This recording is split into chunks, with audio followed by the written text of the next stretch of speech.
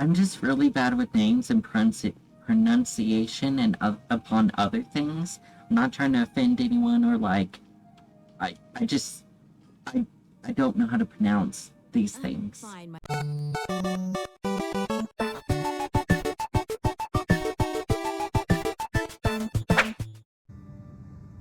Hello guys, welcome back to another Genshin video.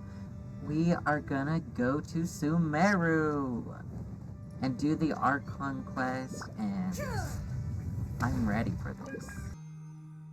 Oh, what's gonna happen? Sumeru! Now that we made it to Sumeru, our next objective should be to head to Sumeru City and find a way to meet with Lesser Lord Kusanali. And speaking of Lesser Lord Kusanali, even though we haven't heard too much about her, she doesn't seem to be the same deity who abducted your sister. But even so, people call Sumeru the Nation of Wisdom, you know. If we can get a chance to meet the God of Wisdom, maybe she can give us some useful information. Oh, I sure hope so. Alright, sounds like a plan. But, Paimon doesn't know the way to Sumeru City. Maybe we can climb up to that spot with the statue of the Seven on it. That'll give us a way better view of things. Even if we can't see exactly where the city is, at least we'll be able to check for some smaller settlements nearby. Oh, hello. Wait a second. Look! There's someone up ahead! Perfect timing! Now we can just ask for directions rather than wander around like lost adventurers. Yeah. We're not from around here and seem to have gotten a little lost. We'd like to ask for some directions. Huh? Did they not hear Paimon? Hey! You over there! Could you give us some directions? Huh? Oh, she just ignored us, like, whatever. There's no way she could have missed that. Wait! Could she be ignoring us? How dare she? Calm down, it's probably nothing to get worked up about. Or maybe there's a reason she ignored us. Well, even so, she might be heading someplace where we could find other people to ask. Let's keep our distance and follow her. Ah, yes, these stalkers. We'll just ask someone else for directions.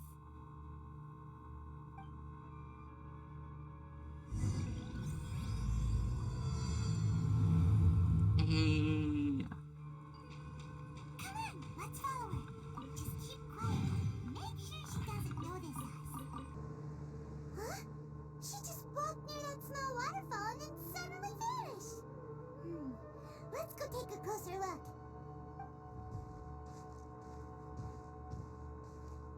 We get to Sumeru and we immediately stalk Or someone. something, but it looks like that's not the case. Look, she's sitting over there. Wait, she couldn't possibly be living here, could she? What should we do now? Do we try asking her for directions again? Sure, let's give it another shot. Alright then. It's not like we have anyone else we can ask. Even if she's not very friendly, we just need her to point us in the right direction. That's all. Oh.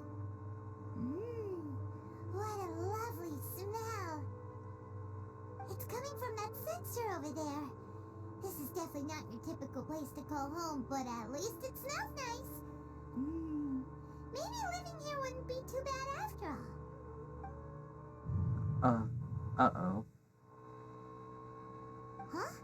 What's the matter? You don't look too good. That smell, something's not right. What? Is the smell making you feel sick? Strange. Paimon doesn't feel anything. I've got to get out of here. I think I'm gonna pass out. And out we go. Traveler? This is no time for a nap. Oh,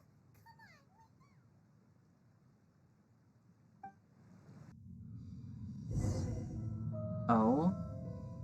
Follow the voice. Where are we?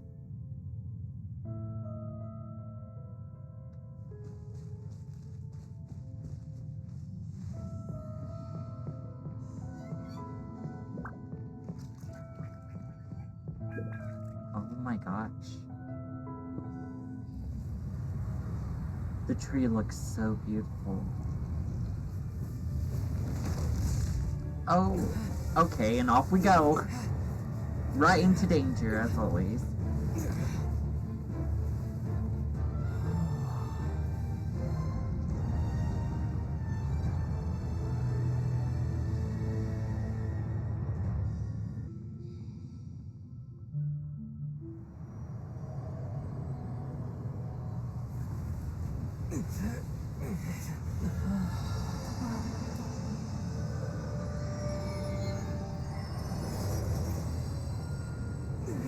What's happening? Are you sure it's not serious? The Traveler's been out for a long time now. Yes, you can relax. Believe me, Master is extremely knowledgeable. If he says that he's going to be alright, then Colleen. there's absolutely nothing to worry about. Oh, are you awake now? Oh, thank goodness! Traveler, you're finally awake! Where am I? Well, we're at... good question. Where are we? Hana was in such a panic when you passed out that she even forgot to ask what place this is. This is Gandharvaville. It was originally built by scholars from Sumeru as a place to rest in the rainforest. Now it's mainly used by the forest rangers as a base of operations. Ah. My name is Kale. I'm a trainee forest ranger. My master and I found you passed out during our patrol, so we brought you here. Thank you for the help. Oh, no things are necessary. I didn't do anything really. By the way, how are you feeling now? Any discomfort? No, I seem fine, except this taste in my mouth. It's so bitter. Oh, that's Master's herbal medicine you're tasting. He gave you some while you were unconscious. Before I forget, Master mentioned you should take more medicine once you wake up. Oh, great. More disgusting tasting medicine from herbs.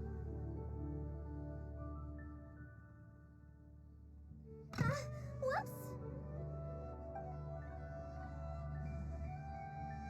Kale, what's the matter? Were you trying to retrieve the medicine? As I've already told you, you must be careful with these. Alright, I'll get it for you once I'm finished here. Sorry, Master. Now, the guide to Avidya Forest's edible fungi is clearly posted on our bulletin board. But if Farbode forgets which mushrooms to avoid one more time, I'll have no choice but to leave the guide somewhere a little more visible. Like right smack on his forehead so others can remind him to be careful. Oof. Right? This is the second time he's come down with food poisoning this month. I'll be sure to give him a good talking to. Yes, please do. If, on the off chance, Farbode simply enjoys having little imaginary fairies dance before his eyes, then we'll just let him be. But the next time he requires any of our medicine, be sure to charge him accordingly. Oh gosh, I hope we don't have to pay.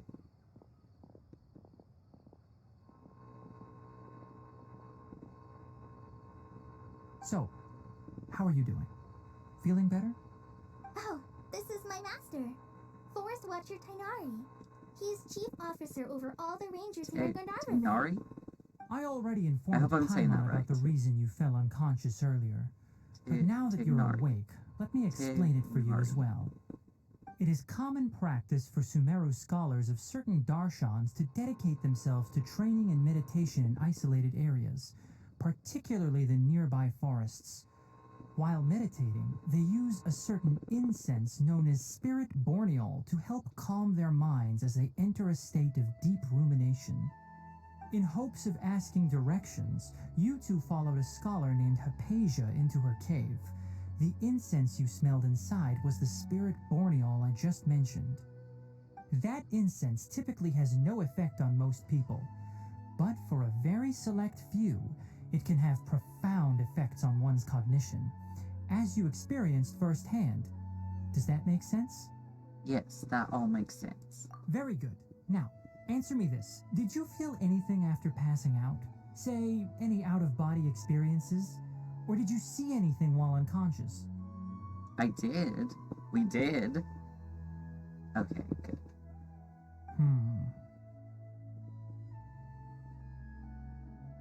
Kale, let the others know to stop bringing their patrol logs here for now. Huh? Why? Because these two will be staying here for the next few days.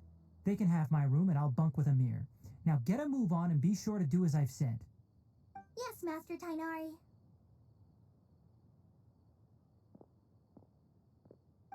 Wait, hold on a second. Can you tell us what's going on? Sure, let me fill you in. I originally planned to send you on your way once you finished your medicine. However, it appears now that you should stay a while longer in Gandharvaville for further observation while you recuperate. Further observation? But we need to get to Sumeru City. No need to be hasty. As long as you have the capacity to judge between right and wrong, I promise that you'll understand the gravity of the situation once I explain everything to you. Okay. Based on what you saw after smelling the incense and losing consciousness, we can conclude that you experienced a powerful hallucination, which suggests your mental state is not in the best of shape. Oof. If you're skeptical, have a whiff of this. What? Oh, are you okay? You're experiencing a similar sensation as when you passed out, aren't you? So even though your condition is stable as of now, if I were to haphazardly let you leave, it's highly likely that you'd suddenly pass out again somewhere else. The rainforest is home to many fierce animals and hazardous areas. If something were to happen to you again, I'm afraid you might not be so lucky. Dang. For now, I suggest you continue taking your medicine each day and avoid wandering off on your own. At least until you stop having adverse reactions to this kind of smell, okay? Alright, I guess Sumeru has a lot of smells that triggers and, like, affects Aether. Good. Now continue resting while I fire up another bowl of medicine for you. Or maybe there's more to it than we know. Seriously? We just arrived in Sumeru and we're already having problems left and right. Paimon knows we're set on meeting Lesser Lord Kusanali as soon as possible, but you really don't look too good. It'd probably be best to let you recover first. Hey! Are you even listening to Paimon? Paimon's over here worrying about you, you know. I feel it's a little weird. What's weird? You mean how you're feeling now? Yeah, my body does feel a little weird. But what I mean is, I don't think what I saw were hallucinations. You mean the vision of tree roots and red skies you saw? But if those weren't hallucinations, what could they be? I'm not sure. When I saw the visions, it felt like as if I was standing deep underground. But the red sky, could it have been Conria? Well, considering how unique you are, Paimon trusts your judgment here. But why didn't you say anything about it to Tainari? If he misjudged your condition, then there's a chance you could get worse, right? I don't think that's the case. He probably wasn't telling us the truth. Huh? You mean that Tainari already knows that what you saw weren't hallucinations? Well, it makes sense If since that's he the wants case, us to why stay would he try to here. hide that from us? It was very odd. He didn't want anyone else to come here, and he told Cully to tell people to not bring people here. So he knows something that we don't, but we already do know, and he doesn't know. Exactly. We need to get to the bottom of this. Oh, Paimon gets it now. That explains why you were so quiet earlier. Well, that settles it then. We'll stay here to rest up and figure out what's going on with your hallucinations. But it seems like asking Tainari might not be an option anymore. What do you think we should do? Let's start by having a chat with Cully. Good idea. Kali's pretty friendly. Cully. We can ask her Cully? tomorrow about what Cully? she knows regarding the Dendro Archon and customs in Sumeru. Yeah, we know nothing about Sumeru. We need to do something. Rise and shine! Come on, it's time to go find Kali! Alright, next let's see. Right hand. Yes, not bad. But please remember that you still need to be careful. Understand? Yes, I will. By the way, Master, I still haven't received the patrol route for today. Look, Kale, today's patrol will be a long one, so you won't be coming along this time. Besides, there's a chance we may encounter... well, you understand. But I have a Shifty. vision too! Am I useless to everyone now? Don't talk like that, Kale. This is not something you need to be worrying about right now. Ah, there you are. Feeling any better? Is there something we can help with? Yeah! Since we'll be staying here for now, we thought we might as well try lending a hand around here. Seems you're not the type to sit back and take it easy for a while, huh? In that case, perhaps Kale could take you two for a patrol south of Gandharvaville for the day. And if you're feeling up to it, you can be responsible for cleaning the Statue of the Seven. Tenari, we're ready to head out. Roger, I'll be right there. All right, we'll be heading into the forest now. I'll leave any further details to Kale. Yes, you can count on me. Goodbye, Tenari. Kale, what exactly I are hope we I'm going saying to it be right. doing today? Tainari mentioned Tainari. cleaning the statue just Ugh. now, but, that doesn't really sound like the job for a ranger. Well, a forest ranger's responsibilities can be pretty diverse. They handle a variety of tasks, like checking the condition of outlying roads, maintaining forest facilities, ensuring fire prevention standards are met, and providing assistance to travelers and locals. As for Master, well, he has to handle more dangerous areas of the rainforest. Today we can perform routine checks on the pathway lamps as we make our way to the Statue of the Seven. Well, it's good that we're going to the Paimon, Statue of the Traveler, Seven. This way! You can leave the task of checking the lamps to me. In the meantime, you two can keep an eye out for anything unusual. It's a good thing we're going to the Statue of the Seven, because we'll actually be able to see stuff. The Statue of the Seven is up on top of that large rock formation. You must have seen it when you came down this road before. Yep. It's pretty high up there, isn't it? Don't worry. If you're afraid you can't make it up there, I'm sure Master wouldn't mind if you don't clean the statue. No need to worry. I'm not a terrific climber. Shouldn't be a problem. Oh? I guess I'll leave it up to you then. There's not much footing once you reach the statue, so be careful up there. Paimon will fly up with you and help you with those hard-to-reach areas. Hey, By the way, Kale, do you know anything about the Dendro Archon? You know, what's she like? That depends. Are you referring to Greater Lord Rukkhadevata or Lesser Lord Kusanali? Huh? Greater Lord Rukkhadevata? Oh, is that the name of the former Dendro Archon? Uh-huh. Greater Lord Rukkhadevata was Sumeru's first Dendro Archon. She created the rainforest as well as the wall of Samiel around the desert. Her works provided a means of peaceful living for everyone. To the people of Sumeru, she's not only a symbol of wisdom, but also of power and kindness. Unfortunately, she disappeared in a great calamity that occurred a few hundred years ago. sounds exactly like what happened to Raiden Makoto. Does it coincide with Conria? According to what Master has told me, the sages later found the newly born Dendro Archon and whisked her back to Sumeru. To celebrate the reinstatement of their lost deity, the sages dubbed her Lesser Lord Kusanali and let her reside in the sanctuary of Sarastana. Uh-huh. Then what happened? Well, and then... I'm not too sure what happened, to be honest. Huh? You're not too sure? But aren't you from Sumeru? Yeah, I'm from Sumeru. But... maybe it's difficult to discuss this topic with strangers.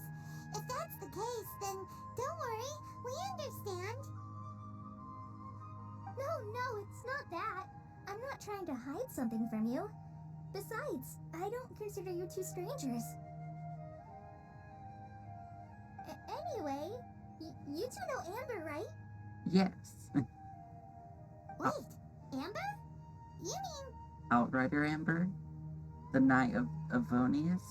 The avid glider from Mondstadt? Yes, that's her. I once lived in Mondstadt for a while, and she helped me a lot during that time. You could even say that she helped me become a new person. There's no one like Amber. She lives life to the fullest while always adhering to her strong sense of justice. She's ready to answer the call for action at any moment, but is also very understanding of others. She's like the spark that lights the fire in everyone's heart around her. If you ask me, she's a prime example of a true outrider. She's the first person anyone coming to Mondstadt will meet. You can't help but be enthralled by her charm and enthusiasm, causing you to fall in love with the lands of Mondstadt and...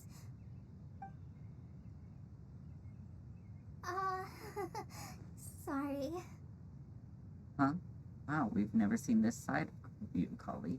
Paimon thought the work of Outriders was a little different from what you just described, but one thing's for sure, you really like Amber. Sorry. I was rambling on just now. It must have sounded kind of weird. It's alright, Kale. Knowing that you're a friend of Amber somehow makes Paimon suddenly feel a lot closer to you. So, how do you know that we've met Amber? Yeah. Well, after I returned to Sumeru, Amber and I have stayed in touch by writing each other letters. In one letter, she mentioned that Mondstadt was attacked by a fearsome dragon, but the city was saved by a mysterious blonde traveler and their floating companion. Hey. I knew you two were the ones she mentioned in the letter the moment I saw you. But, considering everything you've been through that day, I thought it'd be inappropriate to bring it up. Ah, so that's how you knew. Yep, so please know that you two have my complete trust. Hey. Really. I wish I could tell you more about the Ginger Archon, but I have been away from Sumeru for some time, and I haven't read any books. Sorry. That's alright. You've already helped us a lot. We had never even heard of Greater Lord Rukkhadevata or the Sanctuary of Surasthana until you mentioned them. Any I'm happy information that was is a helpful. lot There is helpful. one thing I want to ask, though. Why do you two want to know about the Ginger Archon?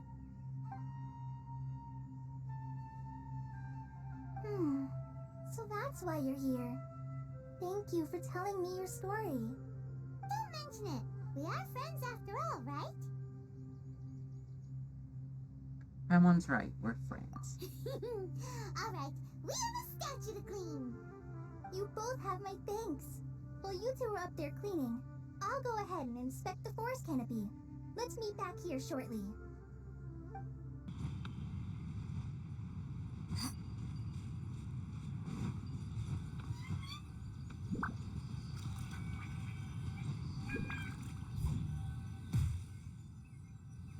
The Dendro Archon statue of the Seven is up there.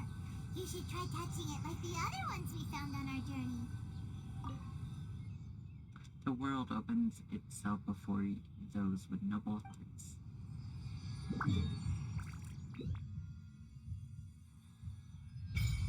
Hey! Oh my gosh. Grandha Hill. Here's the village of it. The pool and Sumeru City. Oh gosh, there's so much more to explore too. Dang.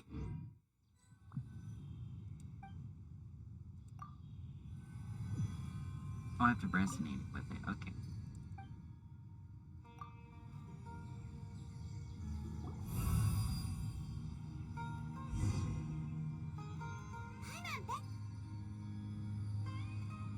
Huh. Now that Paimon looks at it, the deity that's carved on the statue is kinda small. Do you think she's supposed to be Greater Lord Rukkhadevata or Lesser Lord Kusanali? Maybe Lesser Lord Kusanali. The name does seem to fit the statue somehow. Well, anyway, we'll have to figure that out later. For now, let's focus on our job and clean up this... Ooh, what are you? Oh, did he get scared? Huh? Wait a sec. You notice it too, like a head of cabbage. Yeah, it was kind of small and round. You know, like a vegetable or something. It really freaked Paimon out. Whatever it was, we should probably go and investigate. Actually, on second thought, maybe we should get to cleaning first. Paimon will fly up and take care of the top, and you clean everything below. Alrighty. Meet up with Kali. Nice work. That's a one clean statue. Let's head down and meet up with Kale.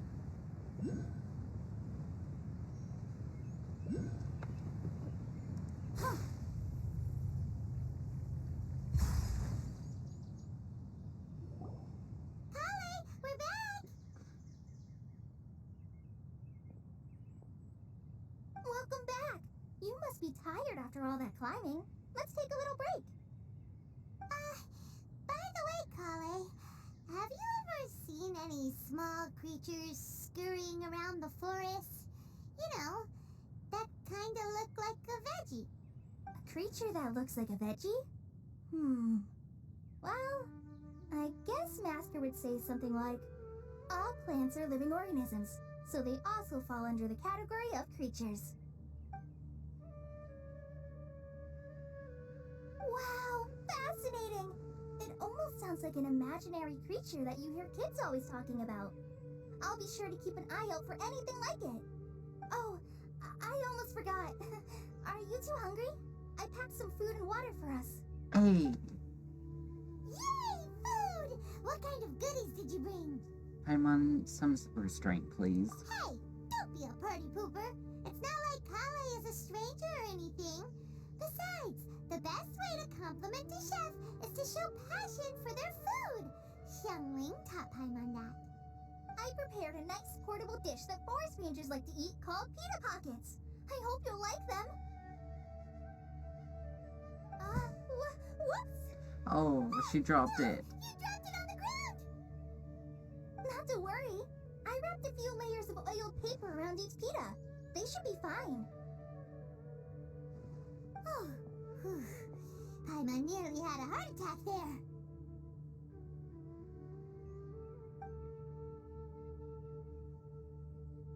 Those pitas are amazing! You're quite the cook, Kale.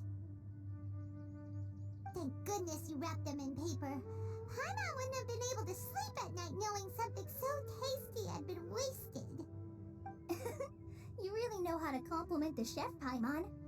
Since you liked it so much, I'll be sure to give you a copy of the recipe sometime. I'll Ooh. even include all my personal cooking pointers, so you'll be making your own pita pockets in no time. Yay! Thanks, Kale! It's hard to believe someone as diligent as you could have clumsy moments too. Oh, I guess it happens from time to time. So, Kale, don't you think that Tainari's a little too strict with you? He won't let you touch anything without his permission. Paimon knocks stuff over all the time flying around the Traveler, but he's never said anything. Everyone has their clumsy moments. No, you've got the wrong idea about Master.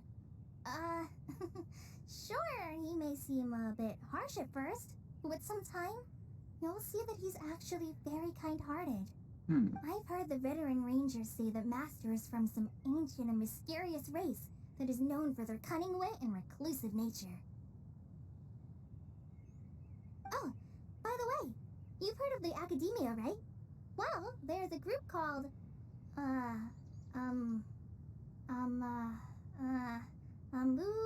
something?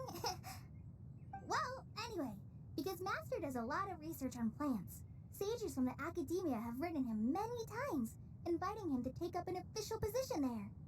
But Master declines their offers every time, saying, Sumeru City is too noisy. It'd be bad for my ears. That does sound like something Tignari would say. Speaking of his ears, I'd really like to pet them. Oh my god.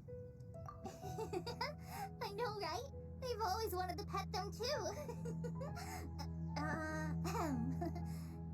Anyway, Master could have easily left the rainforest to take up a position at the Academia, but he chose to stay here instead as a forest watcher. helping the locals every day and passing on his knowledge to trainees. In fact, Master's the one who taught me how to make pita pockets. Really? Paimon would have never guessed that. Oh, speaking of Tainari, he was the one who took care of you after finding you passed out yesterday. He even carried you all the way here.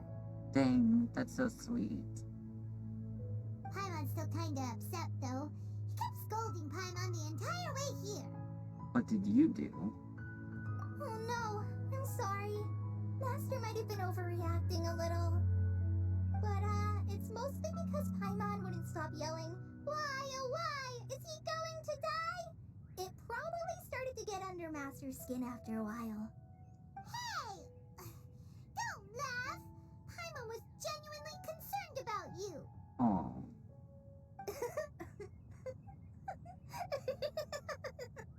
Hey! Now even Kali started to laugh. Ugh, that's it! Paimon won't forget this! It's time for some Paimonial wrath! oh great. No! Don't touch me!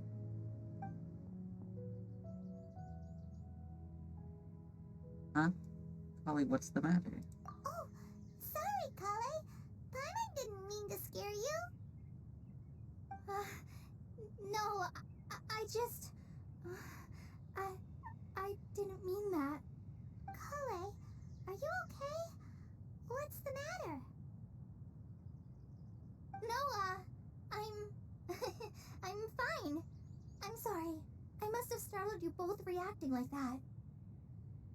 Oh, well, it's getting late now. Let's hurry back to Gandharville. I think Master and the others should be back by now, too.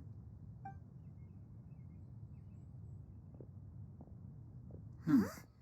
What was up with Kali just now? And why is she in such a hurry all of a sudden? Look, she's practically running back. Paimon can't even see her now.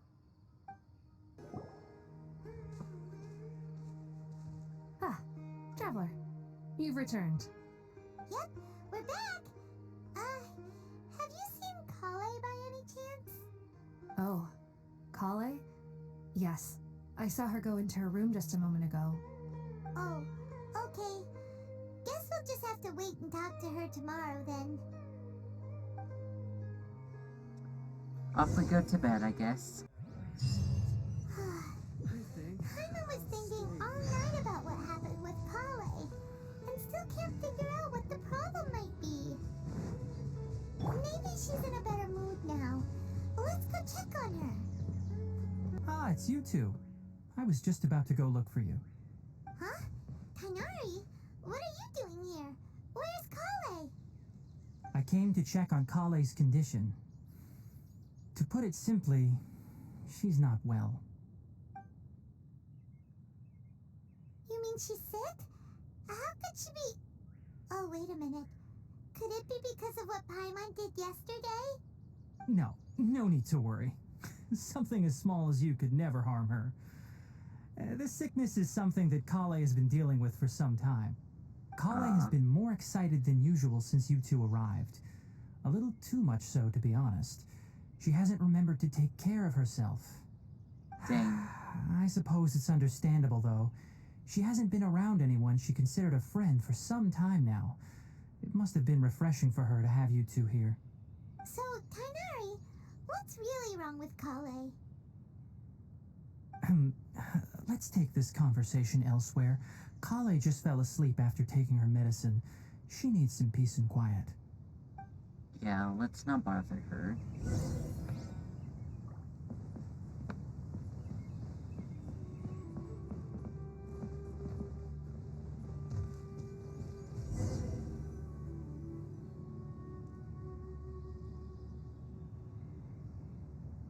All right, let's continue our conversation here, shall we?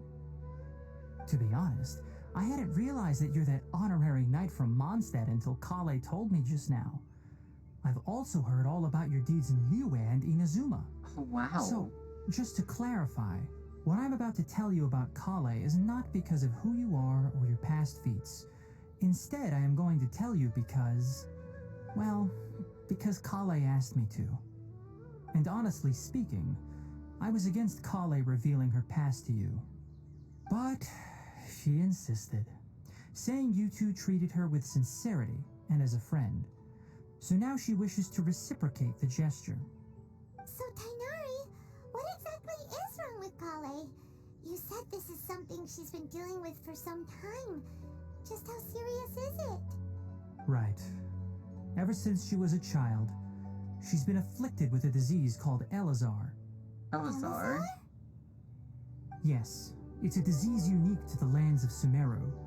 It is characterized by dark and hardened scales that form on the body. At Oh. first, the afflicted may only feel mild numbness on the affected area of the skin. However, as the disease progresses, one may begin feeling fatigued and even experience peripheral paresthesia.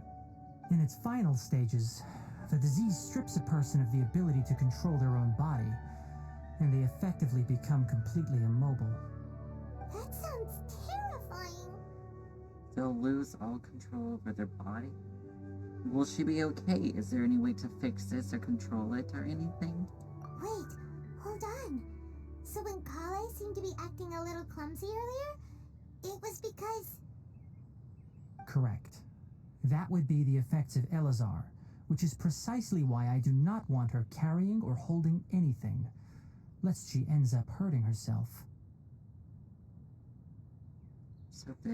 So is there any cure? With appropriate Please. treatment, the disease can be effectively controlled before it progresses to a more serious stage. However, there is unfortunately still no true cure for Elazar. That sucks. Nevertheless, Kale's mother still hoped that there was something out there. She handed Kale over to an organization known as the Fatui after one of their members lied and said they had a cure. Dang. What? The Fatui? Ah, it appears you are already familiar with them. That'll save me some explanation. Anyway, the person who eventually rescued Kale and brought her to me for care said that she had been given to a harbinger known as the Doctor. I have no idea how this doctor managed to do it, but her case of Elazar was completely stable for all the years that Kale was with them. However, Kale's days with the Fatui were anything but pleasant. Kale is a resilient individual and always tries to appear cheerful, but her experience with the Fatui has left deep scars.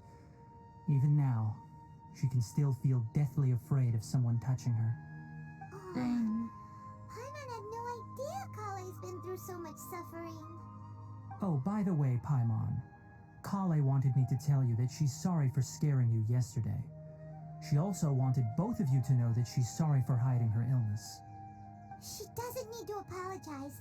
None of this is her fault at all. Well said. I hope you'll get a chance to tell her that in person the next time you see her. Kale once thought that it would be impossible for her to have any real friendships. I trust that you two will never let my trainee experience such emotional pain again. Don't worry, Tainari. We'll take good care of her. How's Kale's condition now? Well, it's not too serious at this point.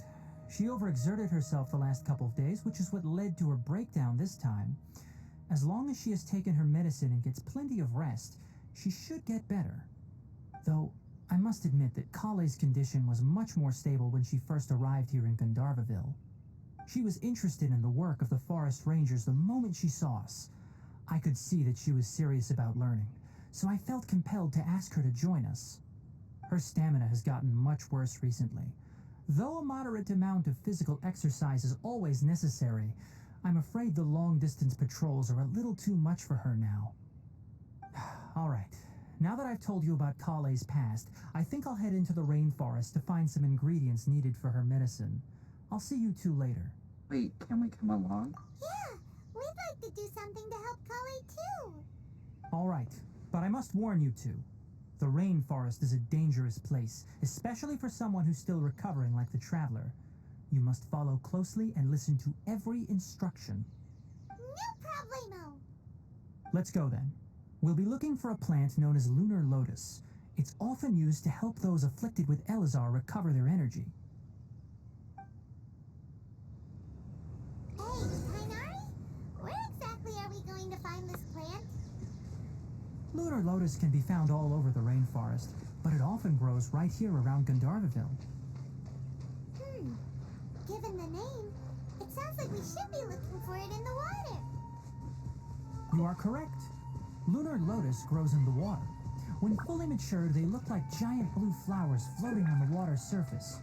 Quite an attractive species, if you ask me. The large petals are actually the plant's leaves and sepals, which surround a very small flower. You should note that many of the plants found in Sumeru have names that are contrary to their species. Take the Kalpalata, for example. The plant is not a lotus at all, but rather a vine. And then there's the Sumeru rose, which is not a rose, completely contrary to its name. Oh, okay then. Note to Paimon, never bring up the topic of flowers with Kainari.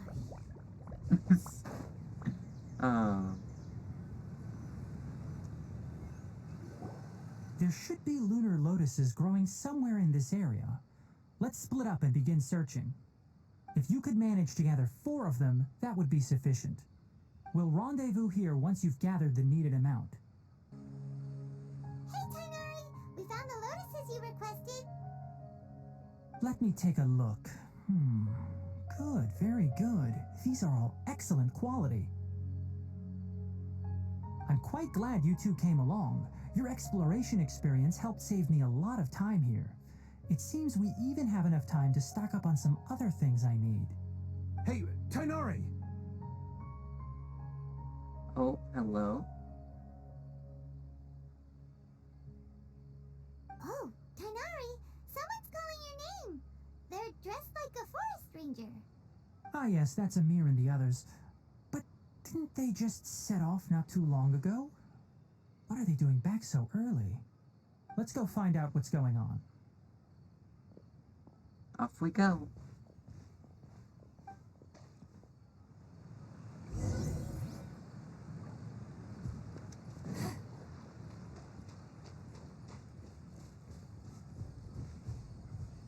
Hello, what is it? What's going on? Tainari, thank goodness we found you here. We were just about to head back and find you at Gandharvaville. What's going on? We just discovered a withering zone. Withering zone? The Withering is back? But the patrol route you were on should have been already clear just a week ago. It reappeared so quickly. Can you tell me the exact location? It's up ahead, deep in the river valley. It's appeared in a spot that blocks nearly the entire narrow part of the valley area, so we decided to come find you as quickly as possible. And the radius of the contamination? Sorry, I couldn't get a clear enough view to tell. No one in our patrol team had a vision, and it appeared to still be spreading, so we didn't risk getting any closer. Okay, I understand. You made the right decision. I'll go deal with it right away. In the meantime, please guide these two back to Gandharvaville. Wait, Kainari, why don't you let us help you? You two have only just arrived in Sumeru. You're still unfamiliar with many things in these lands. There's a unique type of anomaly that occurs in the Sumeru rainforest. It's called the Withering. The affected areas not only cause nearby vegetation to wither, but it's also lethal to wildlife and even people. If you don't carry a vision, then you should think twice before approaching such places. Yes, Amir is absolutely right. I wasn't kidding when I said the rainforest is a dangerous place. As Amir said, only someone with a vision, that is, the power to manipulate elements, will be able to resist the Withering's corrosive effects for a time. That's right. If any of the forest rangers without a vision come across a Withering zone, we first make a record of the location and then have a ranger with the proper abilities deal with it, like Tainari here. Well, we Only have a someone with a vision. vision can venture within a Withering zone and find a way to deal with it. I might be able to help with this. I can also control the elements. But you don't seem to carry a vision. Don't worry, he may not have a vision, but he's a real pro at using the power of the elements. It seems the rumors about you are true. In that case, all right, you two may accompany me. Okay, Paimon can just come because just a +1. We typically only teach visitors how to identify the Withering as they're about to leave Gandharvaville. We'll make an exception today and show you what it looks like up close. Stop. Don't move any further. Look there in the distance. Huh? Where? Oh, look!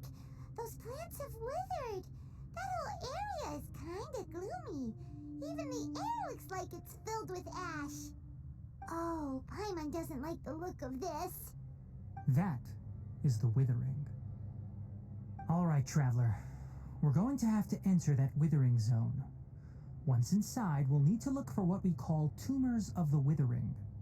If we eliminate those, then the area will be saved. Gotcha. Let's do this. Thank you. But I must warn you, don't push yourself. This is your first time handling this sort of thing, after all. Even with elemental powers, once you step inside the Withering Zone, you may experience extreme discomfort. If at any point it becomes too much, return outside the zone and take a breather. It could become a matter of life and death. Okay. You ready then? Let's go. Off we go.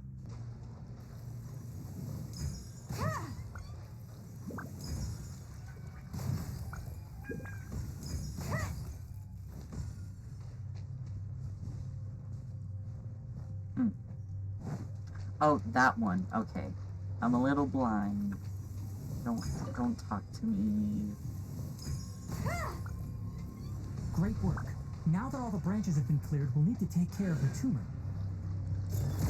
This is a scary tumor.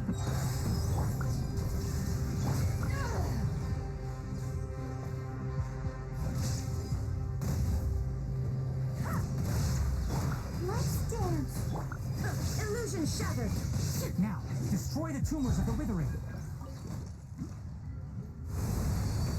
Hey, we cleared it. We saved it from the Withering. Everything's returning to normal now. Yes, thanks to you two. We were able to quickly restore this area back to normal.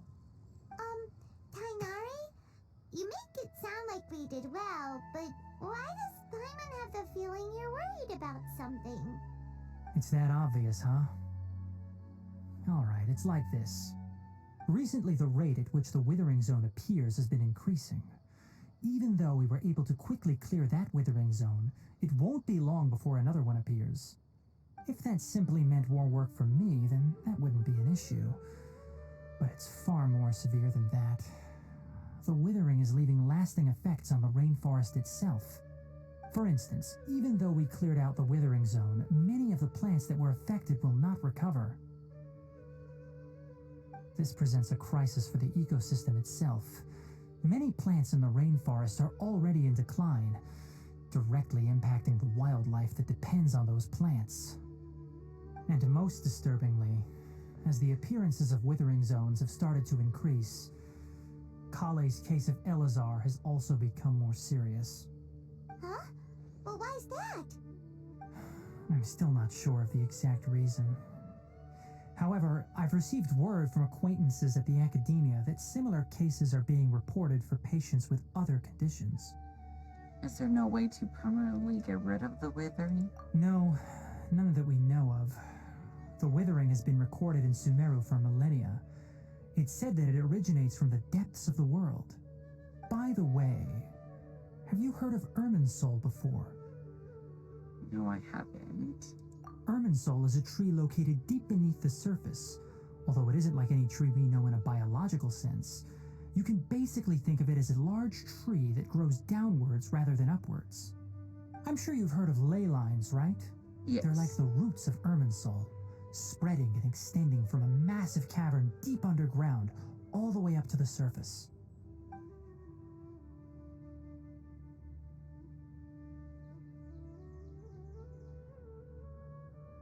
Ley lines continually absorb the memories of this world, which are then funneled into Irminsul, allowing it to collect knowledge and wisdom from ancient times to present day. The Dendro Archon is known as the God of Wisdom because her consciousness is directly connected to it. It is also said that the Dendro Archon's power is a manifestation of Irmin's soul. And as for the withering, its emergence is related to a disease that's affecting it. You mean it's sick? That's right. My ancestors learned of this from Greater Lord Rukkhadevata's familiars a long time ago. But even those mysterious creatures did not know of a cure for Irmin's soul. I'm afraid we Rangers will be battling the withering zones here for a long time until a cure is found. Alright, that's enough on this topic for the time being. Now that we've taken care of things here, it's time for us to head back to Gandharvaville. We made it! Oh, Tainari, you all made it back. How did it go? The withering zone you reported has been taken care of. No need to worry. Huh. Wait, is that? Hello? Oh no, Hypatia! What happened? Huh? What's wrong, Tainari? This Duskbird is Hypatia's designated courier for urgent news. You do remember her, don't you? She's the scholar you and Paimon were following when you first arrived in Sumeru. Oh, Her? How could we forget? So did something happen? Let me see what's written in the letter first. Oh. So what's it say? And what's with that weird expression on your face? Just let Paimon read it. Huh? All Paimon sees are 3 squiggly lines. Yes, allow me to explain. After we brought you from Hypatia's cave to Gandharvaville, Hypatia resumed her meditation. She must have just finished. It's been nearly 3 days since she's had anything to eat, and it appears she's forgotten to prepare some rations. This letter is her asking us for help. We need to go. What? You mean she's been sitting there for 3 days? Hey, wait, how did you know all that from just a few lines on the paper? yeah. Well, obviously because this has happened before. Last time she drew 5 lines, and by the time we found her... well, I'd prefer not to remember that. Needless to say, Hypatia's been through worse, but we should still get to her as quickly as possible. I've got some emergency rations set aside for times like these. Paimon, Traveler, could you two bring these to her? Yes. Wait, you want us to bring her the rations? But will the Traveler be okay if her cave is still filled with that funny incense? Let's find out. Here, Traveler, take a smell and see. So, how do you feel? It's light and refreshing fragment. No usual feeling this time. Huh? Really? You're not feeling even a little drowsy? But wait, how'd you know that he'd be okay this time, Tainari? Back when we were clearing the Withering Zone, I observed that he could adeptly manipulate the Dendro element. I knew then that he would be fine. And if I may ask, when I was telling you two about Irmin's soul's ley lines, was what I described similar at all to what you saw while you were unconscious? What I saw weren't hallucinations, were they? That's correct. Those weren't hallucinations at all. Though I don't intend to apologize for deceiving you. Because what you saw is of significant importance. Not just for the nation of Sumeru, but the entire world of Teyvat. My forefathers were shown much favor by Greater Lord Rukkhadevata. We took an oath to protect this nation together with her.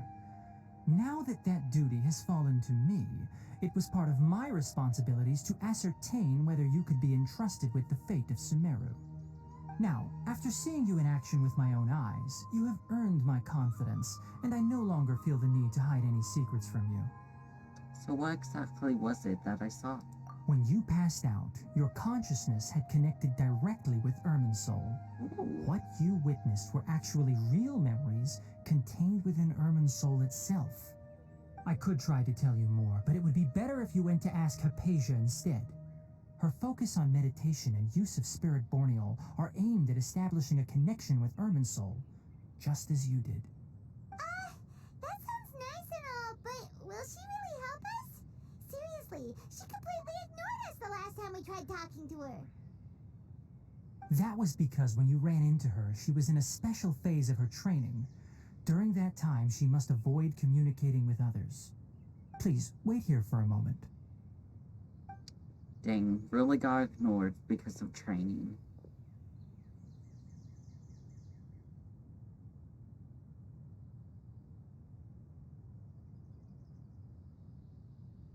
Hello. Okay, goodbye.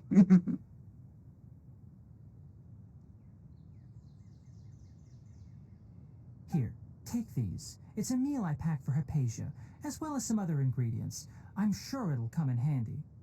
Also, here's a letter that I would like you to give to her. Just show it to her and she'll answer any questions you may have. Thank you. No, I should be the one thanking you. You've both been a great help these last few days. Akasha should still be in the cave. Let's go inside and see how she's doing. Hello? Akasha? Hey, there's nobody here. Maybe she went out to look for some food. Let's try looking around the area. What was that sound? It sounds like it's coming from inside the cave.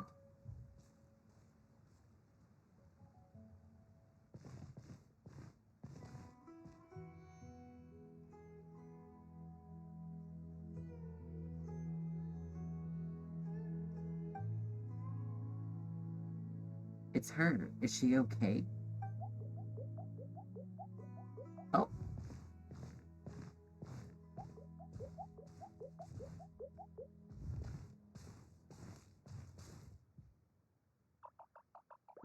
Hello. Oh, we scared it.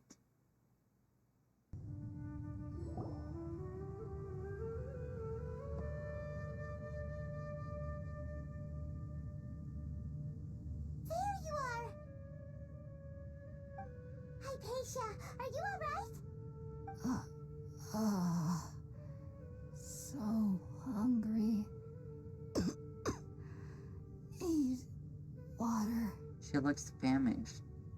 She somehow has the energy more energy than I expected. There's no way we can get her to eat in her current condition. Let's try finding some water first. Huh? Wait. Why does it look super foggy outside all of a sudden? Anyway, let's Maybe go look withering? around.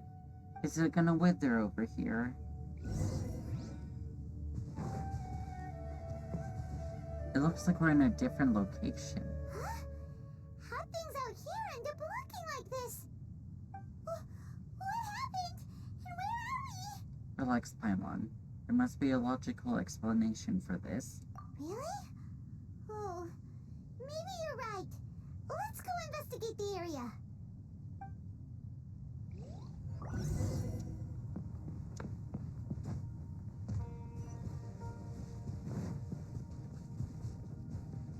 It's so pretty.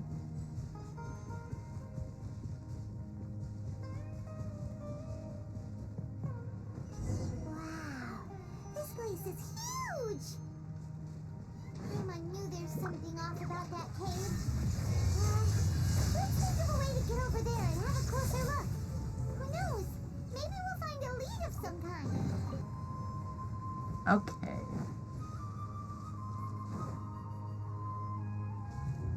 Oh.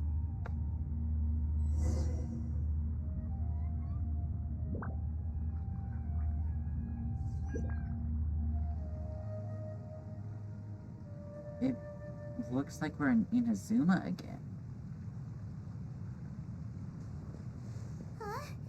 What happened just now? Why'd everything around us suddenly change?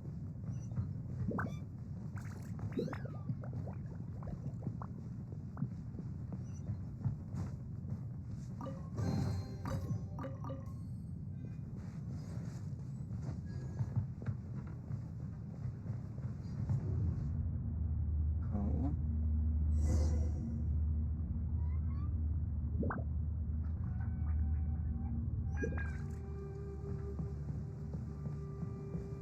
Oh, we're on this side of the door.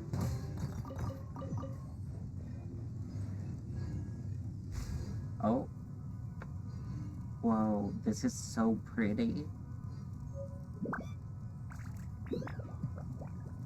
I don't even know what's going on.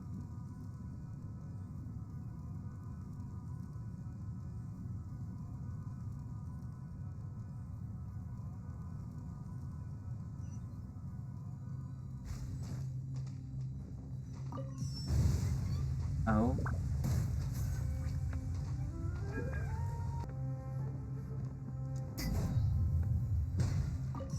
I have all three now. To get up there.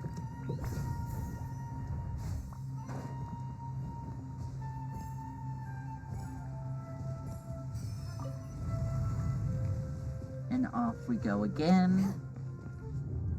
Oh gosh.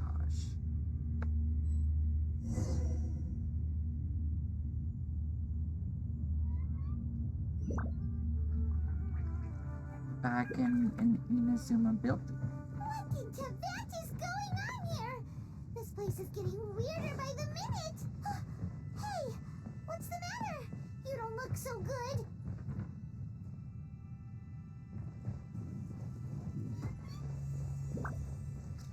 This building looks familiar too.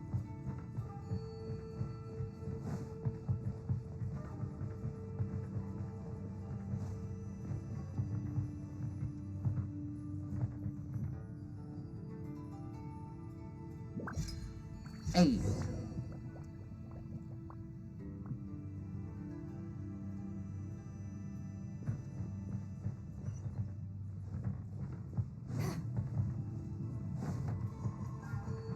This is so wild.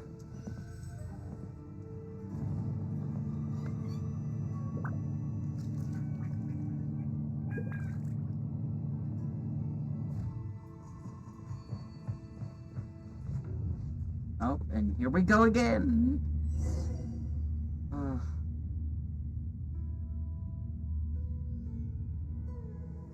Whoa, it's so pretty.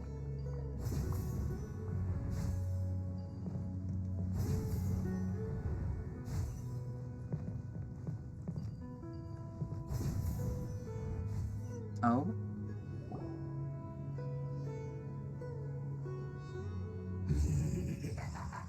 An Abyss Herald. Well. Looks like we meet again, Traveler.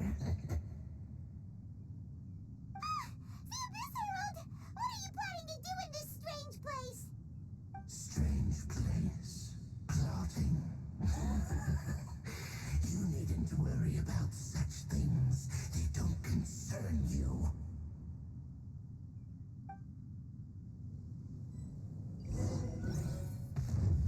And off we go.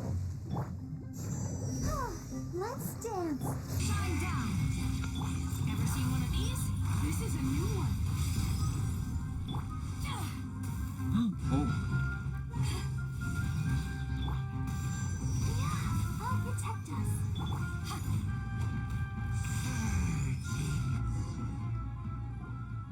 I'm so confused, but I think it worked. Why can't we beat this guy? No, we did not. Paimon doesn't get it. We faced others like him before.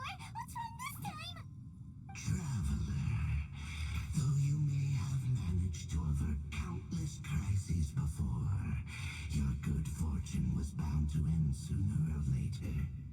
It's time you realize how weak and powerless you really are. My journey will not end here. I still must find my sister. Your sister. Oh, pitiful traveler. Are you really so ignorant? Or are you just living in complete denial? Her Highness has long since forsaken you.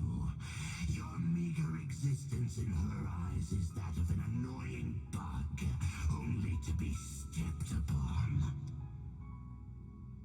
The bonds of love and family which drive you to find your sibling are utterly gone. Your journey is meaningless. But don't you fret now. Today will be your last. Now die! I don't think so.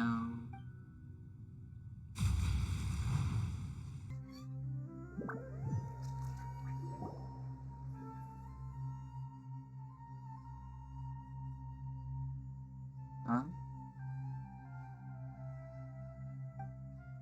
Was that all that just now? Strange. It feels like I was dreaming for a moment here. There. Can't remember. What do we do? We haven't seen Hypatia anywhere out here. Oh, there she is! Quick, let's see how she's doing. Ah, so sweet. Well, the good news is that she's still conscious. Hey, why'd you drop her food on the floor like that? Sorry, kinda dozed off for a second there. Are you okay? That's really not like you. Anyways, we can talk about this later. We better make sure she's alright first.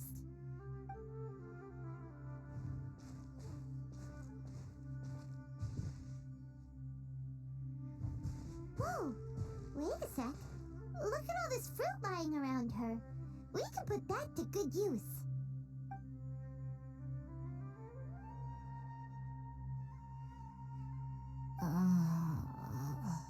Who's there?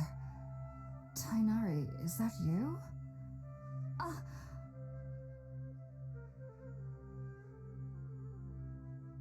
Huh? It's okay. You can relax, Hypatia. Tainari sent us here to bring you some food and water. Here, we have a letter that he asked us to give you.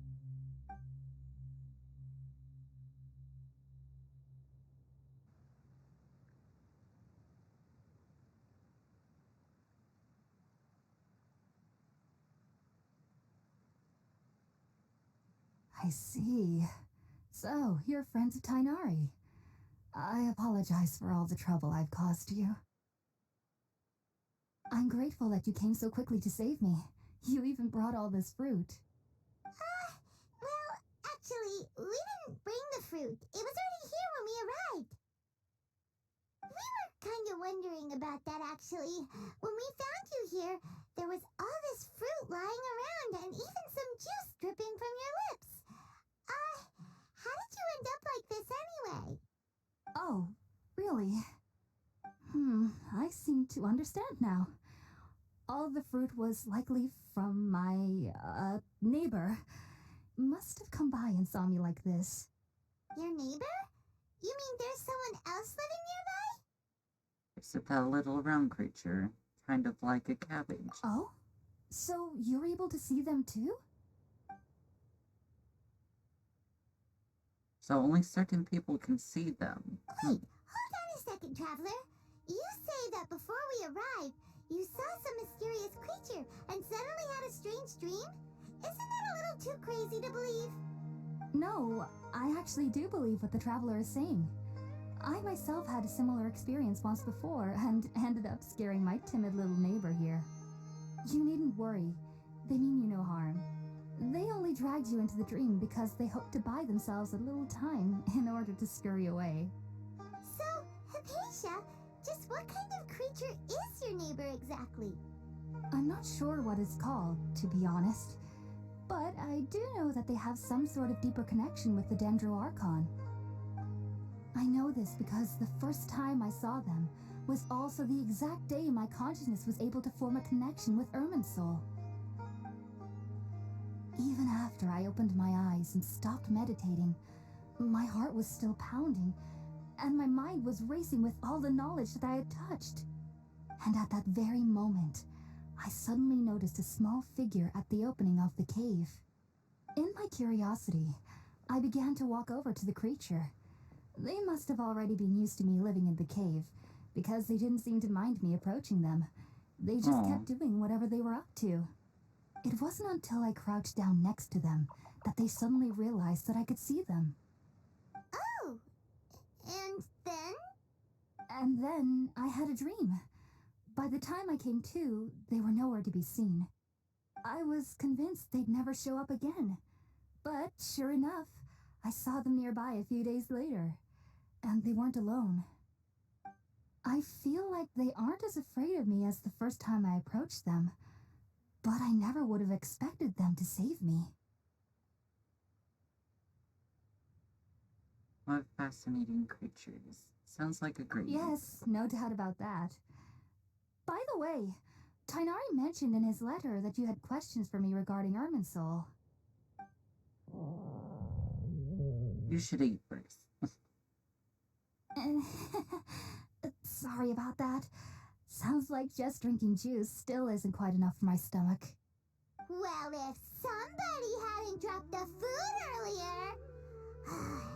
Anyway, looks like we'll need to prepare something ourselves.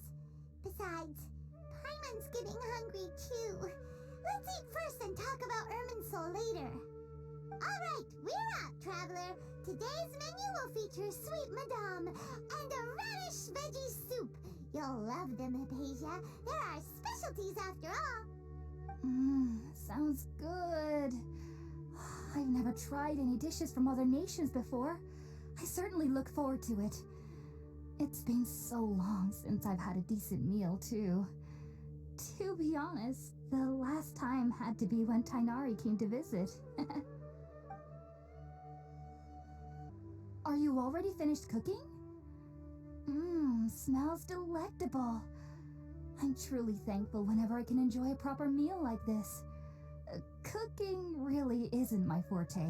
You and the Raiden Shogun would get along.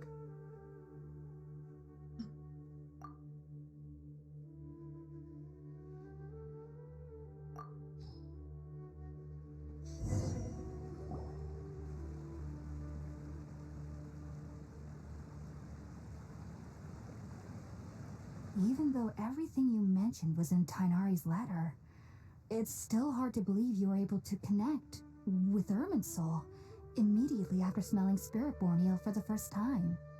It took me nearly 3 years before I could do so, and everyone at the Academia even lauded me as a genius. You should know that some researchers spent their entire lives without ever successfully connecting with Irminsul as you have. Dang. So why does this incense allow people to connect to Irminsul? The ingredients used to make Spiritborn ale primarily consist of plants created by Greater Lord Rukkhadevata. These special ingredients are conducive to heightening our senses to the Dendro Archon's power. Since the root of the Dendro Archon's power lies within Irminsul, we can occasionally tap into her powers to peer into the depths of the earth. I think I understand. Naturally, anyone who can establish a connection with Irminsul in their first ever attempt must be a person of great understanding. Makes sense. But Paimon's got a question. Why was he sensitive to the smell of those plants for such a long time? That was primarily due to his body's unique constitution. Stimulated by the incense, he could perceive the Dendro Archon's power and experience the sensory overload, hence the adverse reactions. Taking in any scent similar to the ingredients of Spiritborn ale would cause adverse effects. Not to worry though, it appears you've already fully recovered. Technically, your body should still be sensitive to the powers of the Dendro Archon, but unless you're using intentional meditation techniques, the scent of Spiritborn ale should no longer trigger such reactions. Whew. Well, that's a relief. I must admit, I am quite envious of your abilities. Even if it meant suffering from pounding headaches for the rest of my life, I'd consider it worthwhile so long as I could connect with Irminsul at will. I wouldn't say so. You're really serious about this whole I would thing, probably aren't go you? crazy with my head pounding 24/7. I am a researcher after all. As a member of the Ritaoes Darshan at the Academia, my main area of research is the stars and their connection to the fate of living beings. But there is still so much we don't know, especially regarding the mysteries that lie in the starry skies. Which is why I must turn to the all-knowing Irminsul for answers. If only my perception wasn't so limited. Unfortunately, I cannot guarantee that my every attempt to attune with Irminsul will be successful, or that doing so will leave my consciousness intact. I am currently in the stage of training known as Satyavada life. Many researchers in Sumeru have lost their minds while seeking to attune with Irminsul during this stage. Sages have said that Irminsul contains divine knowledge, and touching such knowledge without the proper preparations and abilities will only lead to one's mind caving in on itself. That's why we meditate alone. We need to ensure that our minds will be calm while minimizing the possibility of involving anyone else. Whoa! So knowledge from Irminsul can be super dangerous. Aren't you afraid of the risks, Hypatia? Of course I do.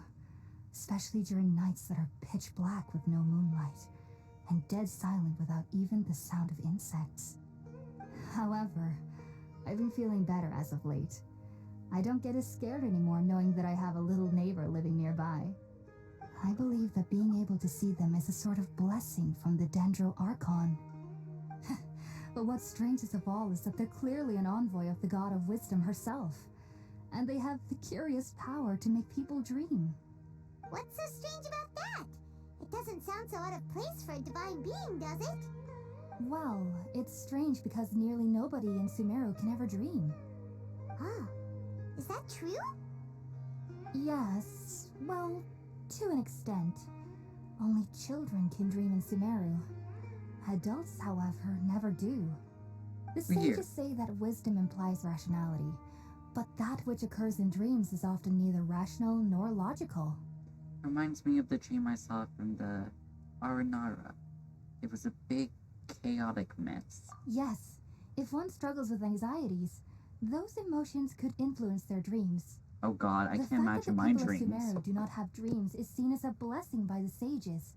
They believe that Greater Lord Rukkhadevata, the god of wisdom, is keeping us away from the foolish delusions you encounter in your sleep. I was born into a family of scholars in Sumeru City. Ever since I was a child, my parents would always tell me that I'll know I've grown up once I stop dreaming.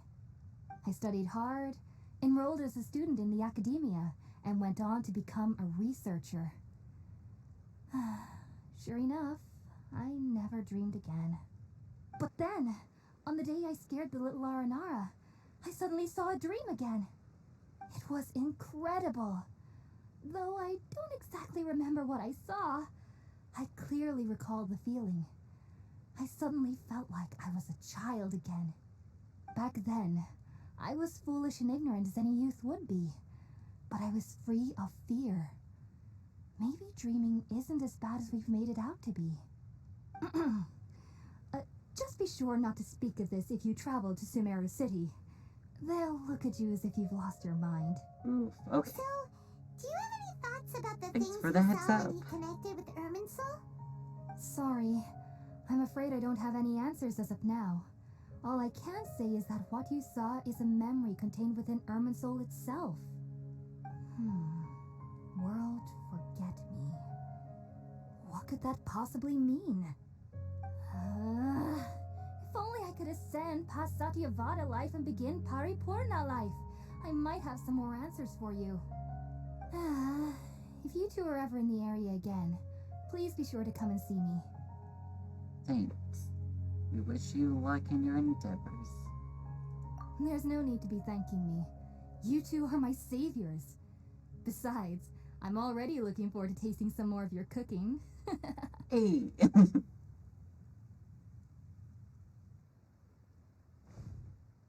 Now that we know Hypatia is alright and had the chance to ask her some questions, Paimon thinks it's about time to head back to Gandharvaville.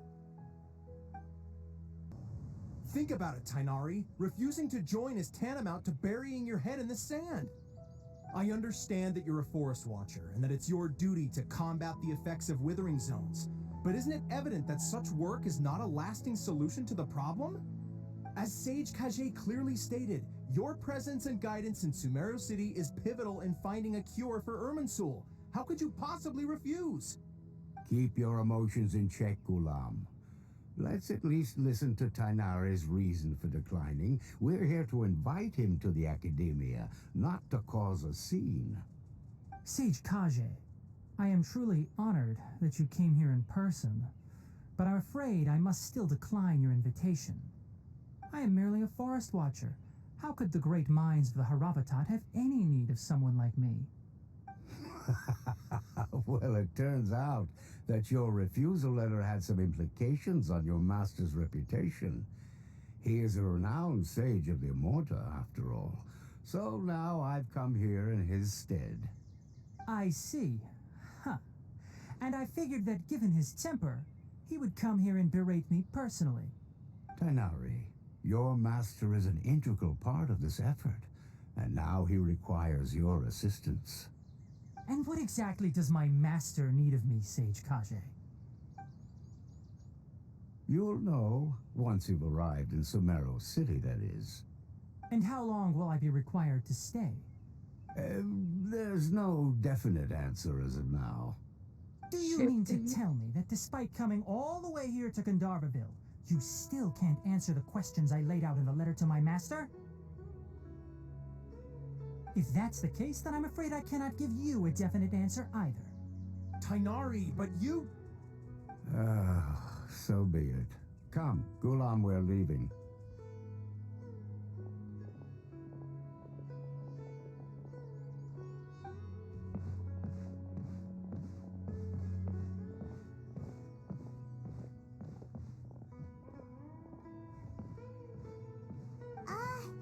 Tighnari, what was that all about? It's nothing. Some people from the academia wanted me to go to Sumeru City to assist them with a project, but I had to refuse on account of all my responsibilities here. But all that can wait. How did things go with Hypatia? Really It good. was quite the eventful trip, but the main thing is that she's safe and sound. She answered a bunch of questions for us, too. Very good. Now that the Traveler has made a full recovery, there shouldn't be any reason for you to tarry here longer. I assume you will be heading to Sumeru City, correct? That's right. We want to meet Lesser Lord Kusanali and ask her for advice. Do you have any idea on how we can find her? Sorry, I'm afraid I don't have any advice for you there. Dang. Well, do you at least know anyone we can try asking in Sumeru City? Let me think. My trips to Sumeru City have been fairly short, and most of my acquaintances are researchers. How about this? I'll write you a letter of introduction that you can give to a researcher I know. He's from the Amorta Darshan and is adept at gathering information. Asking him might prove worthwhile. Also, when you enter Sumeru City, you'll probably end up receiving something like this item here. I'm not sure if it will ever come in handy for you, but maybe you can give it a try. Oh? What is it? It's called an Akasha Terminal. It's a tool produced by the Academia that utilizes the legacy of Greater Lord Rukkhadevata. Some say that this very item is the basis of Sumeru's reputation as the City of Wisdom. Needless to say, this device and its usage fall under the Academia's expertise, so I'll leave it to them to show you how to use it. Great! Next up, Sumeru City! But wait, before that... I need to say goodbye to Kali. That's right! Tighnari, we have something important to say to Kali before we leave. Is she doing better now? Yes, she's doing much better. After being confined to her bed all this time, I thought a little walk would do her some good. Last I saw her, she was taking the path towards the North Crossing. She knew you two would be leaving soon, so she must have wanted to see you off. Thanks, Tighnari. All right, let's go! Farewell, and good luck to you both. Thank you for all the help.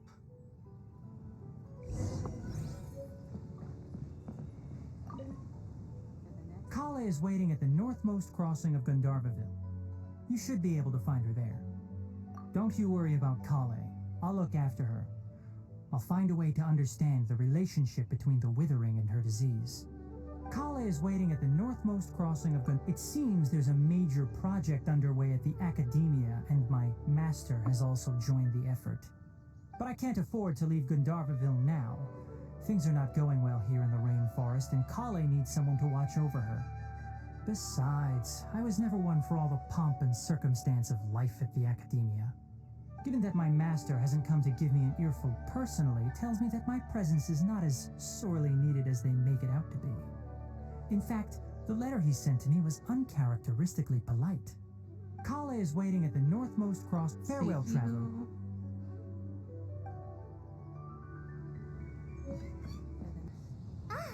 I've been waiting for you two.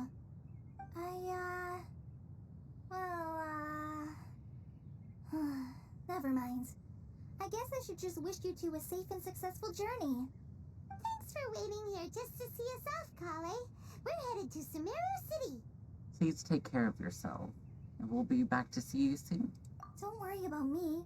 I can take care of myself. My condition won't be getting in the way of my duties.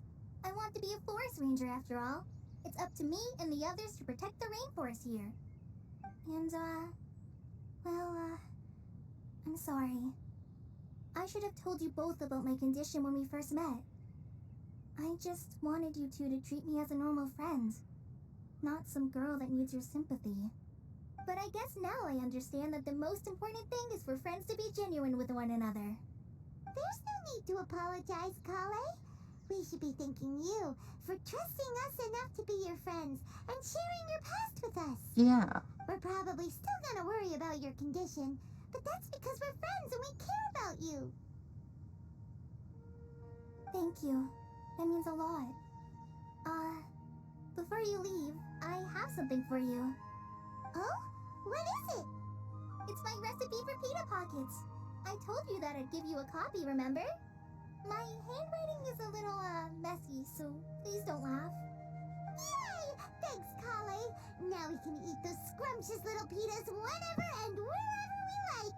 Yeah. I hope that whenever you eat them, you'll both remember your time here in Gandharvaville. And we'll remember you. Well then, I, trainee Forest Ranger Kale, bid you both farewell. Please visit Gandharvaville again. The Rangers will always be ready to assist you here. Hello, everyone. If I don't split the Archon Dendro quest into parts, it's been like a whole week because of that stupid side quest, and you probably not know what I'm talking about. I might upload it before this one, or I might post it after, but it was literally my 13th reason why. But anyways, let's actually continue the Archon quest. I did nothing.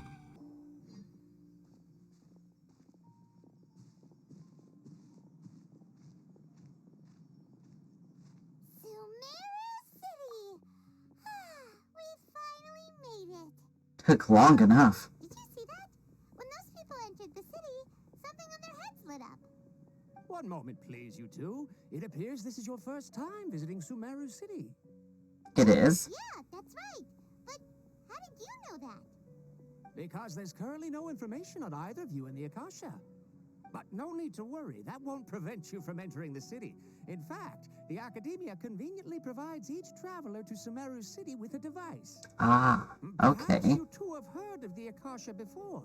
It's our beloved Greater Lord Rukkhadevata's lasting legacy, a treasure trove of collected knowledge. After centuries of tireless research on the Akasha, the Academia created one of its most ingenious inventions, the Akasha Terminal. Okay. As long as you are within Sumeru's borders, you may use an Akasha Terminal to connect directly to the Akasha and access any knowledge you need. Well, that's really amazing. Technical limitations, the operation of Akasha Terminals will be much smoother and more effective in large cities such as Sumeru City and Port Ormos. Orms. Ormos? Orms?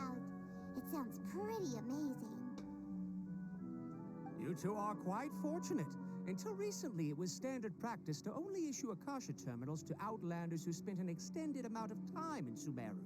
However, this policy was recently changed, and now all travelers are issued one upon arrival. Hey! Here are your Akasha Terminals. Please handle them with care. They're free, too. That's amazing. It kinda looks like a leaf. To activate it, simply hold it in your hand and say the following phrase to yourself. May the mighty God bless us with their voice of wisdom. May the mighty God bless their voice with our wisdom. I don't know. I already forgot. To find a way to meet Lesser Lord Kusanali. Let's give it a try. Ow. May the mighty God bless us with their voice of wisdom. May the mighty God bless us with their voice of wisdom. Hey! Whoa. Just now, something clicked, and Paimon suddenly knew how to use this thing.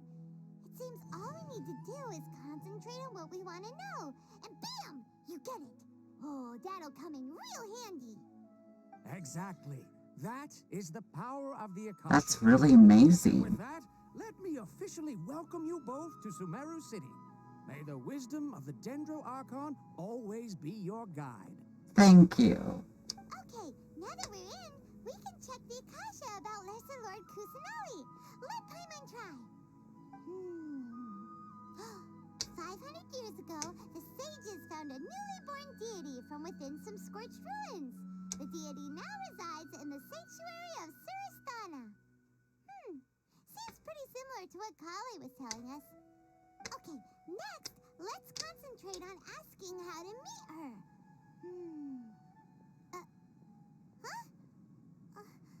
Paimon doesn't sense anything. The Akasha didn't respond to Paimon's question. Huh, the same happened to me. Oh, come on! Focusing on this question feels like when you have something you're trying to remember and it's on the tip of your tongue, but you just can't think of it. Oh, that's the worst.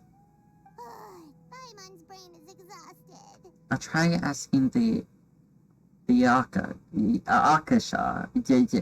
I'm glad its name still won't come for me. I know he keeps saying it, but maybe I'll indirectly find more information about Kusanali. Oh, smart idea. But what are you going to ask it?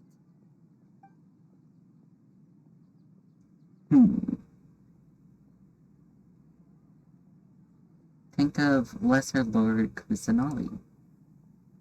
Some knowledge begins to trickle into my mind for a moment, but there wasn't really anything.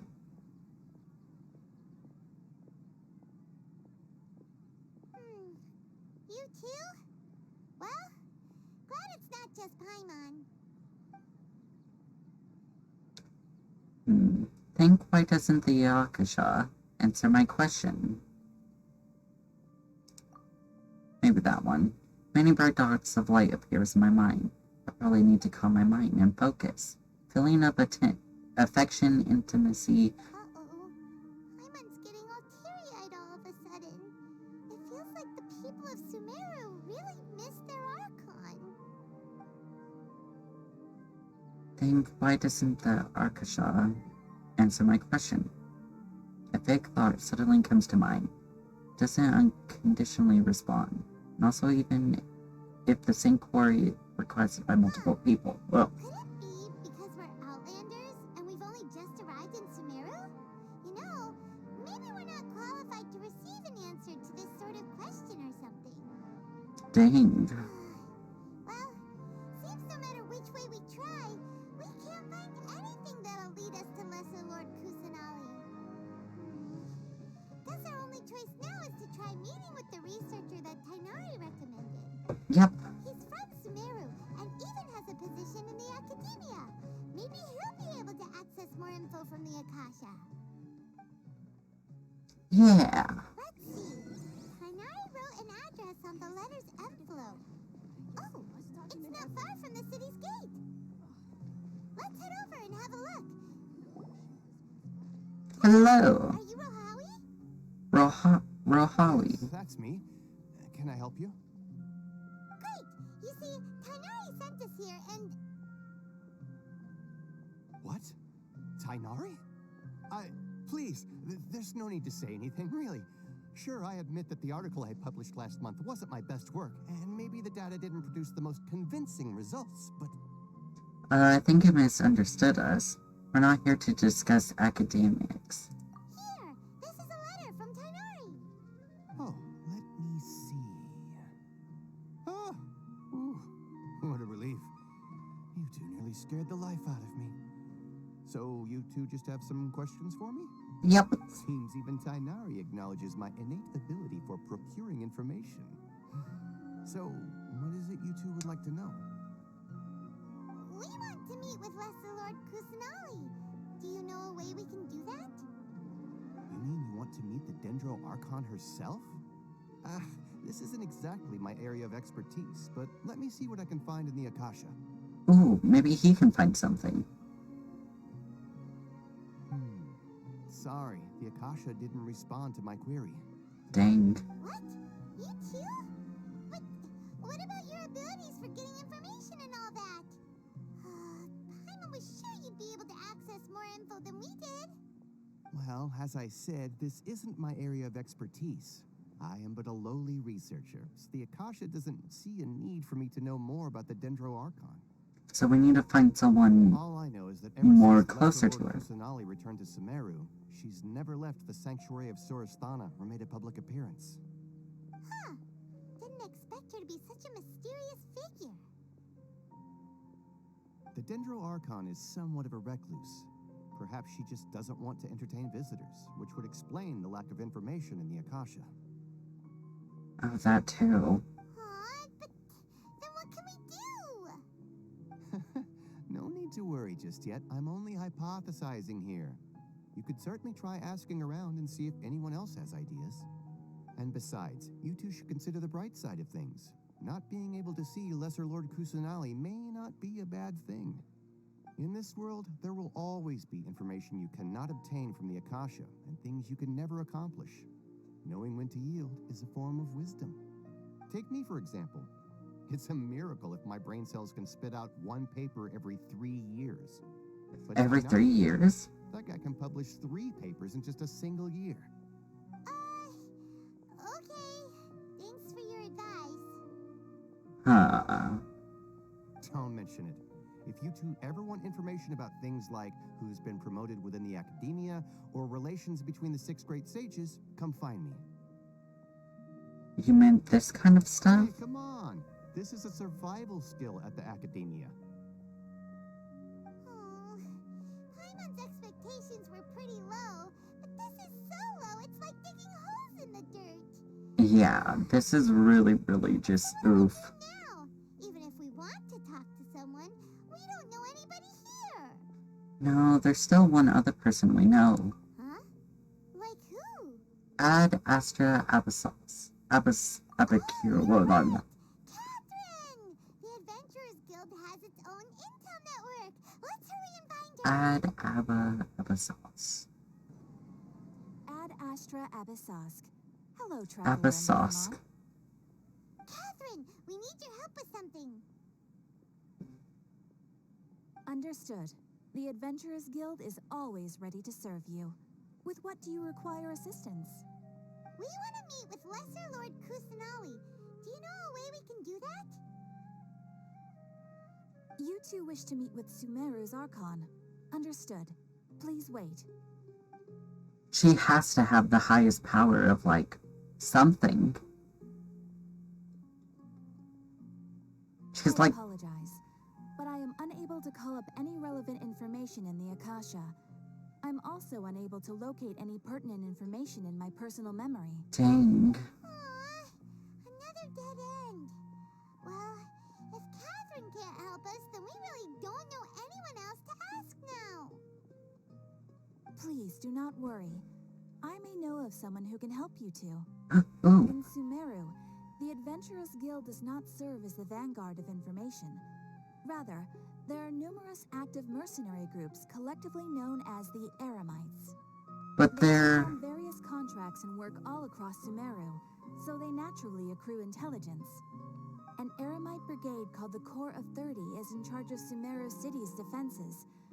Not only are they the oldest brigade, but they are responsible for managing and coordinating the affairs of all other mercenary brigades. Corps of 30? What a weird name. But I thought they were the bad guys. Supposedly, they are named as such because their ranks numbered 30 at their inception. Asfand, an advisor with the Corps of 30, maintains good relations with the Adventurers Guild. Though he's already retired, he and his words carry great weight within mercenary circles. If you'd like to get in contact with him, you can find him at the Corps of 30's headquarters, the Citadel of Regzar. Thanks a bunch, Catherine. You're welcome. I wish you two the best of luck. We look forward to your exploits in Sumeru. Alright, off to the Citadel of Regzar we go!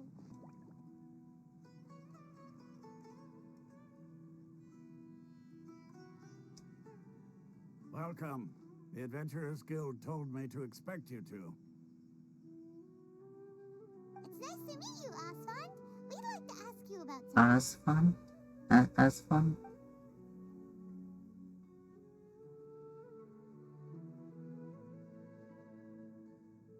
I see. So, Catherine's the one who sent you this way. Ha! It's true that the Eremites' network is vast, but even I can't help you meet the Dendro Archon. Wait, seriously? That's it? Afraid so. The Eremites aren't terribly religious, so we don't know much about divinities.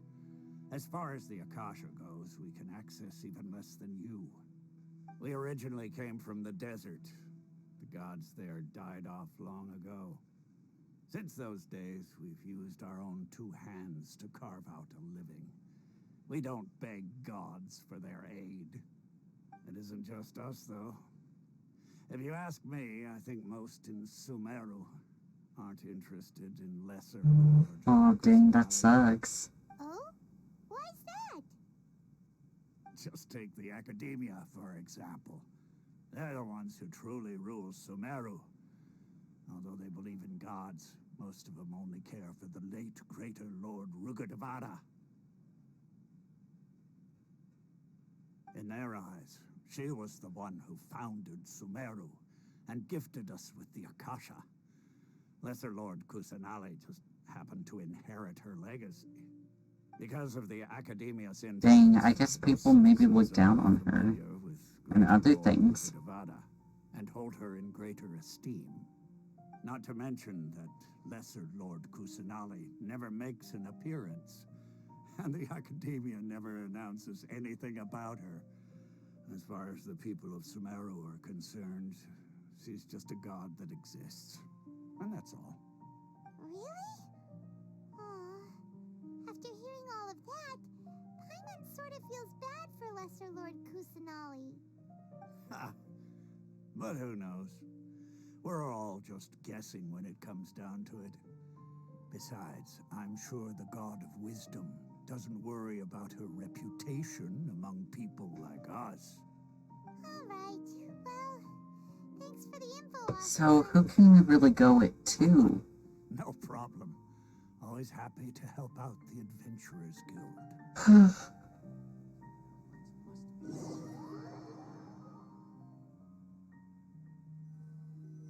If the most highest of people with most knowledge and organizations can't help us, who can? About most people's attitudes here. Not only are they not interested in the Dendro Archon, they even say stuff like, if the Akasha doesn't think I should know, then I don't need to know about it. We've been asking for information non-stop ever since we got to Sumeru. But the harder we try, the more helpless everything seems. Isn't there at least one person in this entire city who cares about Lesser Lord Kusanali? Oh, you two are interested in Lesser Lord Kusanali? Yes. Huh? Who are you? From the sound of it, you two are Outlanders who recently arrived here. You've been asking around for information on Lesser Lord Kusanali, right? We have. I'm sorry. I forgot to introduce myself. I'm Dunyarzad, one of Lesser Lord Kusanali's Dunyarzad? followers. Dunyarzad? Really? Then do you know how we can meet with her? I'm afraid I can't help you with that. But your conversation earlier did happen to remind me of a legend about the Dendro Archon. Oh, if she tells us the story, maybe we can use that information to get closer with the thing we're using. Okay. Can you tell us the legend? Sure. It goes like this. Long, long ago, there was a man who heard a prophecy. It predicted that a great calamity was about to befall him.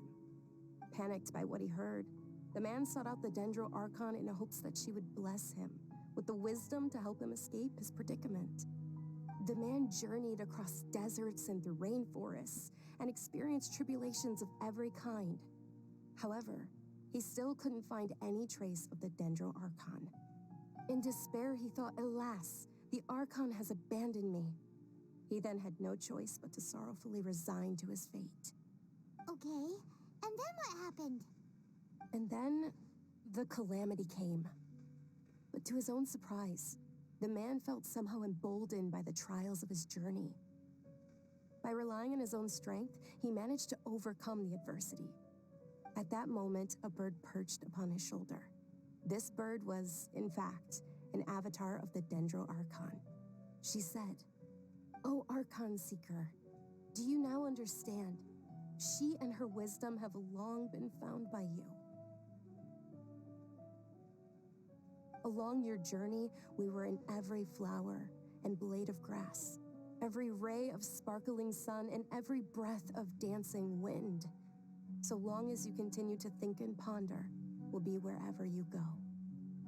What an amazing story. It was truly amazing. Yeah, thanks for the story. Paimon feels all warm and fuzzy inside after that. I don't like that description you said, Paimon. It seems like this story is also one of the Dendro Archon's avatars. Dunyarzad, since you worship Lesser Lord Kusanali, can you tell us anything else about her? Of course. So did you two know that, Huh? I'm terribly sorry, but it seems something's come up now. Let's chat another day. Dang. Maybe we should just follow her. Hey, wait! What the heck just happened? I think it has something to do with those people over there. It looks like they're searching for someone. Dunyarzad was acting super nervous just now. You think they're looking for her? This stinks! We finally managed to find a lead about Lesser Lord Kusanali. We can't let them get in the way now. Let's see if we can get rid of them. Then we can catch up with Dunyarzad. Yeah. Hey, have you two seen a brown-haired girl wearing a purple top and a long blue dress? We're looking for her. Did she have bandages wrapped around her wrists? Yes, that's her. Did you see which direction she went? Yeah, she went that way. Quick, after her. I wonder why she's wanted or something. That should keep him busy for a while. Let's hurry and find Dunyarzad. Hello. There you are, Dunyarzad. We thought you might have been long gone by now. Oh, it's you two. Oh, you startled me there. You can relax now. We threw those people looking for you off the trail. Really? Thank you so much. Unfortunately, I believe there's still more of them out there looking for me. Uh-oh, looks like there are some coming this way. Uh-oh. More of them? Then what are we standing here for? Run! I love how we just cause trouble as soon as we get to a city. He isn't in the best shape. It's difficult for me to run. How about we find someplace to hide? Okay, sounds good. There's a tavern on the other side of the port we can go to. You probably wouldn't expect me to hide in a place like that. All right, let's move out. Stay behind us. We'll keep an eye out for anyone looking for you.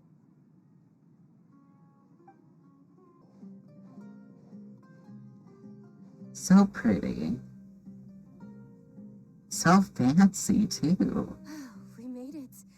Oh, they shouldn't be able to find us now. Wait, stand down, Dia. Hello.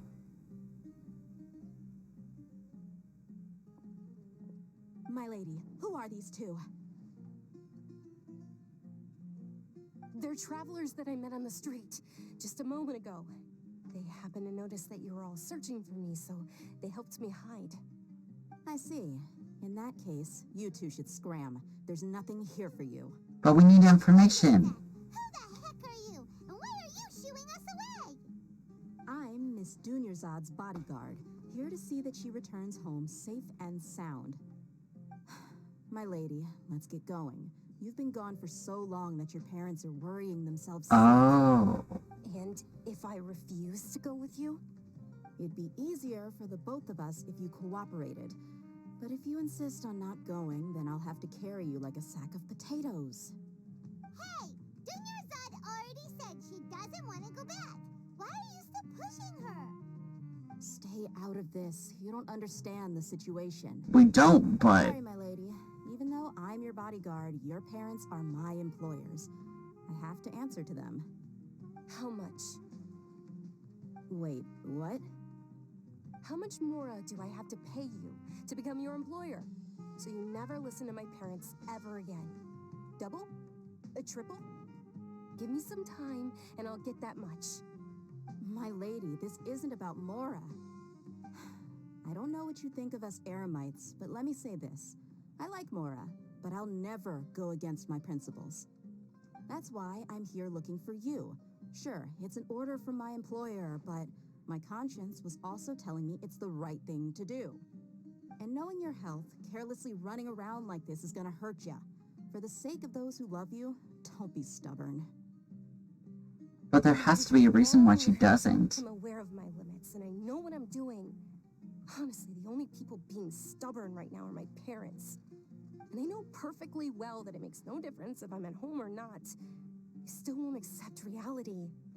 And every time I bring this up, they just change the subject. Dia, you've been living with us a long time already. This should be old news to you.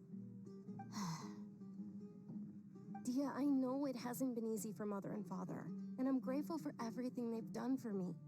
But there's someone else in this world I'm also grateful to. Because she saved me. The love I have for her is the same I have for my parents. This is my life and my last chance. So I want to do something meaningful.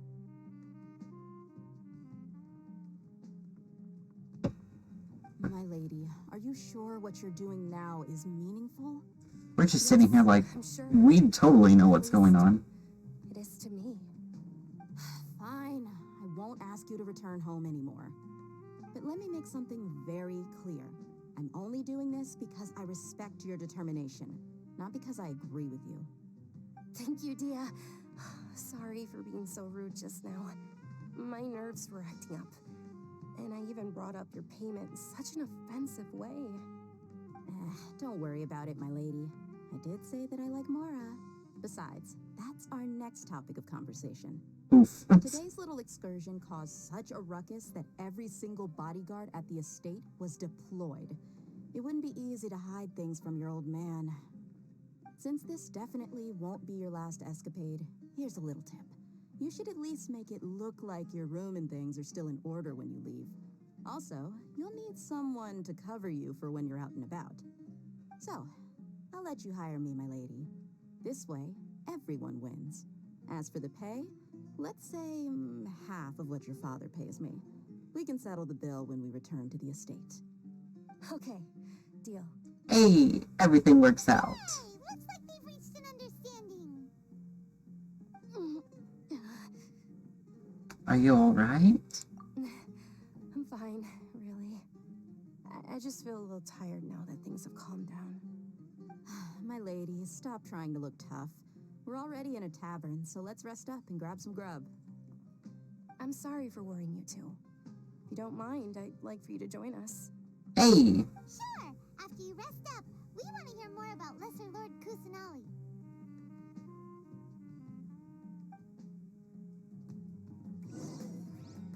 Hey! We can sit and rest.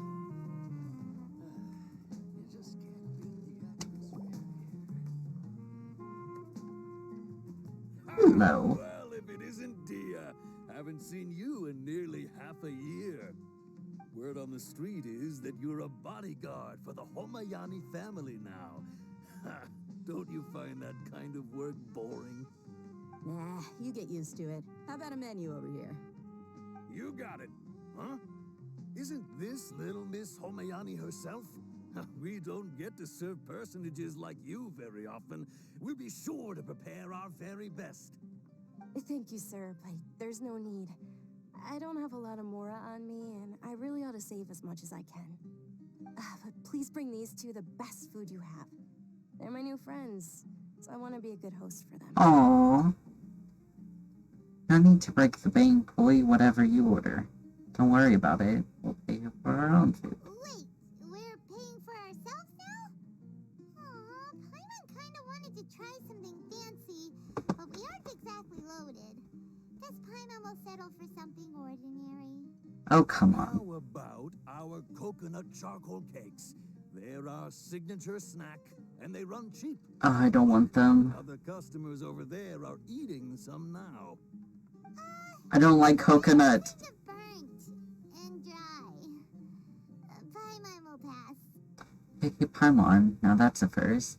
But you have cooked slimes before. What do you have against my slime dishes? I don't like coconut. We asked a lot of people when we first arrived, and almost nobody was interested in Lesser Lord Kusanali. So, what made you want to follow her? Well, remember when you asked me if I knew how to meet the Dendro Archon? Even though I don't know how, I think I've actually seen her before. Huh? Really? Yes, it was when I was a child. At the time, my illness had kept me bedridden for the better part of a year. I was stuck inside and couldn't make any friends, and my parents did their best to find treatments for me. But even then, the Akasha didn't have any helpful information. Dang. My younger self no longer had any hopes or dreams. One flare-up was so bad that I was in a semi-conscious state for several days. Then one night, I woke up alone in my room. I was terrified. My body was paralyzed. Even if I cried, there was no sound. Dang. At that moment, an ethereal voice spoke in my mind. Dunyarzad, don't be scared. You don't have to cry. Dunyarzad, don't be scared. You don't have to cry. Who are you? How do you know my name? How do I explain this? You might not be able to understand, but actually, I know everything about you. That's kind of creepy. Really? Of course. I know that you're scared of thunder, that you hate taking medicine every morning, and that you love counting the petals on your mom's skirt. Wow, you really do know everything. Dunyarzad, is there anything you want? What? Not really. I can't go anywhere or do anything. Huh? But aren't you a child? All children have wishes. Tell me what you want, and maybe I can make it happen. And can you make my illness go away? Oh. I'm sorry. Dang. But I'm not powerful enough to do that right now. Then, can you be my friend? Aww. After that, the voice said, "Okay, I'll be your friend." Although my body was suffering during those days, that voice encouraged me and told me many wondrous things. Beyond my window was the flourishing Sumeru city. Beyond the city was a lush rainforest. And beyond that was the wall of Samiel, deserts, and all of Teyvat. Once I finally made it through that bout of illness, I couldn't hear that voice anymore. I told my mother about it, but she said that I must have been dreaming. But I know that that voice wasn't a figment of my imagination. Before that, I had never heard of Teyvat. It was Lesser Lord Kusanali. Yes, for sure. If it weren't for that voice, I would have never grown curious about the outside world, nor would I have learned how to read and enjoy so many books. That voice sparked a desire for wisdom. It had to have been the Dendro Archon. I've been hoping for a chance to repay her kindness. In fact, I was running around today to help prepare the Sub-Zerus festival for her. What's the Sub-Zerus festival?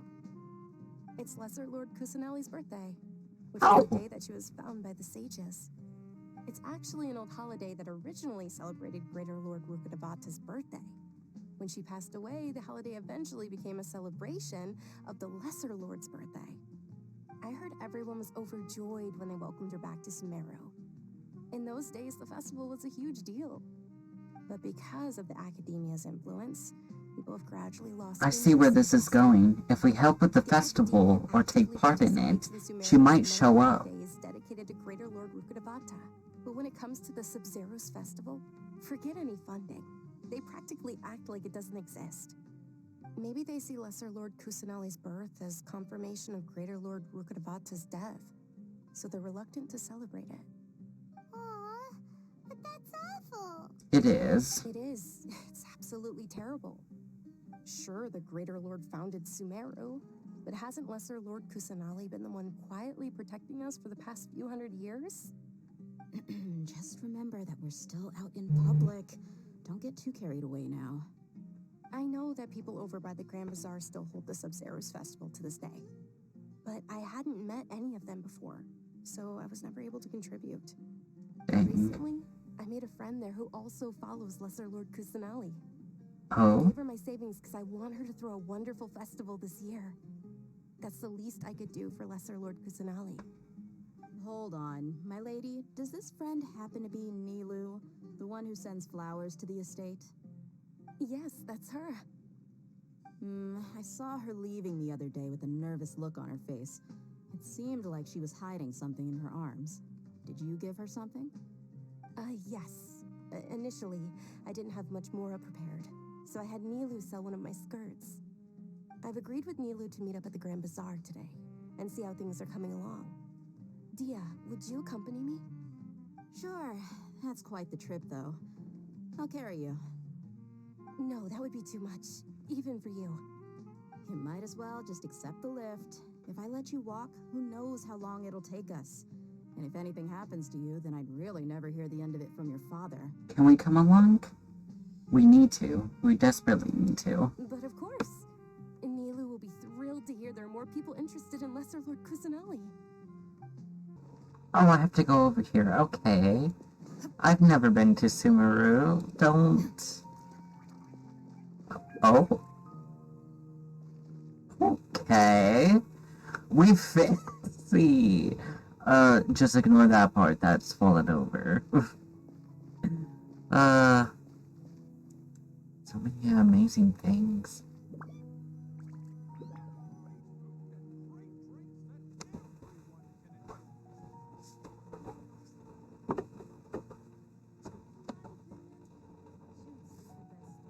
Sorry I'm late, Nilu. Oh, okay. Oh, Dunyarzad. It was taking you so long that I assumed you got trapped at home, but you made it in the end.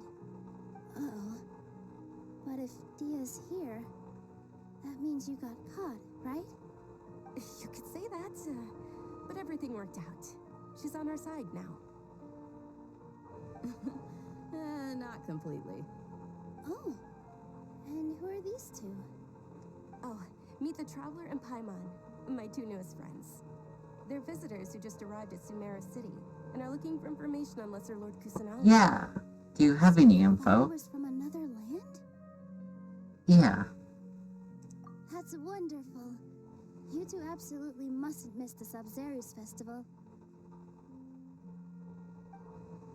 By the way, Dunyarzad, we've already started decorating the Grand Bazaar. It looks so pretty. Thanks to your generous contribution. You're very welcome. It's the only thing I could do. Do you still have enough Mora? Probably? But don't sweat it. We've already finished renovating the stage. Come on, I'll show you.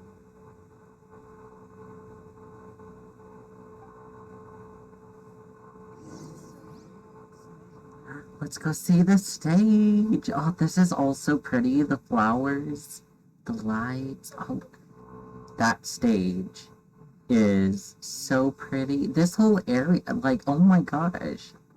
Sumeru is so pretty. People are dancing, happy. There's a dog called Swoof.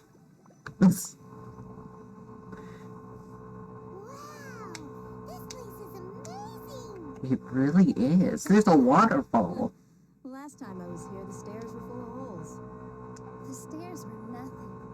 A little while ago, we discovered that the tree above the stage had a huge chunk of bark ready to fall off. Mr. Zubair was worried sick. We reported it to the academia many times, but but they never sent anyone to deal with it. We didn't want anything bad happening, so we were going to cancel all the stage performances. Why didn't anyone come to handle it? Oh, probably because it was the theater asking. The academia looks down on performers like us. They probably think it would be best if the theater closed down completely. Dang. We can't let that happen, though. Not only would everyone involved in the theater go hungry, but then we wouldn't be able to hold the Sub-Zero's festival anymore. Thank the Tendra Archon for Junior's Odd. With the more she gave us, we hired someone to patch up the tree, and we also gave the stage a much-needed makeover. Hey. The stage is going to be even prettier when it's festival time. When is I it? can't wait for you to see it. And I can't wait to see it on the stage. You've been practicing so long already. It's almost time for your dream to become reality. It's our dream. I'll do my best for the two of us. Nilu, Aw. what are you gonna be doing at the festival? She'll be dancing the dance of Sub-Zeros, the most important performance at the Sub-Zeros festival. Junior's Odd, have you told him the origin of this holiday? I only Yes. told them about the Greater Lord and Lesser Lord so far. Yeah, that's about it. And I'll tell you too about how this holiday came to be. Hey. According to legend, the Sub-Zeros festival was originally the Goddess of Flowers' birthday celebration for the Greater Lord. A long, long time ago, on one of Greater Lord Rukkhadevata's birthdays, her friends threw her a celebratory banquet. Some of the gods got drunk. One started playing music, and the Greater Lord started singing, so the Goddess of Flowers began to dance.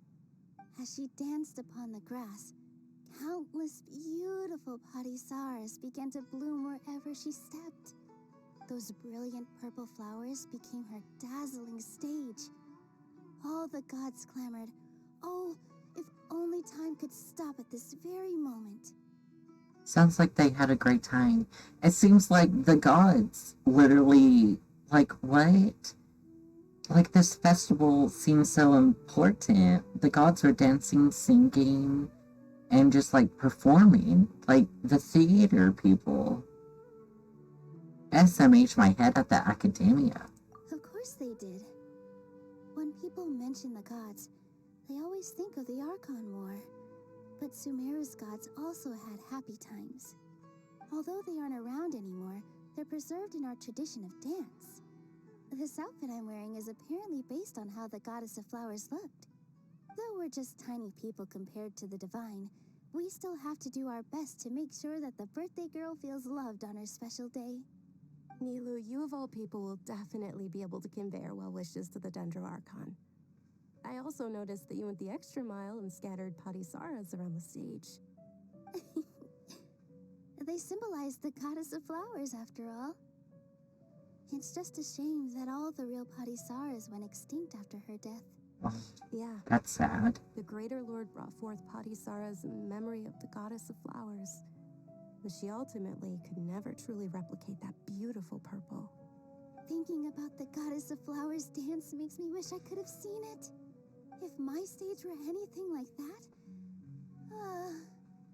I'd be thrilled if I had just 2 real Padisaras on the stage. So, Traveler and Paimon, what do you think? Interested in the Sub-Zeros festival? Yes. Will you two be coming? All of Lesser Lord Kusanali's followers will be there for her birthday. It'll be a good opportunity for you to learn more about her. Yeah. We get to see a beautiful performance festival, see everyone happy, and maybe get to learn more about Kusanali. You seem sure it's not because you want in on the fun. Hey, come on! There's nothing wrong with enjoying a festival. Besides, it's Lesser Lord Kusanali's birthday. She'll be happy to have more people who are celebrating it. So how about we all attend the Sub-Zeros festival together? Yeah, sounds like a plan. Junior's Odd, let me show you which stage decorations we've picked out so far. Traveler and Paimon, if that doesn't sound interesting to you, then feel free to explore the area. Everyone at the Grand Bazaar loves Lesser Lord Kusanali, and we're all looking forward to the Sub-Zeros festival. So maybe we can talk to some of them. for some information on Kusanali. Yep. Dancing at the Sub-Zero's festival. You know, I also danced when I was younger. As a child, I even asked my grandmother why we performed the dance for the Lesser Lord when it was originally done to honor the Greater Lord. My grandmother said that Greater Lord Rukkhadevata is a beloved deity and honored by all. And Lesser Lord Kusanali is too. If the goddess of flowers ever knew Lesser Lord Kusanali, then she would certainly have wished to be her friend and hold celebrations for her too. The Sub-Zero's festival has been losing its appeal over the years. That is, until a wealthy benefactor stepped in this year and brought the festival back to life. I heard she forked out a lot of mora to make it all happen. I don't know why people are, like, so against, like, Kusanali. Like, she did something. Like, she's the reason their original old god is dead. It's just, like, it just seems so mean. I don't know. It just doesn't seem right. Whoa. How people disrespect them. And why do your clothes look so funny? Are you an Outlander? Did you know that the Sub-Zero's festival is about to happen? There'll be loads of fun things to do at the festival. But the best part is when Ferris, the Knight of Flowers, passes out candy to everyone. Aww. I know Paimon will be happy about that one. Things are really shaping up, and there's a buzz around the festival this year. We're expecting people from all over to come by this year and buy things during the festivities. Don't be fooled into thinking that Sumeru City has the best of everything. Some festival snacks are only offered here in the Grand Bazaar. And when it comes to musicians, dancers, or singers, the Grand Bazaar's got the best of the best. Sure, those folks at the Academia might not like it, but what's a festival without song and dance? Yeah. Is it really truly a festival if no one's dancing or singing or just having a good time? Huh. Revamping the stage for the festival couldn't have been easy, that's for sure. I bet this year's festival will be one to remember. I don't know much about the Grand Bazaar, but I do know that the residents here have a penchant for song and dance. Two things that the Academia doesn't particularly approve of. Oh, and the perfume sold around here is a lot better than what you'll find elsewhere. The fragrances are longer lasting and they're gentler on your skin and... I mean, that's what I've heard at least. I guess the Academia smells, perhaps. Like stinkies. Milu, your outfit looks amazing. There's also something different about you from when we first met up. I thought I'd add a little extra pizzazz to my dress for the festival. See? Wow, did you sew all that yourself? Uh-huh.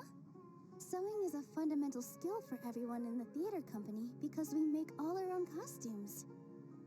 Did you know that Mr. Zubair not only can make costumes, but props too?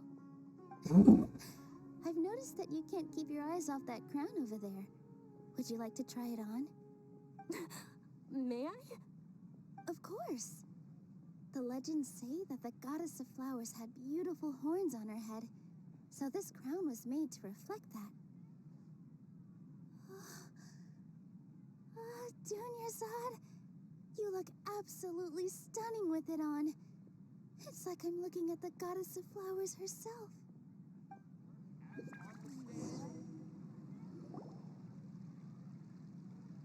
Hey, is that who Paimon thinks it is? It looks like Catherine. She's out and about. Hello? She's out and about.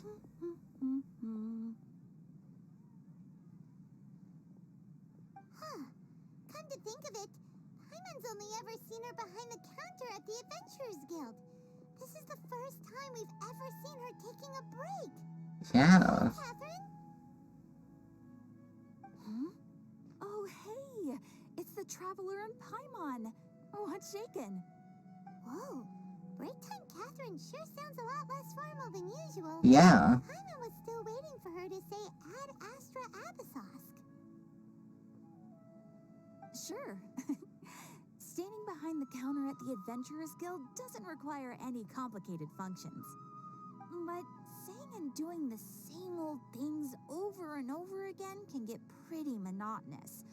Like watching the same Fontaine movie day after day. But take you two, for example.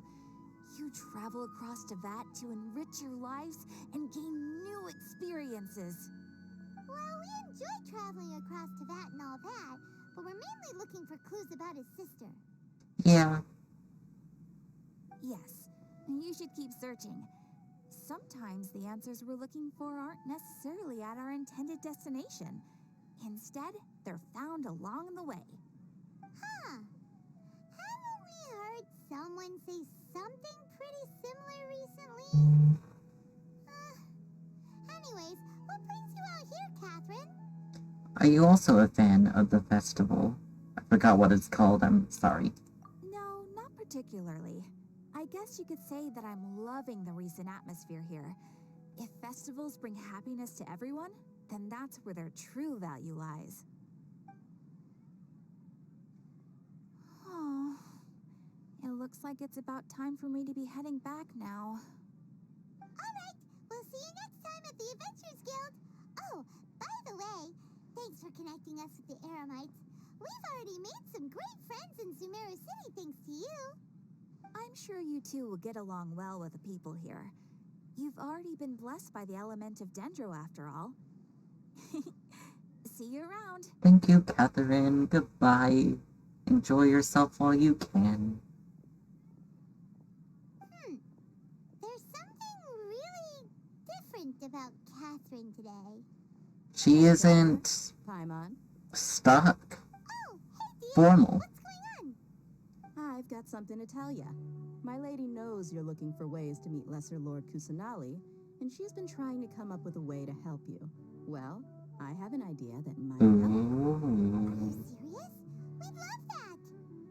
It might not necessarily pan out, so don't get your hopes up too much. I'll need to take you two somewhere and ask someone some questions. My lady is feeling a little worn out at the moment. Nilu's found a place for her to rest. After I take my lady home, let's meet in front of the Citadel of Regzar. Sounds like a plan. So the festival isn't tonight. Okay. Let's head over to the Citadel of Regzar and wait for Dia. Sorry, I'm late. It took some convincing for the master and mistress to believe that Miss Dunyarzad was only sitting in the port for a while because she was in a bad mood. Anyway, I guess I should be thanking you. I haven't seen Miss Dunyarzad that happy in a long time. If it wasn't for you two, she probably would have been caught and dragged back much earlier. Yeah. You sure sound a whole lot nicer than when we first met, Dia. Who would have thought you had such a soft spot for Dunyarzad? It's called being a professional. I'm a bodyguard, and I work for whoever's paying. She likes to act tough. Blushing. Yep, that's a blush if I've ever seen one. Listen, you two. I don't expect to be working for Miss Dunyarzad very long, but I hope to finish things on a positive note if possible. Let's cut the chit-chat and head into the Citadel. We'll see if the person I know has a way for you two to meet with the Lesser Lord.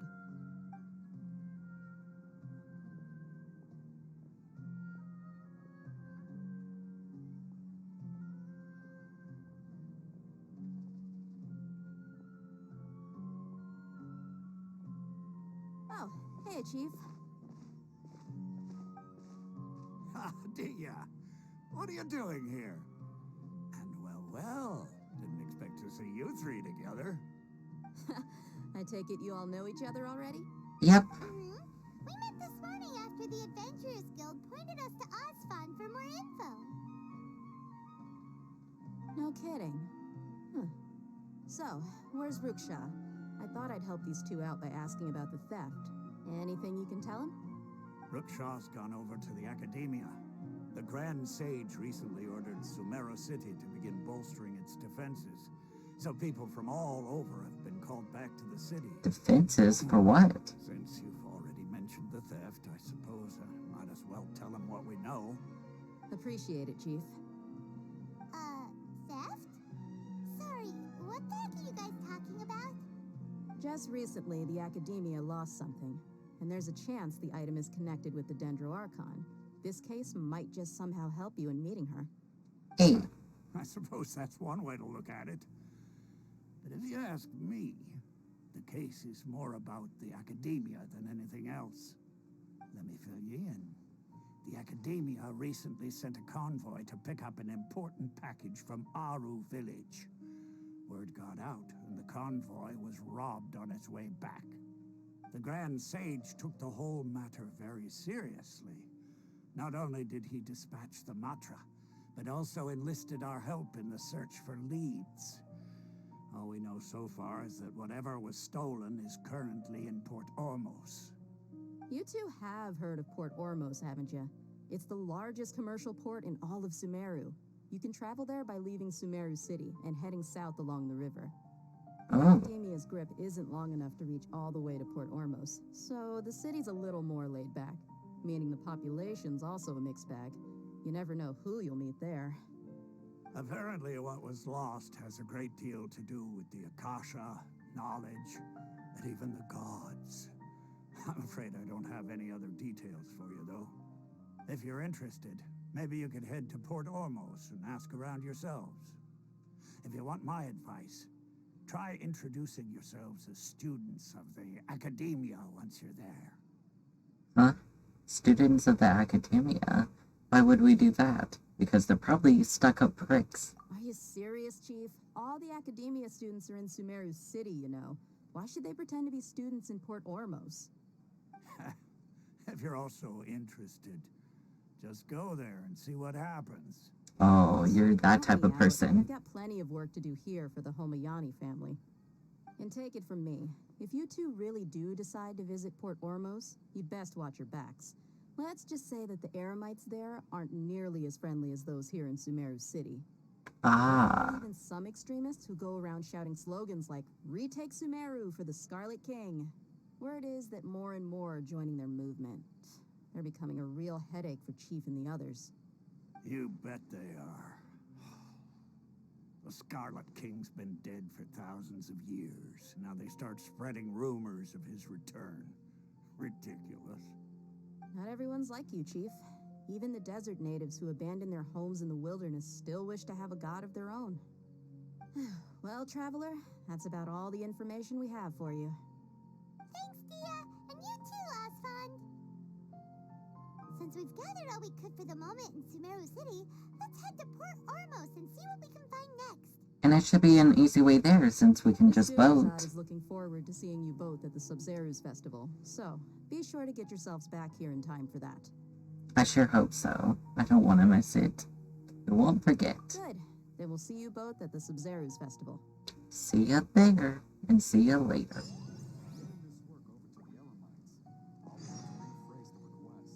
Off we go! Oh. Gosh, so many quests.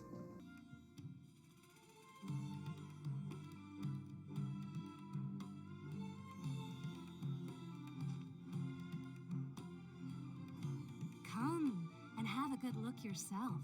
Traditional spices of the highest quality, made with pride and experience. You've got a deal. I can't thank you enough for always looking after my business. Believe me, I'm not making this up. Several Eremite mercenary groups are nearly in open conflict, but does the core of 30 care? And that's not all. Did you know that... Wow! Talk about her! Dang, it got really cut off. It would have been awesome to know more about what he was talking about.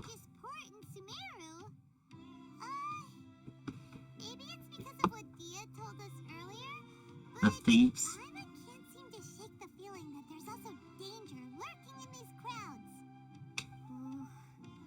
Let's get our bearings so we can start looking for leads. We whatever the Academia lost is related to the gods. But other than that, we don't have much else to go on. Yeah. Osvan told us to try posing as Academia students while asking around. Paimon checked the Akasha on the way here, and the Academia doesn't seem to have any research facilities in Port Ormos. Paimon doesn't get it. Won't we look even more suspicious going around saying we're Academia students and asking about the stolen item? Not only that, we don't even look like the students. Definitely not. Our outfits don't match probably the Academia. Right, we should figure that out before doing anything else. Figuring that out could be crucial for the rest of our investigation. Well, given all the people that come through here every day, if there's any information to be found, Paimon bets we could find it in the market. Let's ask around and see what we come up with. Hi there. We would like to ask you a question. Do students from the Academia ever come to Port Ormos? Of course. Especially around this time of year. Students from Sumeru City that are about to graduate often come to Port Ormos to cut loose a little. Many people often talk about how hard it is to get accepted into the Academia, let alone graduate. But those who finish their studies and go on to become full-time researchers at the Academia have it even harder. Sure, we may not be Sumeru City, but Port Ormos offers beautiful scenery and It definitely feels stress-free too. It's good luck to come to Port Ormos, so students and researchers come flocking here when things get to be too much at the Academia. Ah, you see over there? Those are students from the Academia. And we literally don't fit in, like I said with the clothing. We definitely look like outsiders. They look pretty serious, maybe even a little worried. They've been looking worried and miserable ever since they got here a few days ago. If you ask me, the life of a merchant is better. So long as the Akasha teaches us what we need, then life is good. Those students seem to be discussing something. Let's see if we can listen in. Eavesdropping! It's no good. I've tried asking around, but I haven't been able to learn anything useful. Not to mention that a bunch of scary-looking Eremite mercenaries have been posted along the streets now. There's been a lot of fighting between the different Eremite factions in Port Ormos. If we choose to move on our own, then it would be wise to steer clear of them. Especially the group that's constantly shouting some stuff about the Scarlet King and some resurrection. I've even heard that the Citadel of Regzar is starting to get fed up with them. What was that group called again? Ein something or other? They're called Ein El Akhmar. Today, I heard that the thing we're after might be in their possession at the moment. Wait, they're after it too. Don't you see? Many of the Eremites in Port Ormos deal with trading this kind of thing. They're usually pretty wary of outsiders, but not so with students of the Academia. It's because the kind of goods that students are looking for aren't the kind of goods that Eremites are after. As long as they know you're a student, then deals can be made. I've heard that Ein El Hakmar likes to set up shop at the Jafar Tavern. Supposedly, if you're willing to part with 500,000 Mora, they'll give you info on anything. Dang, that's a lot though. Did you say 500,000? If information alone costs that much, then how could we ever afford to buy what we're looking for? I guess we might as well give up on trying to graduate this way. Yeah. I wouldn't worry too much. Our field of research is very niche. Who else could possibly be after that kind of shady knowledge? I bet it's practically worthless to anyone aside from us. Well, I guess not to us, though. And the only thing left for us now is to find a way in. Why don't we all just pool our money together and pay for the information? Whoa! Did you hear that? A niche field of research and shady knowledge? It all sounds pretty suspicious to Paimon. Is knowledge something people just buy and sell like that? It's very suspicious indeed. Whatever was stolen from the Academia was also related to knowledge. So, what's our plan? Let's go to the tavern, right? But we're not dressed the part. Let's maybe try to go talk to one of the Eremites. Wait, didn't you hear what they just said? Buying information is going to cost us 500,000 mora. Have you lost your mind? Reliable information is worth the price. I won't let them off easy if it turns out to be a scam. Oh, all right. Paimon never thought she'd agree to parting with that kind of mora. But if you know what you're doing, then we should give it a shot. Oh, you've arrived. Please, take a seat. So, they think that they can go toe-to-toe with the boss? Ha! Once we reclaim the power of the Scarlet King, they'll be the first that the boss punishes. Oof. They're nothing to be afraid of. Our main rival now is the Caracal Battalion. They've also amassed a significant amount of Mora this time, so we mustn't underestimate them. How can the Caracal Battalion compete with the boss when they're nothing but a bunch of money-grubbing opportunists out for a quick mora? Yeah, with boss's fervent devotion, he'll be able to use this power to bring our god back this time. Should you really be shouting and being angry out in public like that? The Scarlet King. So they're probably the ones we're looking for.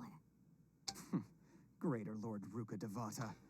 That traitor and her followers must not be spared. The day will come when the Scarlet King exacts vengeance on Sumeru, and all of them shall be punished. Greater Lord. A traitor? Yeah, Paimon was wondering what they meant too. We should ask about that if we get the chance later.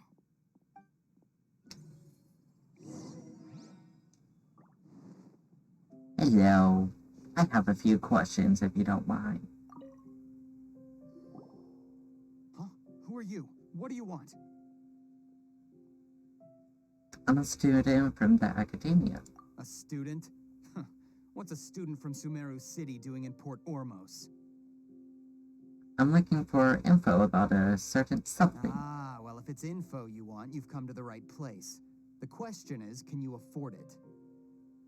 Consume 500,000 Mora. Paimon can't stand to see so much Mora go. But there's no other choice right now. It hurts, but yeah. Here, this is the merchant's address. Whatever you're looking for, you'll find it there.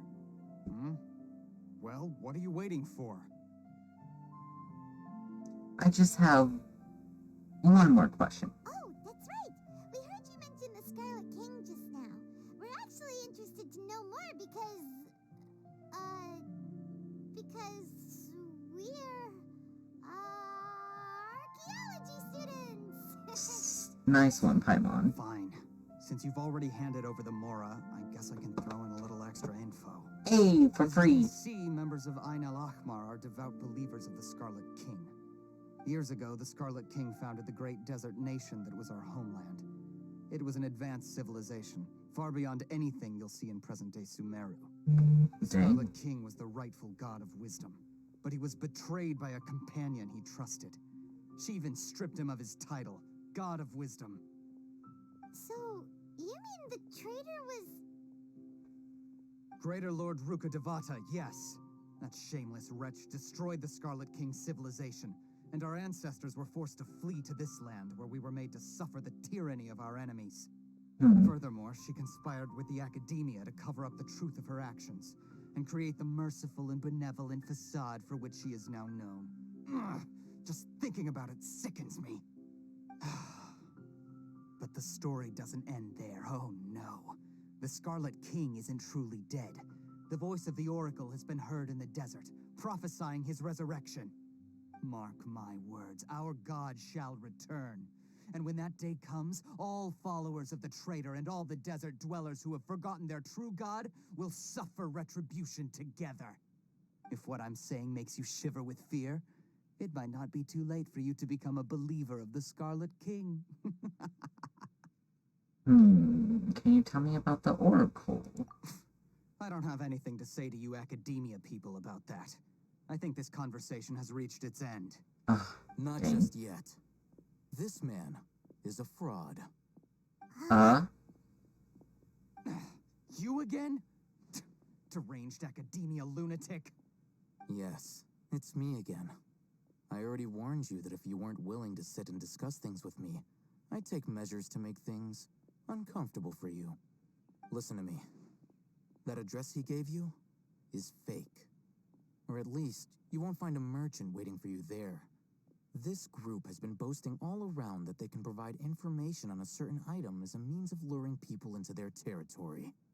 And then stealing from them, They probably. keep up the act until they have hard evidence that you want to purchase said item. Then they use that to squeeze you for all the more you're worth. Hey! Shut it all, Hatham! What are you playing at, trying to ruin our business like this, hmm? I told you the other day. I wish to discuss my terms with your boss. Ha! The boss made it perfectly clear that he won't negotiate with you. Yes, and in no uncertain terms. But that was then. It does not preclude him from changing his mind in the future. I'm warning you, don't push us, or this could get ugly. We don't usually get rough with people from the academia because it just complicates things. For a lunatic like you, though, we might just have to make an exception. If you're suggesting that we escalate this from a verbal exchange to a physical... Oh, he has a Dendro, After all, vision. even the Archons used war to negotiate the ownership of Teyvat.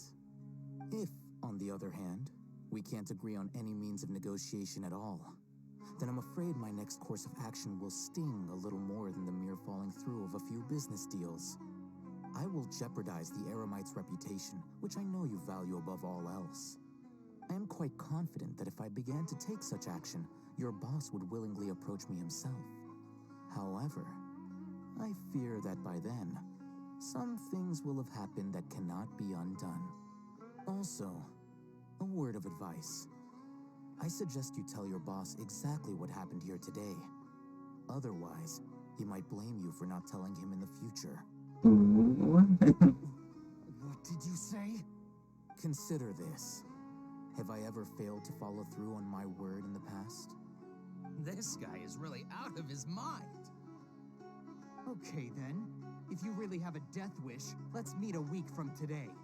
The pier in front of the Pharos Lighthouse, 4 o'clock in the afternoon, sharp. Don't expect us to hold back. Not so fast. First, you return the 500,000 mora to them. Yeah.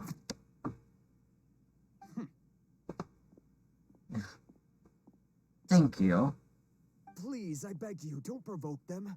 We can't afford any trouble with this crowd. They haven't even paid for their food yet. Mr. Iman. There appears to be fewer staff in the restaurant recently. This wouldn't happen to be because they're all busy spreading the word to the students, would it? Well...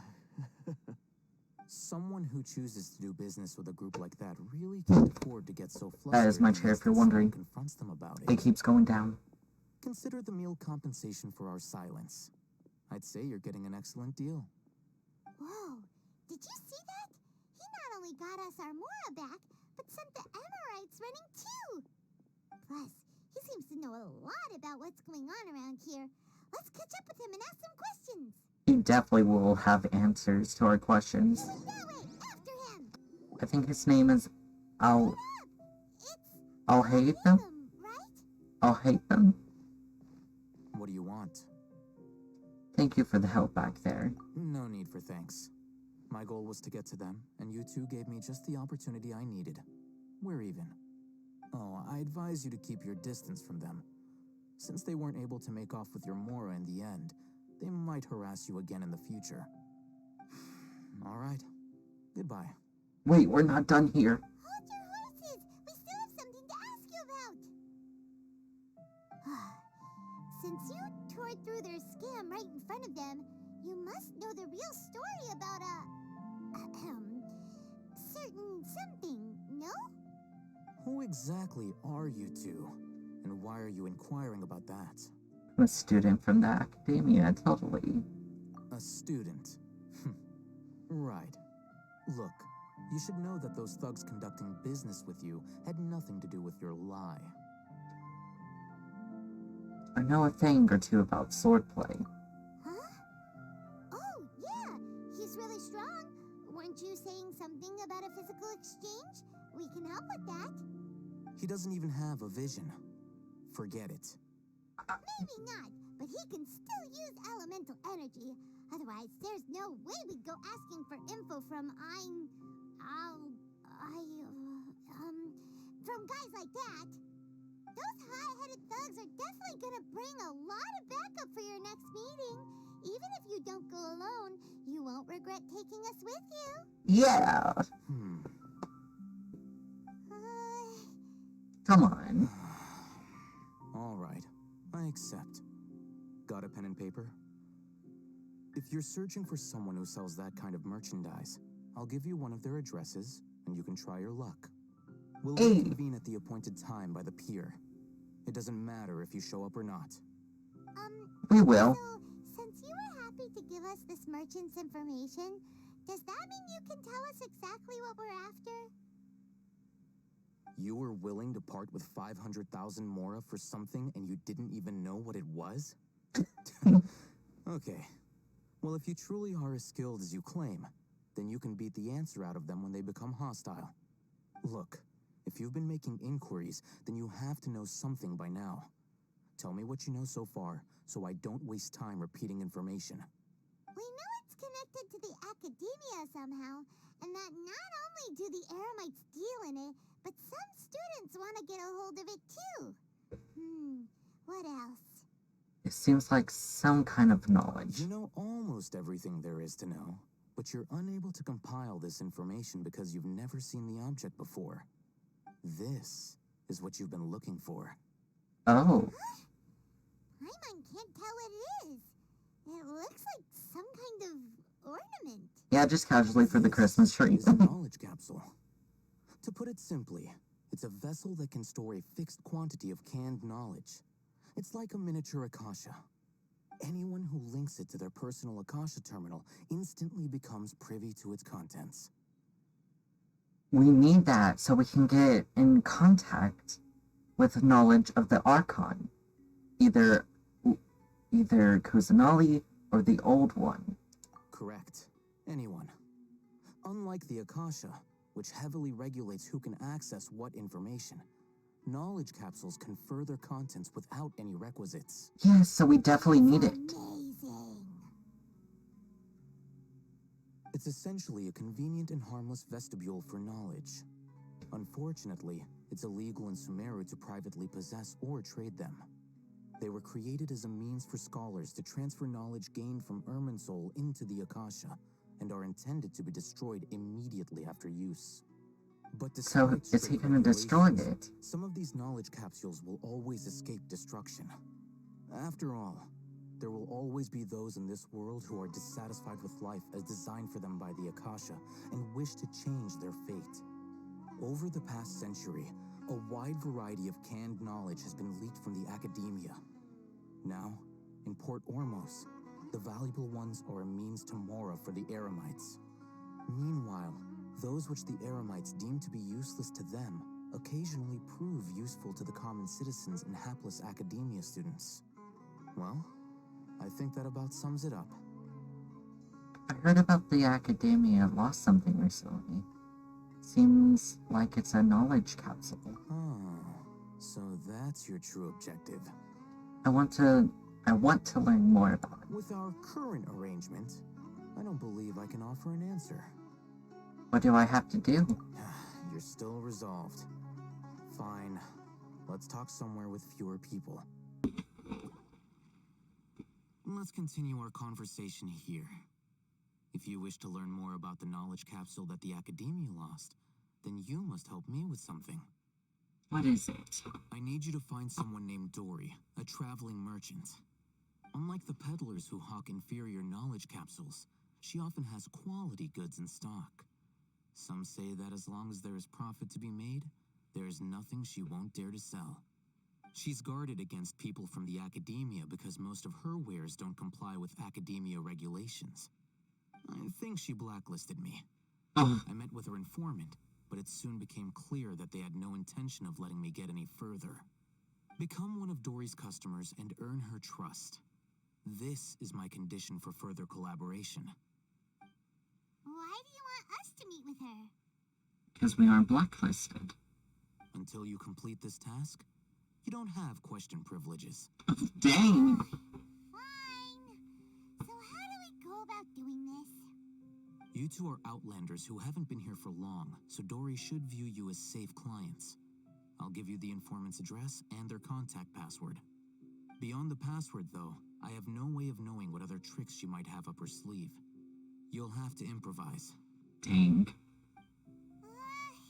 This is kind of nervous. We're lying, and making up so much stuff. You meet her.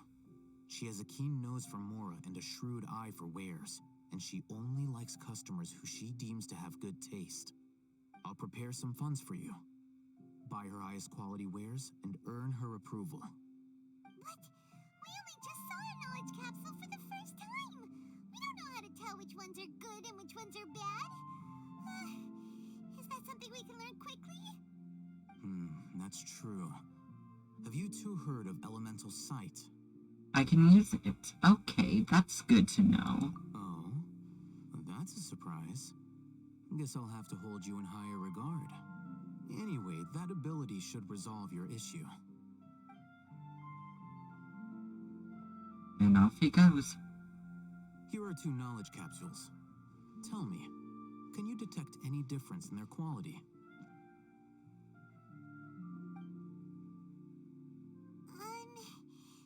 They look the same to Paimon. Try inspecting them with Elemental Sight. Ah. How'd it go? Did you see anything? One on the left shines brighter. Rumor has it that higher quality knowledge capsules generally appear brighter when viewed through Elemental Sight. That's because knowledge originates from Irminsul, the root of Dendro power itself. The more powerful the knowledge, the richer it is in Dendro energy. However, some canned knowledge with a high concentration of elemental energy is of little use in contemporary times, so those capsules are of little value. Using Elemental Sight is merely a stopgap measure, but it should suffice for earning Dory's trust. That sounds pretty impressive. Here's a sheet with the informant's location and contact password, and here is the Mora for purchasing canned knowledge. Don't be cheap. You'll need to spend to catch Dory's eye. If there's any Mora left over, just keep it. Dang. Okay. And be sure to exercise some caution. There have been Matra present in Port Ormos lately. Your efforts will be for naught if they catch you. Matra?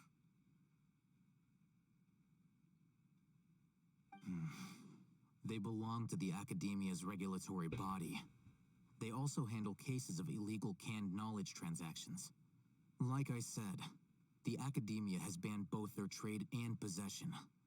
The Matra are razor sharp. You're in for nothing good if they lock their sights onto you.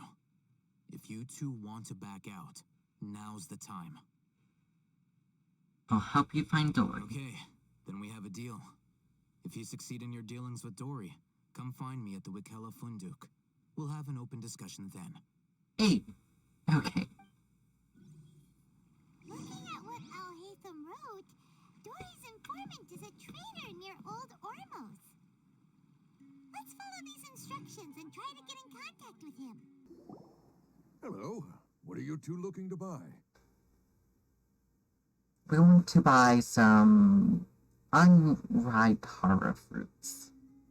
Some raw. Are those the same thing? I'm not very sure.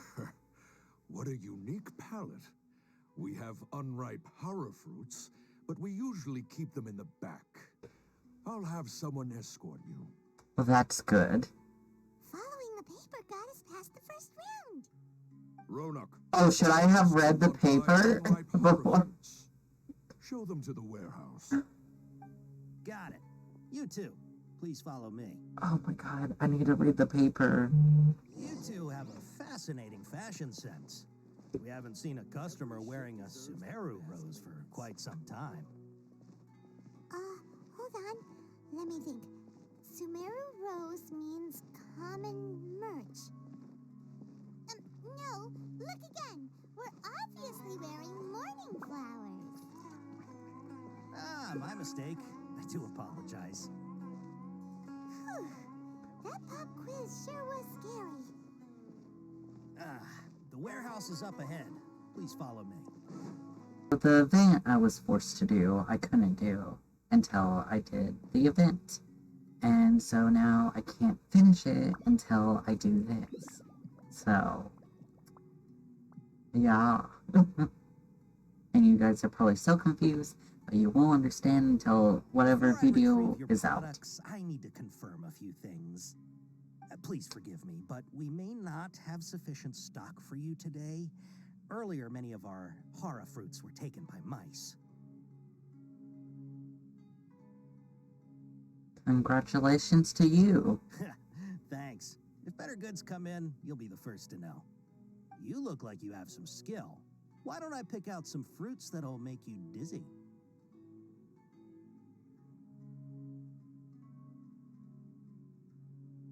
Dizziness is a side of... Yep, that's the right answer. But eating hara fruit that makes your head and ears ring sounds like a bad life decision. Would you like your hara fruits to be packaged in the Sumeru City or Port Ormos style? I literally don't know. I've been guessing. I feel like I think I mean I'm gonna I'm guessing that you're going for a more traditional packaging since this is your first time here. Wait a sec. Sumeru City style means we're only buying a few things. He won't take us to St. Dory if we do that. I'm sorry. But as things currently stand, we won't be able to fulfill your order. Why don't you two think things over? He's cautious of us. Let's take a closer look at the paper. I guess I have yet to look at the paper. I didn't know. Before I retrieve your products, I need to confirm. Please forgive me, but we may not have sufficient stock for you today. Earlier, many of our hara fruits were taken by mice. That you look. I was guessing the entire time. Pick out some fruits that'll make you dizzy. Yep, that's the right answer. But eating hara fruit. I was gonna go with in the Sumeru City with Port Ormos, and then I decided, well, I'm stupid. Wow, you two sure are generous customers. We'll be sure to package your products beautifully. Okay, everything has been confirmed. Miss Dory is waiting for you up at... Shoot, it's the Matra. Run! What? The matcha? Where? I'll hate them said we're done for if they catch us. We gotta get out of here. Look at him run. We don't know this area, so let's follow that informant. Hey, if you're hiding from the Rishbaland tiger, come this way. The 20th anniversary of Akasha Terminal is coming up. Paimon wonders what the children thought of the Aranara carvings we helped create. Let's go check it out. Another password. Huh? Here. Oh, here. That voice came from behind the building on the right.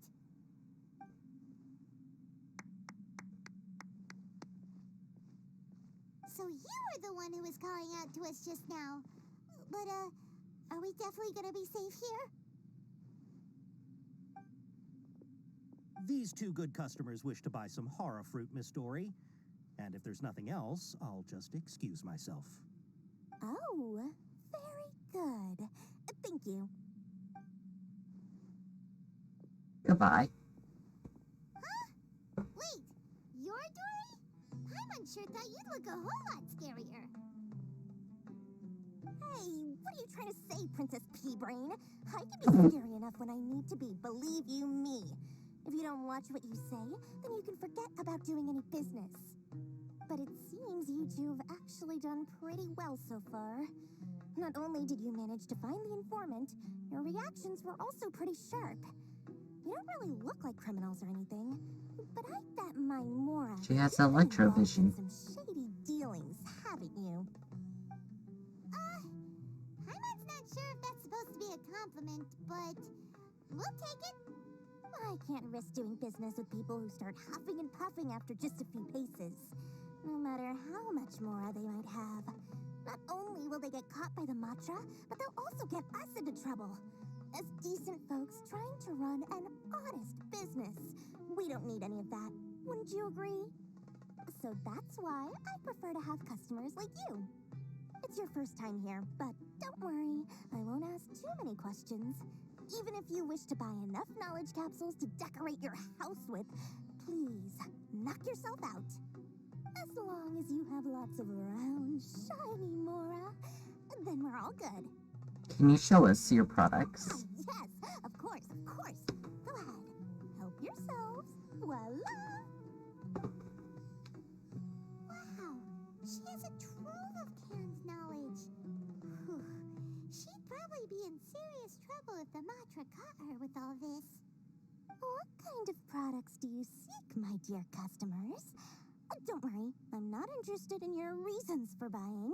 I can, however, offer some suggestions. Take this one, for example. An analysis of the sociological ideology and dialectics of the Hilichurls. Only 3 people in all of Teyvat have ever studied it, making it extremely rare. It's on sale now for 350,000 Mora. We need to check with our elemental side. I want to be an expert in that topic. Or how about the architectural styles and construction methods of Teyvat in the early Archon War period? With this one, you can become an expert in historic architecture preservation and find an excellent, well-paying job in nearly any nation. Ooh, now this sounds like it could be useful. 2 million Mora, and it's yours. No discounts. Whoa! I only have 2 million Mora. Of course, you are free to pick whatever your heart's desire. The contents and price of each knowledge capsule are indicated in small text on the body of each one, down at the bottom. Alright, let's try the method that Alhaitham mentioned.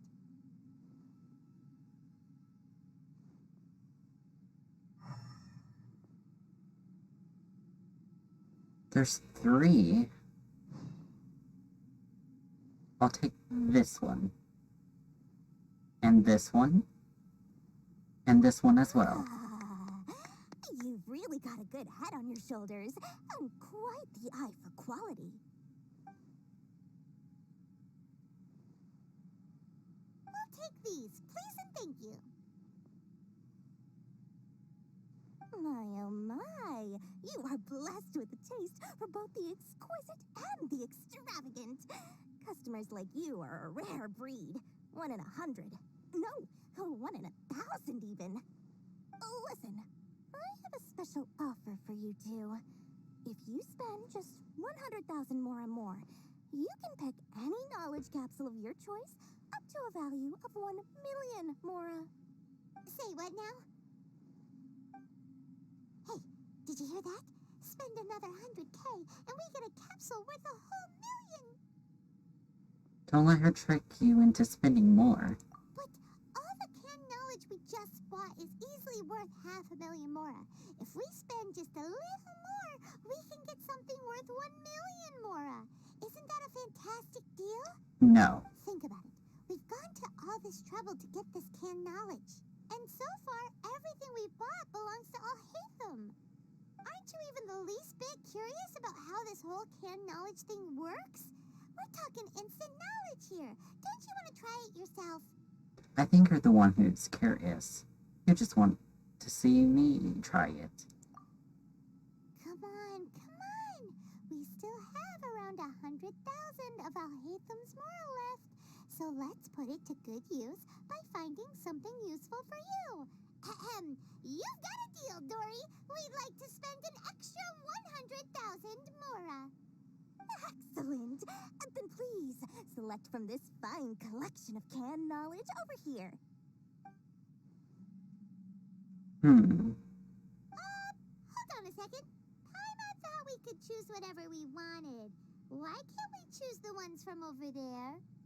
Oh, but my dear customer, the knowledge capsules over here are worth 1 million Mora each.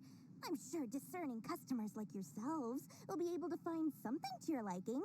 Please, take your time. Uh-oh, Paimon has a bad feeling about this. Let's use Elemental Sight again to check these. Alright, I'll have a look.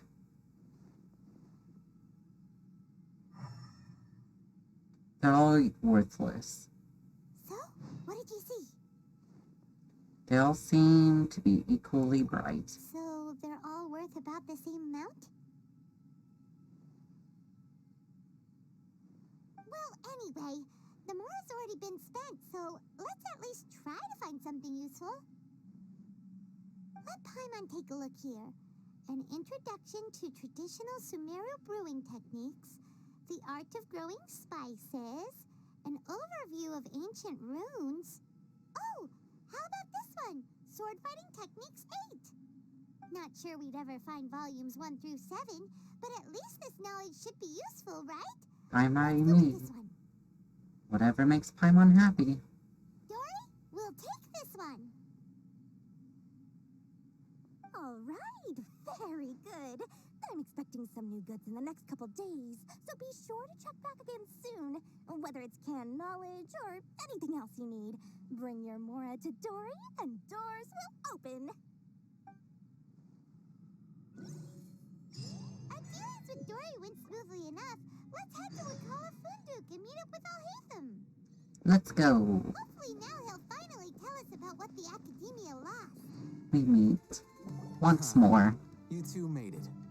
And from the looks on your faces, you were successful. Whoa, there's so many people from the Academia here. Why would you pick this place as our meetup spot? Well, Wakela Funduk is under the Academia's control, so naturally the Academia has people working here. I came to Port Ormos under the pretense of conducting official business. You're a pretty daring guy. Relax. No one here is interested in anything we say, and the Matcher won't come here. Okay, now, tell me how your encounter with Dory went. Very well. Okay, we did what you asked. So, can you tell us about the knowledge capsule that the Academia lost now? Before that, I have to ask, why are you two so intent on tracking it down? For the Dendro Archon. Of course. It's not a secret or anything. We want to meet with the Dendro Archon. Yeah, he just wants to meet the God of Wisdom and ask her about something important. We've been in Sumeru for a while now, but we still haven't found a way. When we heard that the Academia had lost something that might be related to the gods, we came here in case it turned out to be our lucky break. In that case, you're on the right track. Hey, that's good. The Academia lost a knowledge capsule in the desert. It's supposedly a divine knowledge capsule. Use it, and you'll gain the wisdom of the gods. Wow, there's really such a thing as that? Hey, if we find it, do you think we could learn how to meet the Dendro Archon? Ooh, or how to find your sister? All of this knowledge in Sumeru Any mystical properties, really could but it put us does ahead to find our exist, sister. And it's right here, in Port Ormos. So, where exactly? That's what we need to find out next. Your goal is to find it too. I won't deny that. I am investigating because I'm curious as to what the divine knowledge capsule truly is. As you know, the Eremites in Port Ormos also have their eyes on it. It is an extremely precious item. The knowledge contained within may bring great power or wealth to whoever has it in their possession. Several brigades have been vying for ownership of it as of late, but there is still no victor. My personal finances and connections cannot compete with those of the Eremites. After attempting various methods, I finally managed to reach a tentative agreement with several brigades. I agreed to forego ownership of the divine knowledge capsule in exchange for the opportunity to study it. After all, there's no harm in understanding what it is. However, there are those who are less amenable to negotiation, such as those from Ain al-Ahmar. They adamantly believe that the divine knowledge capsule contains the Scarlet King's power, and that he will return to this world when they obtain it.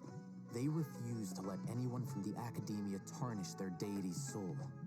So you kept hounding them because they refused to cooperate with you? Yes. Ain al-Ahmar isn't exactly wealthy, but its members are determined to get that capsule by any means necessary. To that end, they've resorted to many methods more foul than fair in order to amass sufficient funds. So, I've been sabotaging their business to force them into negotiating with me. The Divine Knowledge Capsule should be up for a secret auction within the next few days. Each brigade will place their own bid, and the prize will be covertly given to the winner. To ensure the capsule's security and to evade the mantra's notice, the winning brigade will not publicly disclose their victory. Unless I know whose hands the Divine Knowledge Capsule ends up in, my agreements with them will fall through. Dang. Dory is the most reliable source of information, but that avenue was previously closed to me.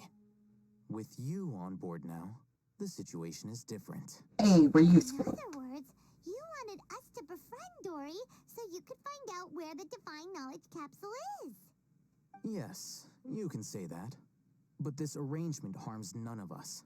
Good. The day after tomorrow, go back to Dory and try to purchase information on the Divine Knowledge Capsule's whereabouts. If she has no information, wait 2 days and approach her again. If I get the opportunity to study the Divine Knowledge Capsule, I will relay my findings to you.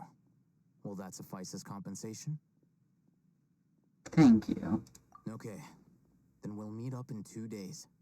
Haytham, before you go, we actually bought a knowledge capsule for ourselves, but we're not sure how to use it. You two want to try using a knowledge capsule? Sure, I can teach you. Doing so right under the Academia's nose is a bit problematic, though. What do you say we head to the outskirts of town? Okay. Hey, we'll be stronger in fighting and stuff. Alright, this place works. Show me the capsule you purchased. Here. Sword Fighting Techniques 8. Huh. A combat class knowledge capsule. This class is something of a rare find these days, since most have been taken by the Eremites to augment their battle capabilities. Ooh. Really? Ah, yeah, what a great buy! So our purchase was really great. The efficacy of this capsule, I can evaluate your combat ability. However, effects will likely be minimal if you already possess a high amount of strength. Dang. We can conduct a controlled experiment where you fight 2 battles, one before using this knowledge capsule and one after. While you fight, we can use an Akasha Terminal to monitor your various physical parameters. There may be variances in your physical strength between the 2 tests, as well as a disparity in your opponent's abilities. But don't worry, I'll run statistical analyses afterward to mitigate any confounding effects. Wow! Haytham, you must have been one of those guys at the Academia who got top grades on everything. Paimon's curious about something, though. You definitely weren't one of those students who needed canned knowledge to graduate from the Academia, right? So, why are you risking getting caught by the mantra for this capsule? I'm also curious about this. When you are unable to understand a researcher's actions, most cases can be attributed to curiosity. This is but one theory.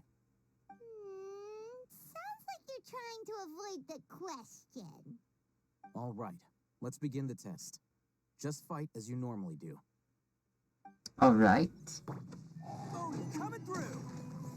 Bam! Cha!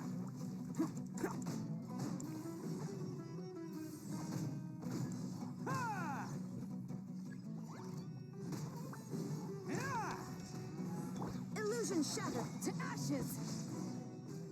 Oh, I just wasted Beta's ult. Oopsie. All right, I'll link your Akasha Terminal to record data. The next step is to use this knowledge capsule. Hold it in your hand. I'll help you establish a connection with it so you can activate its power. Torn to oblivion.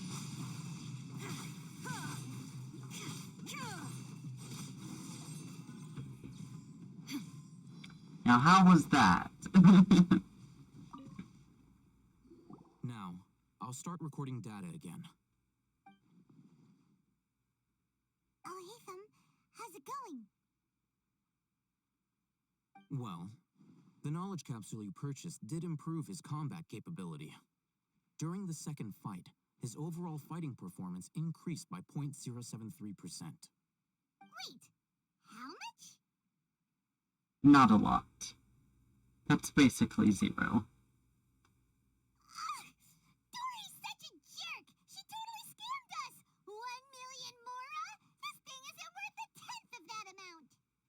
Of course, this could be because he is so powerful that the capsule's contents were unable to produce a substantial increase. At the very least, this test allowed me to gain more insight into you two. Hey. Our deal seems increasingly worth my investment. Because we're strong. I await your response in 2 days' time. This is Mora for when you ask Dory for information. Pay her as much as she requests. Here, over here! Oh, welcome back, my loyal patrons. What can I do for you this time? You name it. Canned knowledge, supplies, or anything else you need. I'll find a way to get it. Where there's a waterfall of Mora, there's a way. Can you really get us anything we want? Anything at all? Uh-huh. So it appears that canned knowledge alone is no longer sufficient for your opulent appetite? Nope. Then please, oblige me. Tell me what you have in mind. I'd like to buy info on the whereabouts of the Divine Knowledge Capsule. Oh! I knew customers with pockets as deep as yours would undoubtedly crave something more profound than ordinary canned knowledge. But you know, that kind of information isn't going to be cheap. After all, I had to work really hard to weasel my way into the auction site. Not to mention that if anyone found out that I was the leaker, I would be in big trouble. But how can we be sure your information is accurate? Paimon's curious how you just happen to have this kind of info the moment we need it. Because to me, anything of value is what I consider to be my supply. Therefore, I must always be aware of what's hot on the market in order to secure more sales. That is smart. Authenticity. Well, you've no need to worry about that. I used a camera to take a picture of the transaction. That way, no one can dispute it. Name me your price, and I'll buy your product. Pleasure doing business with such sterling patrons. Now that you've paid in full, here's the scoop. The Divine Knowledge Capsule was purchased yesterday by a certain Misery, the leader of Ain el-Ahmar. Ain el-Ahmar? You mean the Eremites who worship the Scarlet King? Ah, so you're already familiar with them. The group has done everything in their power to obtain the Divine Knowledge Capsule. After all, they believe it contains the power of the Scarlet King. That Divine Knowledge Capsule is unlike any other canned knowledge I've seen before. It was glowing bright red. The capsule is clearly visible in the picture I took. You can look for yourself. Thanks for the info, Dory. Please, it's my pleasure. It's all thanks to discerning customers such as yourselves that my efforts yesterday were not in vain. Please, don't hesitate to contact me if you ever need anything else in the future. Mora for Dory opens doors. Well, at least we got the info. And a picture, too. Capsule is. It turns out it ended up in the hands of Ain el-Ahmar. Let's head back and talk to Al-Haytham. Al-Haytham! We got the info you wanted! Really? All right. Let's hear it. It's in the hands of Harma?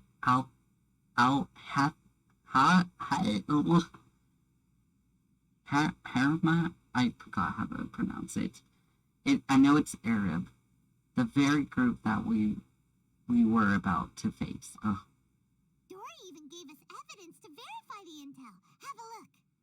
Huh, look at that. Clear as day. It must have taken some guts just to infiltrate the scene of the Eremites' transaction.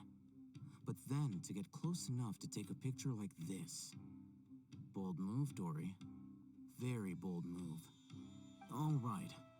The person in this picture is indeed Misery, the leader of Ain el-Ahmar. And the glowing red capsule he's holding appears to be the Divine Knowledge Capsule. In which case, if we play our cards right, when we confront them next week, we should be able to force them to show their hand. At first, Paimon didn't get why you were provoking these Ain el-Ahmar guys. Al-Ahmar? Al-Ahmar? Right into your hands. After we defeat them, we can finally have a serious talk with their boss and get them to lend us the Divine Knowledge Capsule. Dang. Thank you for your time and efforts. Take a few days off while I make some preparations. Let's meet up again on the afternoon of the arranged date, 3 o'clock sharp. Okay, we'll be See you there. then.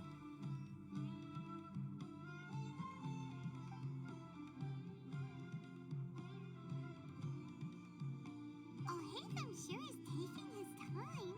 Where could he be? Oh, there he is. Hello. Sorry to keep you waiting. Let's head to the pier in front of Faros Lighthouse. Yep, let's go. Oh, Haytham. I knew you were crazy, but I didn't know you were crazy enough to actually show up. It was I who demanded that these negotiations take place. I was more worried that you might go back on your promise. But to your credit, it appears that you're sticking to your word. This is turning into quite an occasion. I also brought some backup. I assume you don't mind. Backup? Aren't you the brat from the restaurant the other day? You've come to support this lunatic because he helped you out? Fine, your funeral. Actually, yours. I'm not going to mince my words. Once we're done with you, you'll be nothing more than fish food. Get 'em, boys!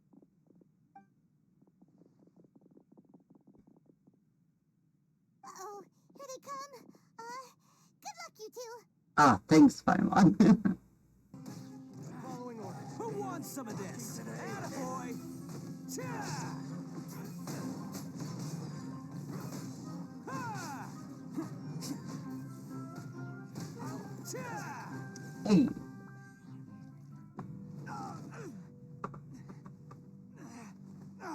Academia scum!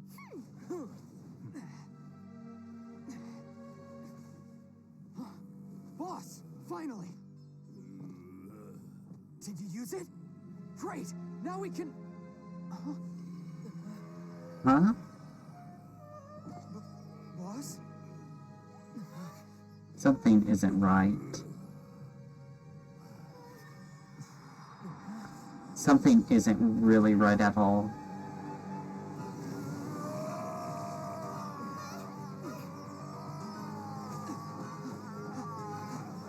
Boss! Boss! What's wrong? What happened? His thing is red. We have to cut his Akasha connection, now.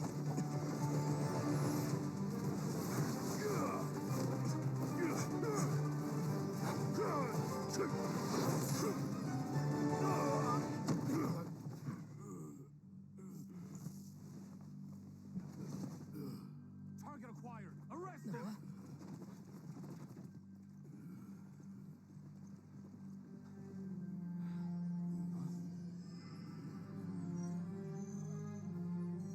Do not impede our work. Is that understood, Al-Haytham? Of course. I was only trying to help. Take him away.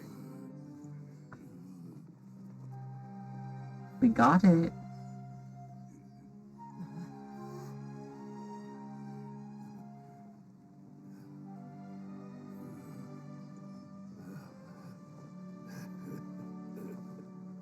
World, forget me.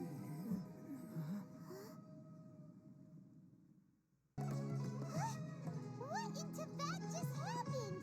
It's like that big guy suddenly lost his mind. It looks like he used the Divine Knowledge Capsule. You mean the Divine Knowledge Capsule did that to him?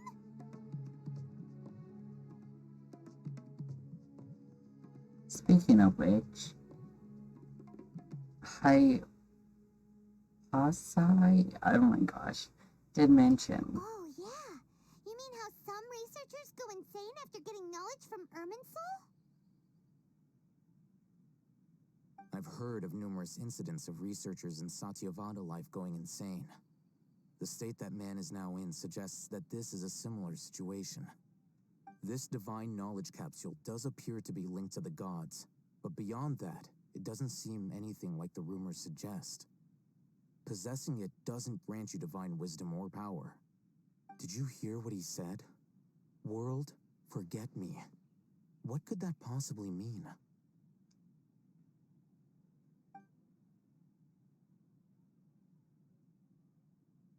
If the Ultra took him away, then that means the Academia got the Divine Knowledge Capsule back too. What a shame. We were so close. Still, Paimon didn't expect the Divine Knowledge Capsule would be so dangerous. Imagine if we tried to open it. Oh, who knows what would have happened to us? We could have As lost things stand, ourselves. there is no reason for me to remain in Port Ormos. I believe our collaboration has also reached its end. Oh, we were so busy trying to find the Divine Knowledge Capsule that Paimon forgot to ask you something. Since you're a member of the Academia, do you have any idea how we could go about meeting Lesser Lord Kusanali? Truthfully, I don't. Lesser Lord Kusanali appears to exist outside of Sumeru's entire administration. Most of the time, you wouldn't know she exists at all.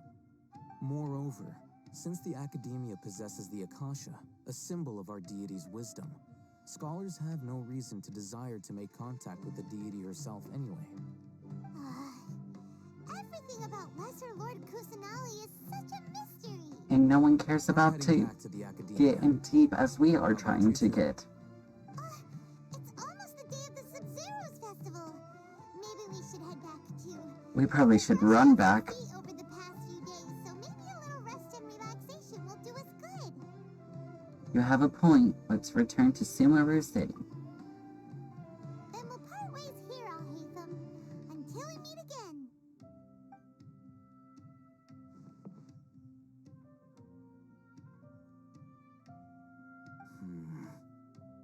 Now, do I deal with this thing first?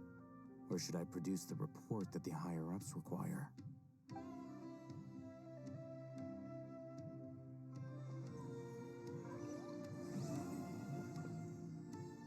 To be continued. Off we go. There she is! Dunyarzad, we're back! Just as promised, Traveler and Paimon. I'm so glad that you two came back to celebrate Lesser Lord Kusanali's birthday. Looks like we made it back in time. It's a very important festival after all. Indeed. The festival's tomorrow. We've been preparing for so long that I can't help but feel a little nervous. There's no need to be nervous. Paimon's sure that Lesser Lord Kusanali will feel everyone's gratitude. Thanks, Paimon. I hope that everyone who comes to the festival will also have a good time. Speaking of which, did you manage to make your way to Port Ormos? Discover anything over there? Of course we went. A lot of things happened there. Unfortunately, we didn't find any new information on Lesser Lord Kusanali. Instead, we're only left with more questions. I see. Sounds like you two had another exciting adventure. If there is another chance, I would love to join. My lady, if you went to Port Ormos in your current state, we'd both be in for a lifetime of trouble. Dia! You were eavesdropping! It's called covert protection. Keeping an ear out for what's going on around my employer is part of the job. It's all right, Dia. I merely said I would like to go. I know better than to think my body could handle it. The festival's tomorrow. I've been doing nothing but causing trouble for you. So, Dia, please take some time to relax. I'll be fine. Even when you put it that way, it still doesn't feel right. Yeah, I wouldn't. Don't worry, my guardian knight. Okay, fine, but only tonight. Tomorrow's a big day, and many no-good scumbags are gonna try to take advantage of that.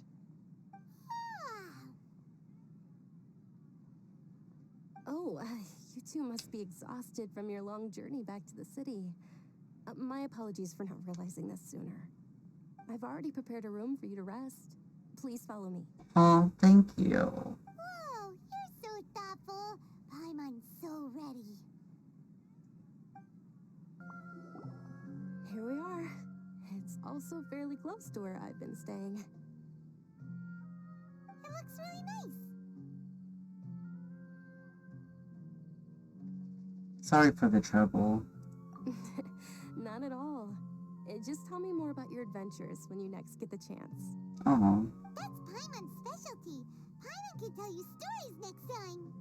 About our plans for tomorrow. Oh, if you don't mind, how about we all walk around together tomorrow? All of my friends will be working the festival, and Dia's still insisting on her covert protection. Yeah, it'll be pretty hard to relax and enjoy the festival if Dia's constantly hovering over you, right? I'll keep you company tomorrow. It'll be easier to get info with your help. Then let's meet at the nearby bazaar first thing tomorrow morning. Have a great night. Hey! It's a deal. Good night, Dunyarzad. I may be too excited to fall asleep tonight. See you tomorrow. Paimon's starting to really look forward to the Sub-Zero Festival, too. Will there be lots of yummy food? Oh, no. Thinking about food is just gonna keep Paimon up all night. The earlier we sleep, the better. Let's go inside, Traveler.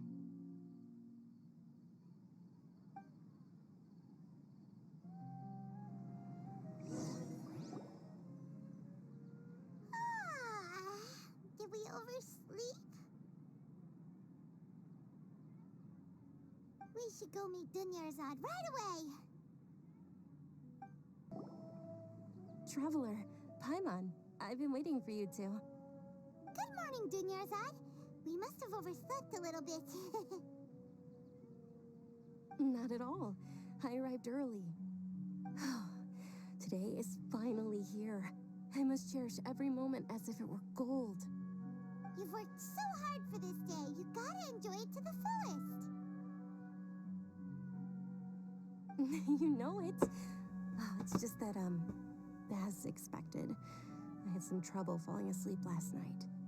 I'm hoping my body won't be too much of an issue today. I really hope not. But shall we? Let's start with the stalls over there.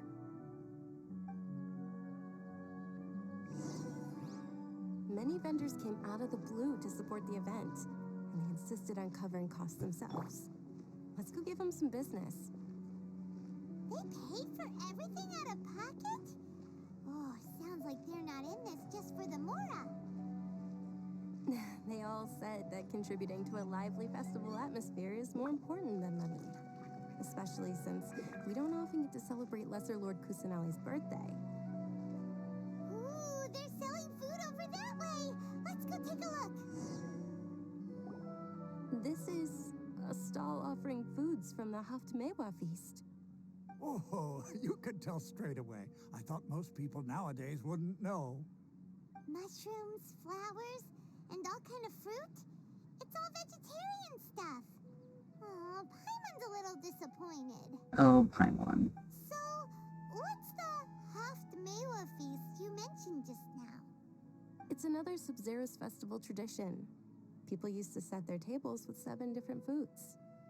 Generally speaking, the most common selections were foods like Rukashifa mushrooms, Lunar Lotuses, Sumera roses, Sunsetias, Kapulatas, Hara fruits, and Zaytun peaches.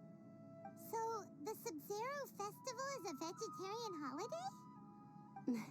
You don't have to be a vegetarian to enjoy the spread. We just use the 7 foods to symbolize the 7 virtues of the Dendro Archon. Wait, but if that's the case, if Sumera uses vegetarian food to represent the Dendro Archon, then wouldn't the Pyro Archon's festival be full of food like roasted fowl, juicy meatballs, grilled... Oh, gosh.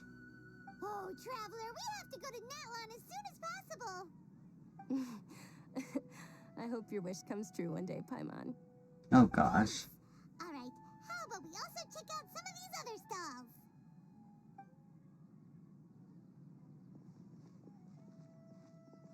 Dear customers, would you like to try your hand at alchemical divination? What's alchemical divination? Those two things sound like they'd be fun to try together. Right? I thought the same when I first heard about it. It is said to be a mysterious craft invented by none other than Lesser Lord Kusanali herself. Ooh. So, how does it work? It's quite simple. After you give me any 2 alchemical reagents, I'll use them to perform a random transmutation. Ooh, okay. Sounds random. So random that it will probably fail. That is precisely what we need. After the transmutation fails, your one and only diviner here will interpret the remnants. For some reason, I don't buy it. This entire thing is way too thin. Well, according to Lesser Lord Kusanali, everything is interconnected, and all that occurs can be traced back to fate. You could say this is a pearl of old wisdom. Why does everything sound so much more credible when Dunyarzad says it? Are you guys working together? So that's the true wisdom behind it. This young lady sure knows her stuff. So, how about it? Want to give it a try? Alright, I guess I can give it a go. Oh, I can do literally anything? Okay. I feel like we should do a mushroom, and then something purple. Why not this?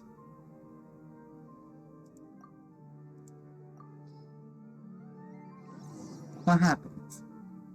Okay, one moment. It's the moon. The moon? Luna wants to take a look too. Is it? It looks more like a pie that Paimon bit into. Generally speaking, the moon signifies... It means... Wait a moment. Oh no, he's looking, he doesn't know. Oh, I remember now. It means illusions and lies. Oh. Illusions and lies? That sounds rather ominous. Yes, but this book says that if you trust your intuition and overcome your fears, the sun will surely rise. He's not even trying to hide his book anymore. Naturally, fate will only ever show you the beginning of a journey. It is up to you to forge your own ending. Oh, thank you so much. I'll keep that in mind. I mean, it's very interesting. Just learning as I go. It's definitely some astrology stuff, it feels like. Pretty interesting. Okay, on to the next stop. They say the Sub-Zerus festival was very lively a long, long time ago. Large flower carriages used to parade through the city. As they headed towards Port Ormos, people would throw flowers, candy, and liquor all along the way. Dunyarzad's eyes are sparkling right now. I wish I could have seen that spectacle. But if you ask me, I'm sure Nilu's Dance of Sub-Zerus would be just as impressive.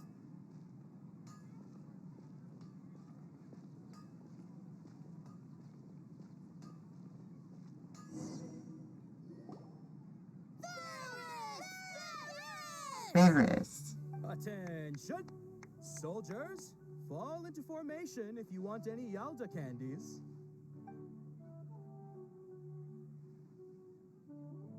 It's a weird guy with a weird hat. Hey, it's Dunyarzad! Wow! Miss Dunyarzad, the children love you even more than the Yalda candies. In the few short days it took to prepare for the Sub-Zerus festival, the children have all grown very fond of you. The Hallowed Knight of Flowers. It's an honor that you know my name. Attention! In the name of Ferris, the Knight of Flowers, I commend you on your contributions to the glorious Sub-Zerus festival. All right, little soldiers. Take your Yalda candies and don't forget your loyalty to Lesser Lord Kusanali. Dismissed! Yes, Knight Ferris! Just what is going on here? Yeah, I truly don't know either. Ferris, the Knight of Flowers, is another Sub-Zerus festival icon, and one immensely popular with children. In the past, the actor portraying Ferris would also sit on a flower carriage. It's all thanks to Miss Dunyarzad's sponsorship that the children can make such wonderful memories today. As are we to you, Vihar. Oh, not at all. Oh, speaking of tradition, do you want some Yalda candies? They're a festival staple, and I happen to have some boxes readied here. Take a look and pick whichever one you want. Whichever one? Don't these boxes all look the same? That is the fun part. Each box contains a random flavor. It's up to the luck of the draw. Flavors include lavender melon, hara fruit, sunsetia. Ooh, those all sound pretty good. I hope I get a lavender melon. And oni kabuto. Oh. Huh? What's up with those two flavors? Oni kabuto is a little spicier than lizard tail. Dunyarzad, you tried them before? Traveler, help Paimon pick one. Paimon wants the sunsetia flavor. I doubt I'll be able to get the exact flavor you want. Don't blame me if I choose wrong.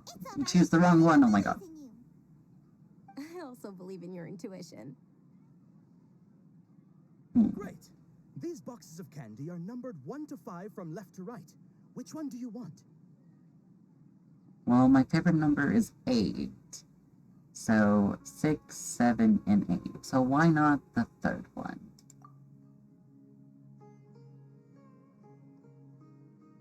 It's definitely number 3. Attention! That's unfortunately lavender melon. But I wanted the lavender melon. I thought you survived so many epic battles because you had incredible luck. Paimon, I don't care what you want. I want the lavender The melon. flavored candy was in box number 4. How about this? The most important thing is that everyone has a good time at the festival. So please, take both boxes. Hey. Thanks a lot, Knight of Candies. It's Night of Flowers, not Night of Candies. Paimon really wilted the carriageless Knight of Flowers. They all basically sound the same. We got our candy, so let's keep going. Oh, actually, I just remembered that I left something behind. Since you're here, can you come with me to get it? Problem. Sure thing. Dunyarzad, you probably forgot because you're so excited about the Sub-Zero's festival. How embarrassing. We're too late. Who knew the little lady was such an early riser? I know, right? Hey, wait a minute. Boss, isn't that her? Uh-oh. Oh, that most certainly is. We're in luck. She's walking right into our clutches. We can defend and distract them. Those Eremites don't look like they're up to any good. Who are you? I don't believe the Homayanis hired you. That's right. We haven't received any of their mora, but I wonder how much the Homayanis would shell out to get you back. They're a gang of kidnappers! Traveler, hurry and protect Dunyarzad! We'll be fine. Professionals here, ready to go. Did you scumbags even consider that the Homayanis might have hired a merc that outclasses you? You're Dia. Dia the Flame Main. No wonder we mercs haven't heard anything about you for so long. You sold your unruly mane to the highest bidder. Don't speak so disrespectfully. My family started working with her as gratitude for her past kindness to us. Don't worry about it, my lady. Just some friendly banter between mercs. One punch and those rabid dogs will expose themselves for what they really are. Cowards. Aren't your claws all dull by now? Don't get too cocky. You're going down, mister. Traveler, take Miss Dunyarzad to a safe location. Well, I guess we're not helping. I'm gonna stay and help. There's too many of them. Well, her top priority is that. You're right. All right, fine. Please be careful, Dia. Don't waste your time worrying about me. This is my job. She has a vision, so she's definitely stronger than them. With them, I'll go find you all.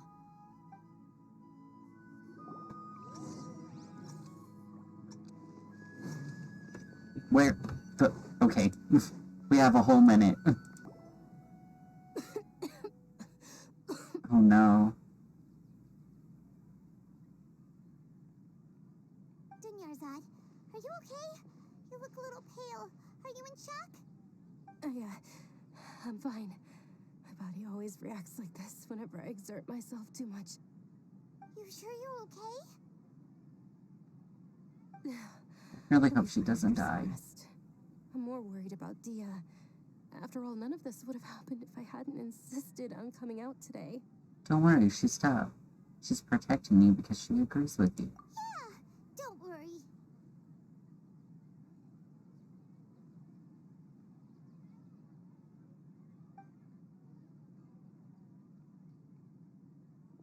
My lady, Traveler, found ya. Dia!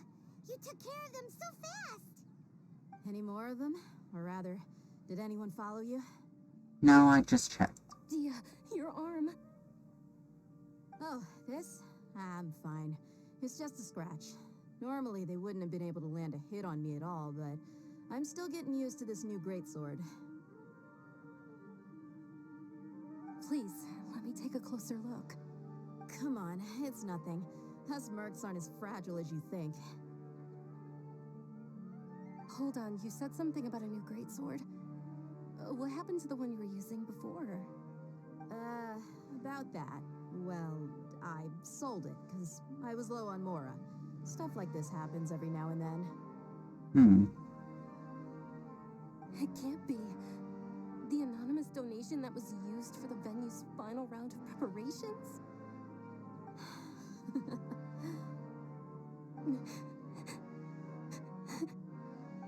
Hey, Miss Dunyarzad, I wasn't trying to make you cry, and I'm not gonna lose my commission because I made my employer cry, am I?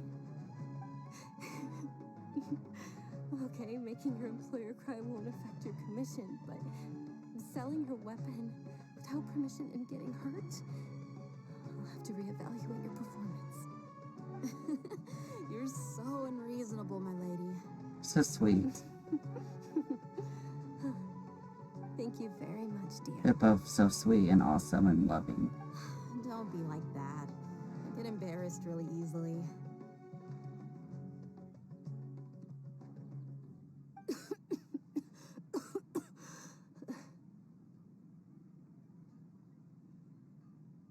Are you feeling unwell again, Dunyarzad? My lady, your condition. Traveler, can you take her somewhere to rest? I'll look around the area to make sure we're safe from an ambush.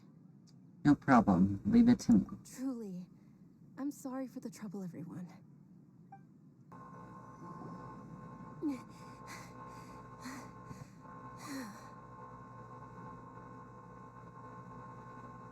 Are you good? Feeling better, Dunyarzad? Yes, much better. Just give me a few moments and I'll be good to go. Her expression just now, when she mentioned your condition. Just how serious is your illness? I didn't realize you were concerned about it. I guess I shouldn't continue to keep it a secret. I was actually born with Elazar. It's terminal now. Elzar? Can't believe it's Elazar. Oh, you've already heard of Elazar. In that case, you probably know about its severity. Sumeru's current medical advancements still haven't been able to find a cure. The disease's progression can only be delayed through environmental therapy. Dunyarzad. There's no need to be sad. I've always lived with Elazar and I came to terms with it a long time ago. Compared to the simple fact that I'm afflicted with this, its effects on my life have been much more painful. I know that my family loves me dearly. They've done all they can to provide the best environment for me so that I can live for that much longer. However, I know I will one day succumb to this. Did you know? Before I ran away from home this time, the world outside of my home didn't even know that I existed. Since I was a child, all I could do was sit on my bed and stare at everything outside of my window. I'm sure my family's worried and disappointed in me for running away, but I just didn't want to have any regrets. I wanted to meet other people. To me, there's nothing more beautiful than being able to meet and speak with others. Oh. Not to mention the incredible time spent preparing for the festival. The joy on everyone's faces here, and all the support I've received from friends like Dia. This way, when my final day does arrive, it will be less sorrowful. That's really sad to hear, At the though. very least, many people will remember that I once existed in this world, right? Yes, I will remember. Don't say that. You still have happy times yet to come. As long as you don't forget Paimon, Paimon also won't forget about you. No, even if you forget Paimon, Paimon will still remember you. Thank you two so much. I apologize for the depressing conversation. This is out of character for me. To be honest, Lesser Lord Kusanali gave me the courage to do all of this. If it weren't for her encouragement, I wouldn't have taken that first step. You're the one who has remained resolved in the face of your illness. You're already so strong for never giving up. Thanks. There will always be frustrations in life, but I know that the point of living is not to leave behind any regrets. Right. That's a wonderful mindset. It really is. Isn't it almost time? Huh? Almost time for what? For the festival? Isn't the Dance of Sub-Zeros about to begin? It's the part of the festival that I've been looking forward to the most. Nilu will recreate that legendary scene with her most splendid dancing. And the Sub-Zeros festival will conclude amid everyone's applause and blessings. And with that, my wish will also... Then what are we waiting for? Let's go to the stage! Yeah, we should still make it in time. Ooh, I'm so excited! Are you not aware that the law prohibits this type of performance from taking place without prior permission? Oh. Someone's yelling at Nilu! I think I just saw the Academia's Grand Sage. Why is he here in person? But the Dance of Sub-Zeros is one of the key parts of the Sub-Zeros festival. If we can't perform it... The Sub-Zeros Festival. The law also prohibits the private hosting of large-scale religious festivals. Only the Academia can host such an event. I will throw you to the ground, lady. We will have to order an investigation into every single event organizer. The Grand Sage has already granted you much leniency. I advise that you exercise tact. How did things turn out like this? The Academia was originally responsible for the Sub-Zeros Festival, but they failed this responsibility for many years. I need to speak with them. Don't go. They have the final say in all of this. If we force their hand too much, the situation may get ugly. This is a hard pill to swallow, but you're right. Things would only get worse. Art, dance. Aren't you ashamed of pursuing such frivolous and meaningless activities in this land of knowledge and reason? Our Archon created the utopia that is Sumeru City for all scholars who sought validity, verity, and truth, while people like you wish to defile it. No. I believe that our Archon never rejected the arts. Even the goddess of flowers dedicated a dance to her. With your lack of intellectual credentials, I do not believe you are qualified to debate with me. What you should be doing is finding workers to tear down this ridiculous eyesore. Throw them into a gutter. A sink disposal. When we return, have the scribe draft an ordinance before the next Nyargarbaha Day that prohibits public art performances. We will announce it to the public later via the Akasha. Understood. I will inform him when I return.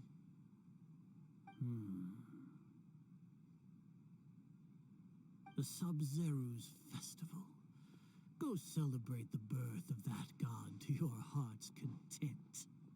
Nilu, are you okay? Oh, Dunyarzad. You all saw that just now? The Grand Sage ordered us to stop the performance. Yeah. Let's go somewhere the Academia can't find us and perform there. But how do we let everyone know? And what about the atmosphere on the stage? Or we could get people to block them off so they can't interrupt the performance. No. They just threatened to investigate the organizers. If we were caught, Nilu, it's all right. Don't worry about it. But you've been looking forward to the Dance of Sub-Zero so much. And I know how important this festival is to you. I don't want you to have any regrets. It's okay. Seeing you care this much about my feelings is more than enough. Yeah, It would be it's so too risky sweet. to continue the Sub-Zero's festival at this point. I don't want to get everyone in trouble. It's so wholesome and nice, this whole thing. But Screw those academia people. festival, right? We'll make sure the next one is a smashing success. The next one. Yes. Okay, it's a promise. It will be a smashing success. Sad. I can't believe this is how things turned out. Those heartless geezers. Is there anything else we can do? Should we try to think of another way? It really is okay. There's nothing we can do about it. Still, I'd be lying if I said I had no regrets. I would have loved to see Milu's dance.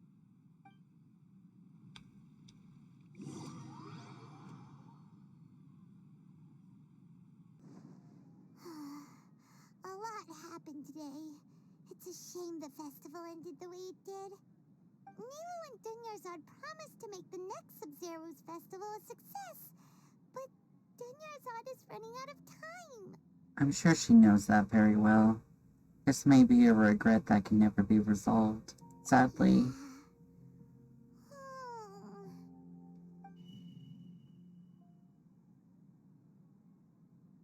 All connections have been secured to construct the most stable framework possible.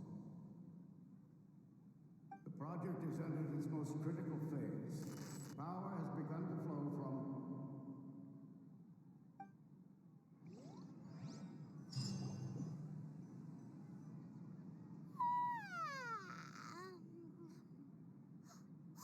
We're gonna be late! It's all because you wouldn't get out of bed! Oh. Let's go meet Dunyarzad right away! Good morning, Dunyarzad. Sorry we're late. Again? Not at all. I arrived early. You seem kinda tired. Did you not get enough sleep? I'm doing well. There's no need to worry. Shall we go? Let's start with the stalls over there. Sure! Traveler? Why are you just standing there? Let's get going!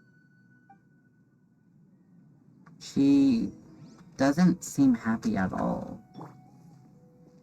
You can tell in her voice, there's no happiness to be found. Ooh, they're selling food over that way! Let's go take a look! This is a stall offering foods from the Haftmewa feast. You are quite well informed, miss. I thought most people nowadays Is the day would know. repeating? They're all plants! Oh, Paimon's a little disappointed. Actually, what is the Haftmewa feast you mentioned just now? It's one of the Sub-Zero's festival's traditions. People used to set their tables with 7 different foods to symbolize the 7 virtues of the Dendro Archon. Wait, starting from now, something feels really familiar. Appear to be in the form of the moon. Really?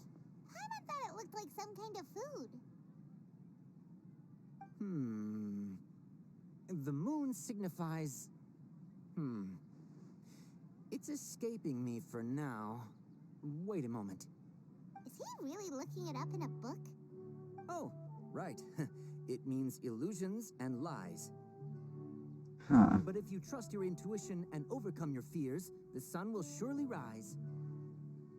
I feel like I've heard this before. Is this deja vu? Understood. I'll keep that in mind. Oh, it's nothing. I'm just learning as I go. Guess that was still pretty interesting. Okay, on to the next stall.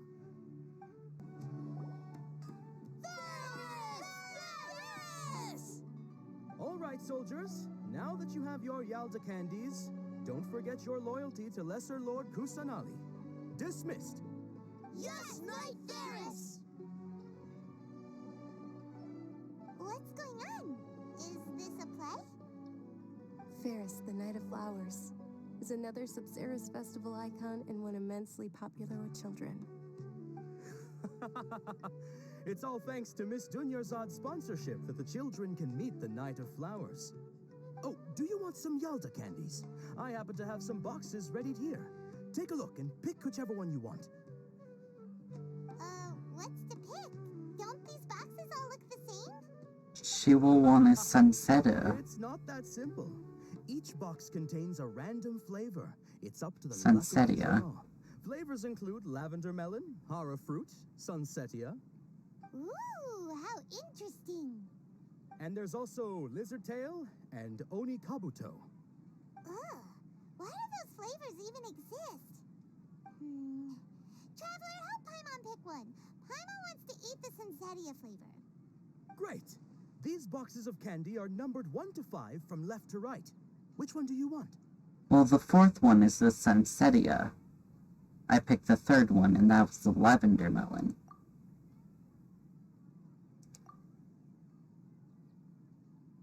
Ah, excellently chosen. Number 4 is indeed Sunsettia. Paimon bet you had incredible luck, and Paimon was right. That's just now. I don't think that was luck.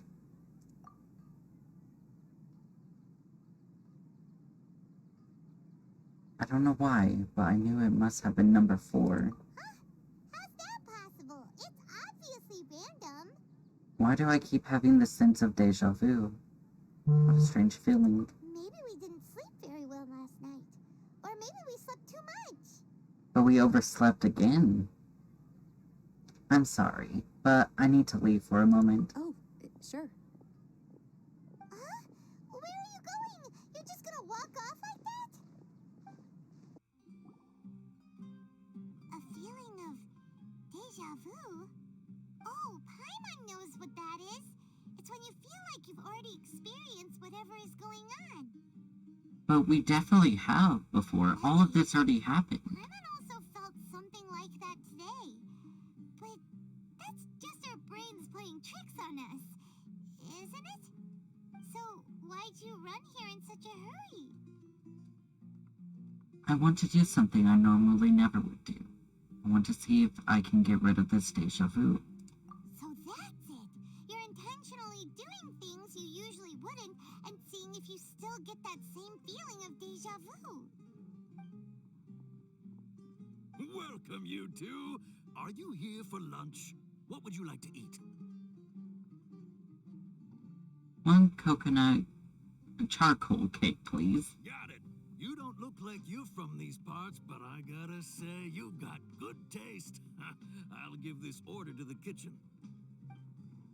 Coconut charcoal cake?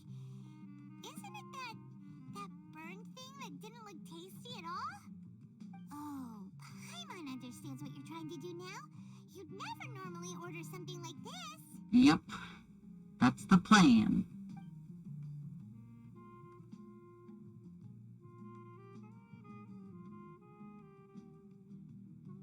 That thing? Are you really gonna eat it? Isn't this going a bit too far? Here it goes. Oh, Aether doesn't look so happy about it, but I bet it's really good if you like coconut. Oh. How was it? The look on your face is telling Paimon that it tasted awful. No, it actually tasted really good. Then, you mean... This flavor, I've definitely eaten this before. That's impossible! We were just talking about how gross it looked! So, would this be a case of taste bud deja vu? I couldn't get rid of it after all. Looks like I've tried this before. Paimon also gets the impression that we've been here many times, even though we aren't regulars. How about we go out again and try something else?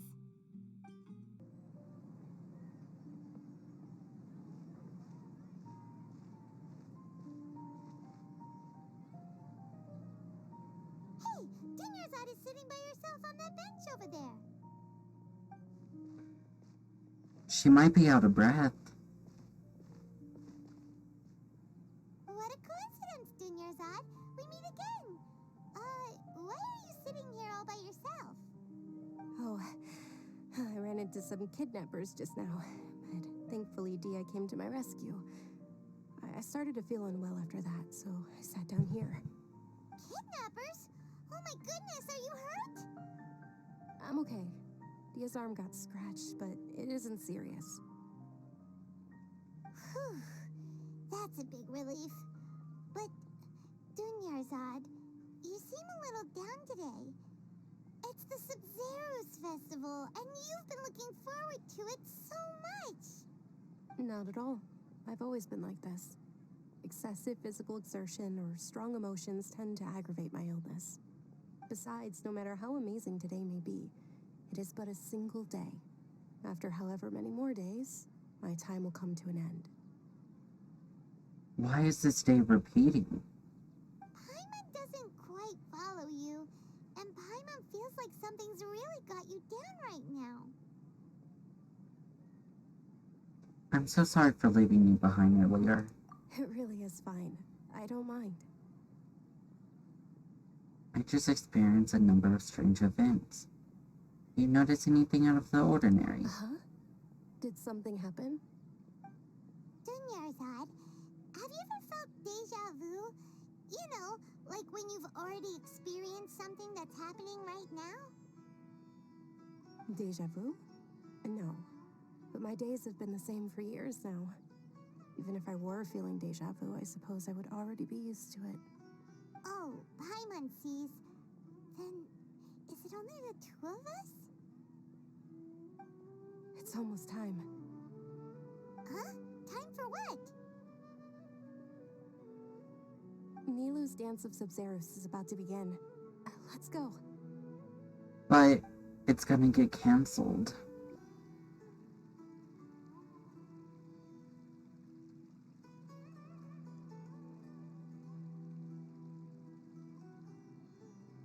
With your lack of intellectual credentials, I do not believe you are qualified to debate with me.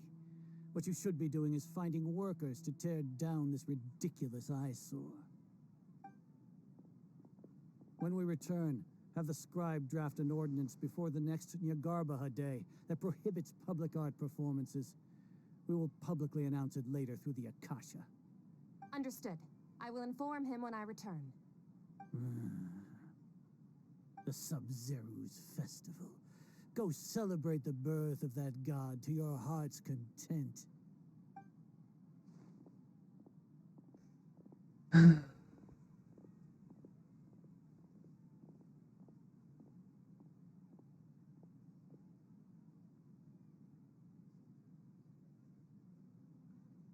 Nilou, are you okay?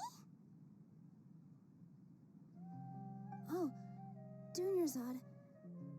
The Grand Sage ordered us to stop the performance. It's okay. There's nothing we can do about it.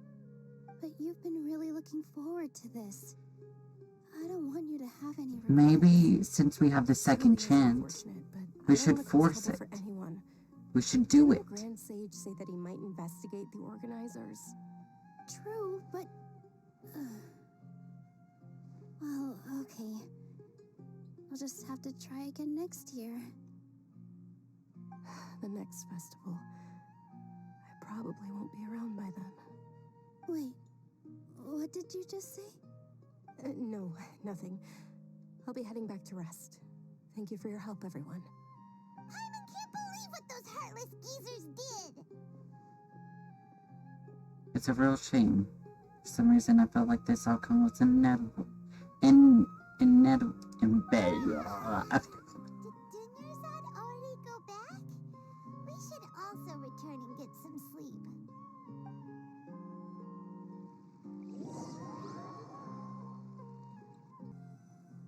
So, in the end, you still couldn't figure out what that deja vu feeling was all about?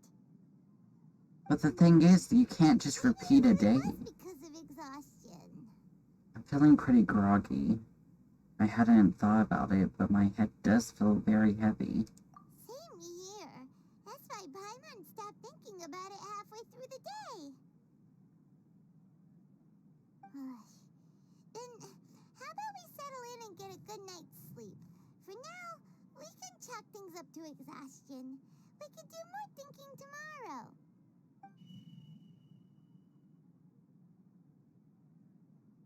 Observing a modest drop in the output of jnana energy, but values still remain within normal parameters. Continue to monitor for variances in the data and find the cause as soon as possible.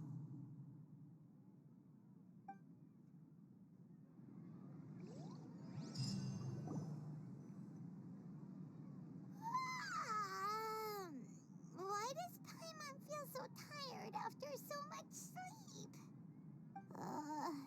Anyway, we should go meet Dunyarzad right away. It's the day repeating again. Good morning, Dunyarzad. Sorry to keep you waiting. Not at all. I arrived early. Huh? Paimon thinks you sound kinda tired. Did you not get enough sleep? I'm doing well. There's no need to worry. Shall we go? Let's start with the stalls over there. Great idea! Let's get going. Traveler?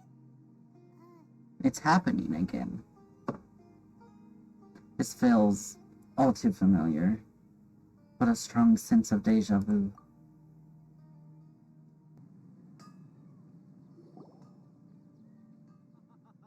It's all thanks to Miss Dunyarzad's sponsorship that the children can enjoy the Sub-Zero's festival.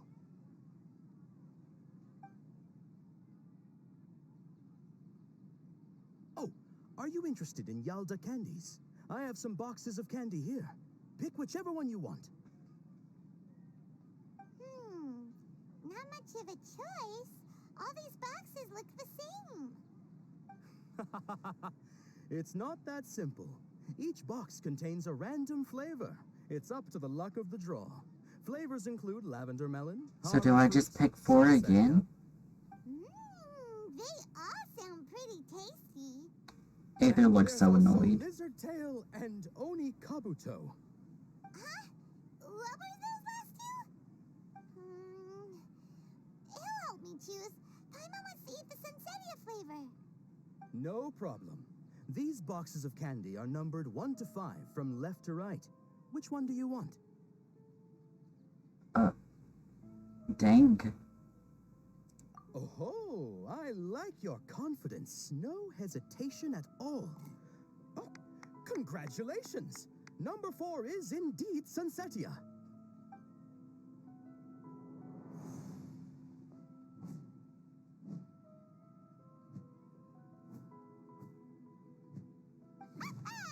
Paimon knew he always had incredible luck. Number 3 is the lavender melon. Paimon's not really interested in the other flavors. Wait. How did you know? Don't tell me that you already knew which flavor was in each box. What? He was right about all of them? That couldn't have been luck. How is this possible? I packed all those boxes this morning, and they've been sealed ever since. You couldn't have known beforehand. Mind reading? X-ray vision? Or some kind of magic trick? This is way too freaky. Tell us what's going on. Since when did you get superpowers? Traveler? Huh? Just now, that was Kusanali. Hey, where are you going? That was Kusanali. Why is she giving us deja vu? Did you see something? Us leaving Dunyarzad without letting her know is kinda rude, you know.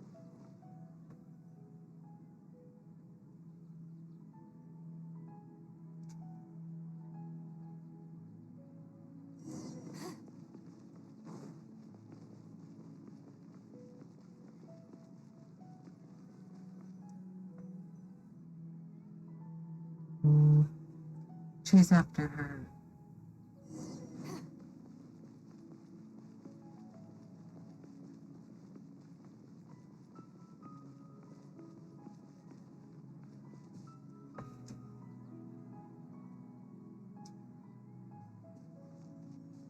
I haven't been to this part of Sumeru City.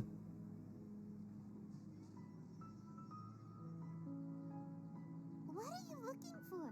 Why did we come here?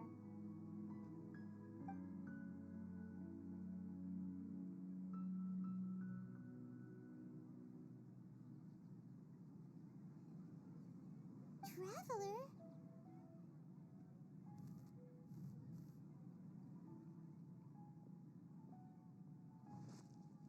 Over there. That's...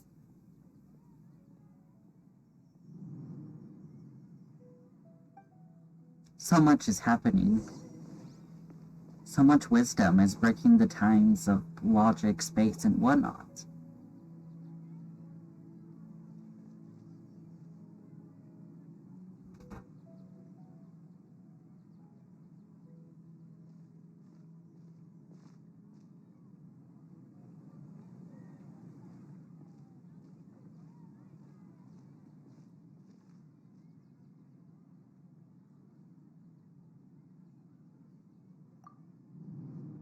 Oh, Look!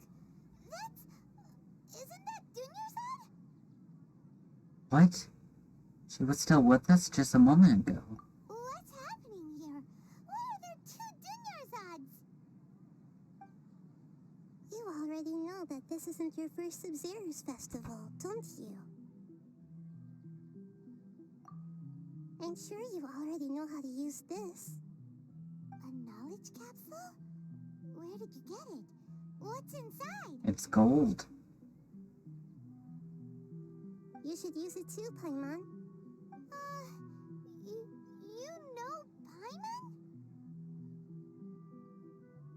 Let's use it together, Paimon. Well, this seems kinda sketchy, but Paimon feels like this is what we should do.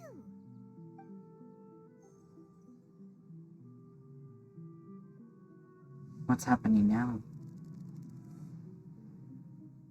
What the? Were those memories? So many days worth of memories. This is our 20th time at the Sub-Zero's festival? Huh? No. The 30th? 40th? Just how many times have we been to the Sub-Zero's festival? Have we been trapped in a single day? If it weren't for you, we wouldn't have even realized. What the heck was inside that knowledge capsule? Some hard drugs or something. Your memories are still scrambled? Try your best to remember. This isn't the first time we've met, and I answered that question a long time ago. Let Paimon think. Oh, it's coming back. Meeting you was the real catalyst for restoring our memories, and the knowledge capsule was just your means of showing our minds the way. What about everyone else? Why are you only helping the two of us? Your sense of deja vu is stronger than everyone else's, yes? As for an explanation, you two received the blessing of Dendro, and you also have special, sensitive constitutions. It was as if a single sheet of paper was separating those memories from your consciousness. What's wrong with her over there? A familiar question. I think this is the 7th time you asked that. Dang. As you can see, she isn't doing well. You probably sensed it too. The Dunyarzad you were just with is different from the first Dunyarzad you met.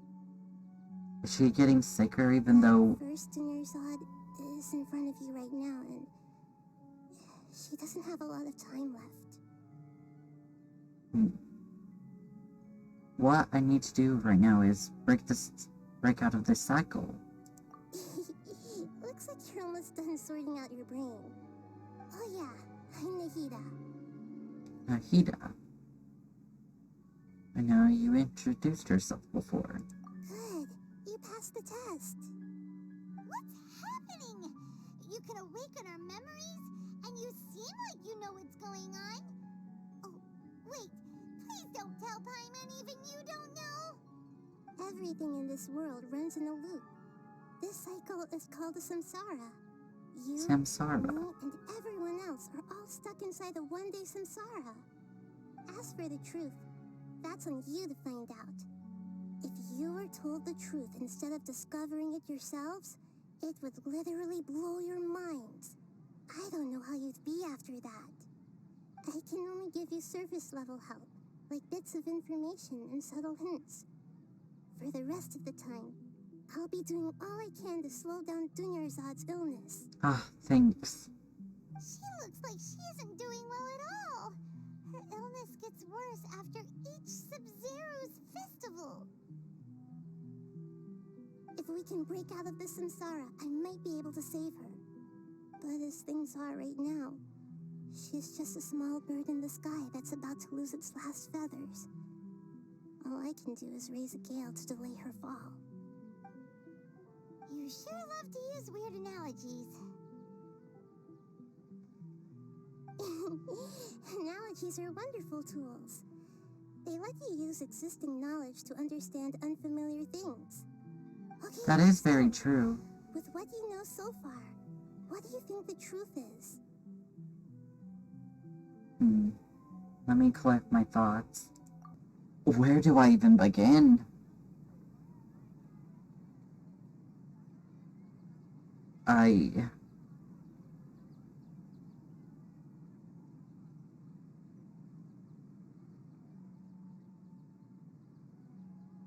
This, maybe. The moon, illusions, and lies. What do they all mean?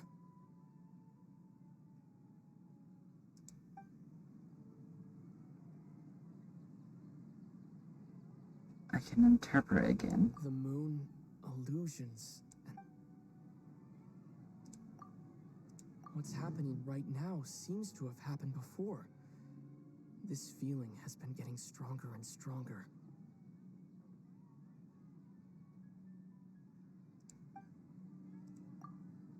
My mind feels exhausted, even though I haven't done too much thinking. What is going on? We've already experienced the Sub-Zero's festival many times, and the day of the festival seems to be in a perpetual samsara.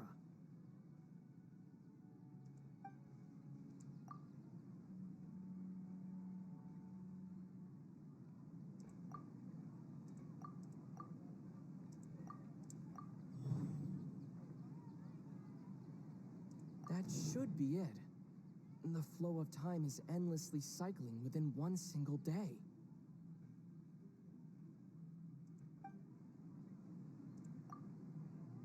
A time loop. You've given similarly wrong answers in the past. Dang. Pity. Still the wrong answer? Paimon thought that made a lot of sense. It feels like time's just repeating itself. A simple time loop can't explain some of the phenomena. You two are still missing a lot of information. Unfortunately, I can't give you any more hints. I shouldn't have submitted it. I should have kept going or something. Dunyarzad. The Sub-Zero's festival is happening every day, but that doesn't mean we can waste an infinite amount of them. Hurry and find the truth before today's festival ends.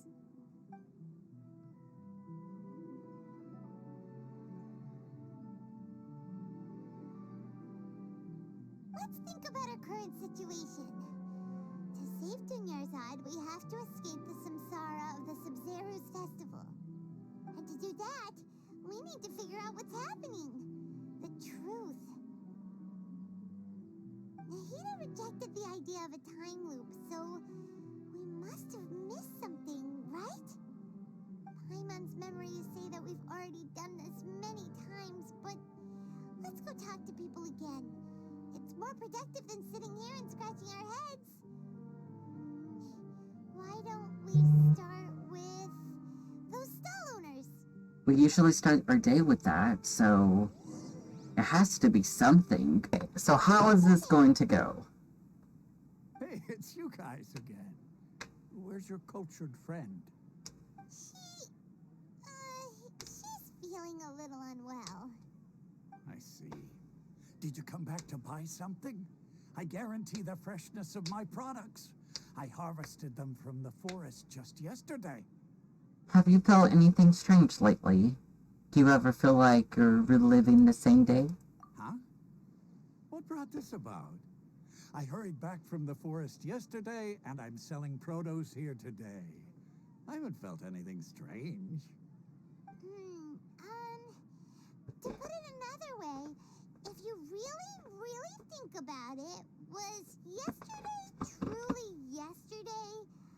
Did you actually come back from the forest yesterday? What kind of philosophical nonsense is this? Are you two daydreaming? No, sadly.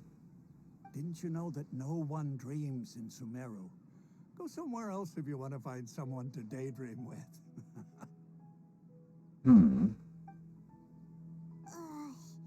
He actually has a point. Is this a dream? Is everyone dreaming? Remember what he said just now. No one dreams in Sumeru. True. It's so weird that people here don't dream. Why is that? Anyway, if this all really were just a dream, we would have woken up a long time ago. Let's keep asking around. But the information they're giving us can be very helpful. What about you, mister? Oh, it's you two. Was my divination so accurate that you felt compelled to compliment me in person? We actually did run into a situation. But I'm not sure if it's related to your divination. Ooh, I knew it! Divination. I told you, the god's divination is highly accurate. You just hadn't fully understood its significance yet. You're really excited about this, huh? That's exactly why we came back. Help us better understand it. Help you better understand it? Well, that isn't exactly what I excel at. So, you're admitting that you don't have a clue? Anyway, what kind of situation did you get into? We're all trapped in the day of the... I don't know how to pronounce the festival, but the festival.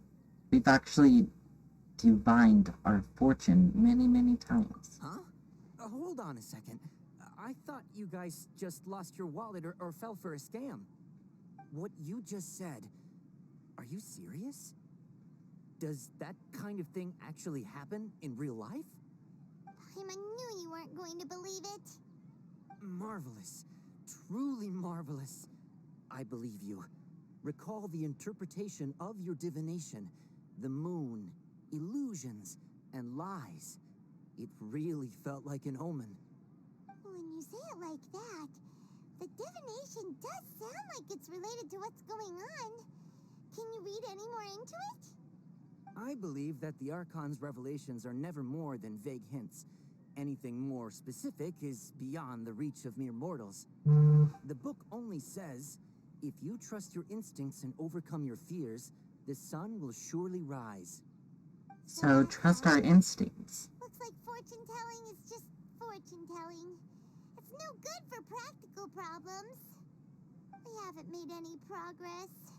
Who else can we talk to? Let's try... Dia? Paimon remembers that we tried talking to her a couple of times, but she always thinks we're playing pranks on her. You think she'll brush us off again? She takes care of her a lot. Let's try talking to her to see. Yeah, if we tap into Dia's strong sense of responsibility as a mercenary, then she'll definitely take us seriously. At this time of day, Dia's probably just finished beating up those kidnappers. Let's go find her. I'm just really bad with names and pronunciation and upon other things. not trying to offend anyone or like, I don't know how to pronounce these things. Fine, my lady. It's just a scratch. Perfect timing. Both of you are here. Paimon, Traveler, you came at just the right time. Listen, there was a dangerous A gang of kidnappers had just ambushed you, and you defeated a gang of kidnappers. Huh? You saw? Then why didn't you jump in earlier? If someone was protecting Miss Dunyarzad, I could have went all out. Anyway, can you do something for me? You want the Traveler to take Dunyarzad somewhere to rest up while you check to see if there's still any kidnappers around. Did Paimon get that right? How did you know what I was going to say? We need to say something convincing. Oh, crap. Her claymore, she did get rid of it. Dia sold her greatsword to raise additional funds, and then she was injured because she wasn't used to her new weapon. People in Sumeru don't dream. What a strange phenomenon. The moon, illusions, and lies. What do they all mean?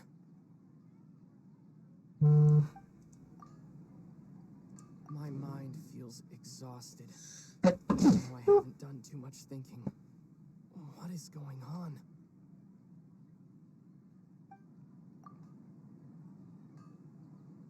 People don't dream. People don't dream. The moon, illusions.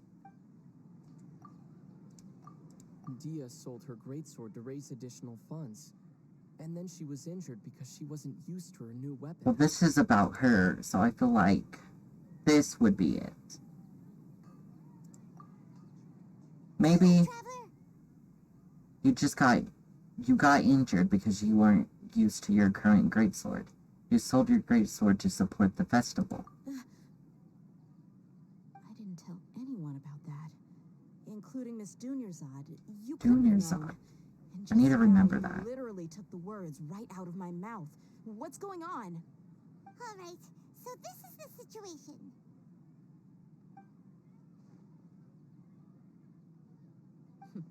It's kind of hard to believe what you just told me. First, let me make something clear.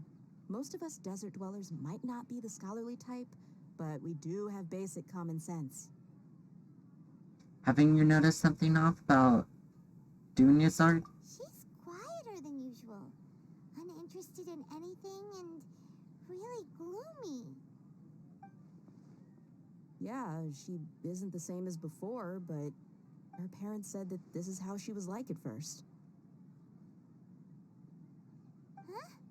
At first? I don't quite understand what you're all talking about. I'll go rest on the bench over there. My lady, are you angry? Come with me, I'll show you some evidence. All right, I'll give you the benefit of the doubt since you knew about my greatsword. Let's make this a quick trip. Miss Dunyarzad isn't completely safe here.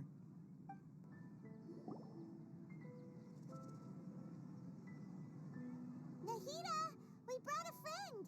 Are you busy? I thought I told you that it won't help to bring anyone here.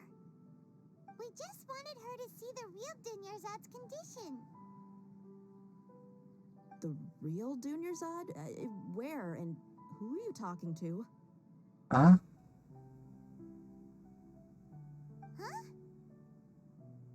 I told you that you two are special. Other people can't see me or Miss Dunyarzad here.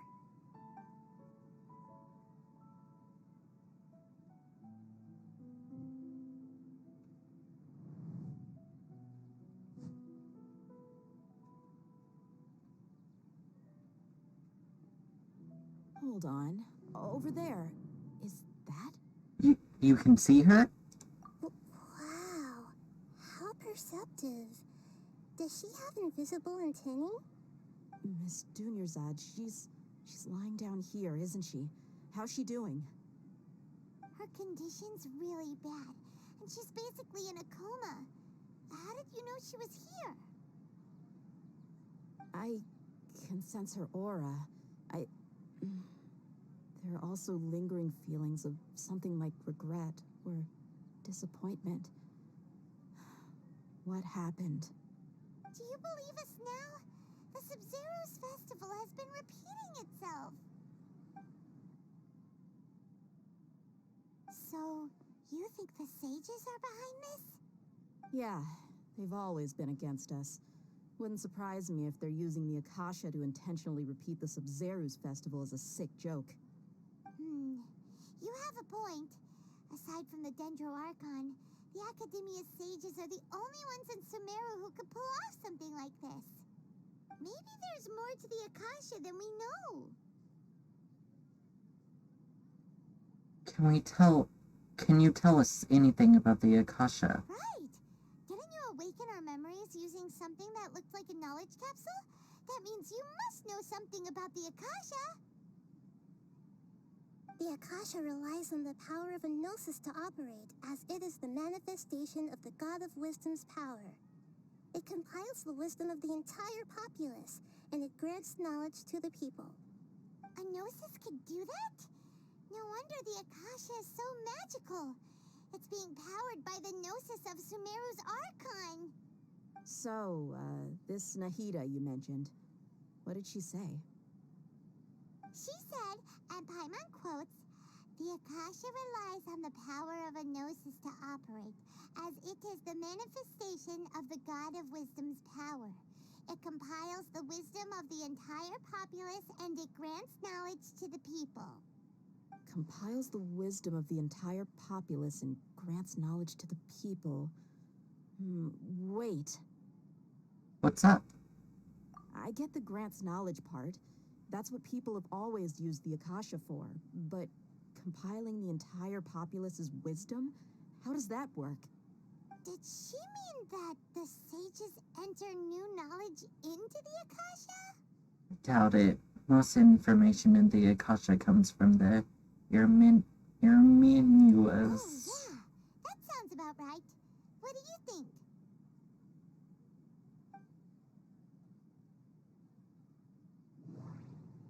Oh my gosh. Okay. People in Sumeru don't dream. What a strange phenomenon. Okay, Nahida said the Akasha relies on the power of a gnosis to operate, as it is the manifestation of the God of Wisdom's power. It compiles the wisdom of the entire populace, and it grants knowledge to the people. My mind feels exhausted, even though I haven't done too much thinking. What is going on? What's happening right now seems to have happened before. This feeling has been getting stronger and stronger.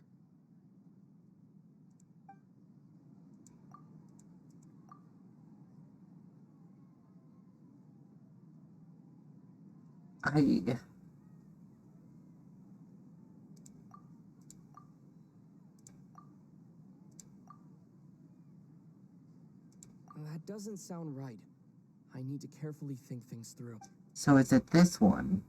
My mind feels exhausted, even though I haven't done too much thinking. What is going on?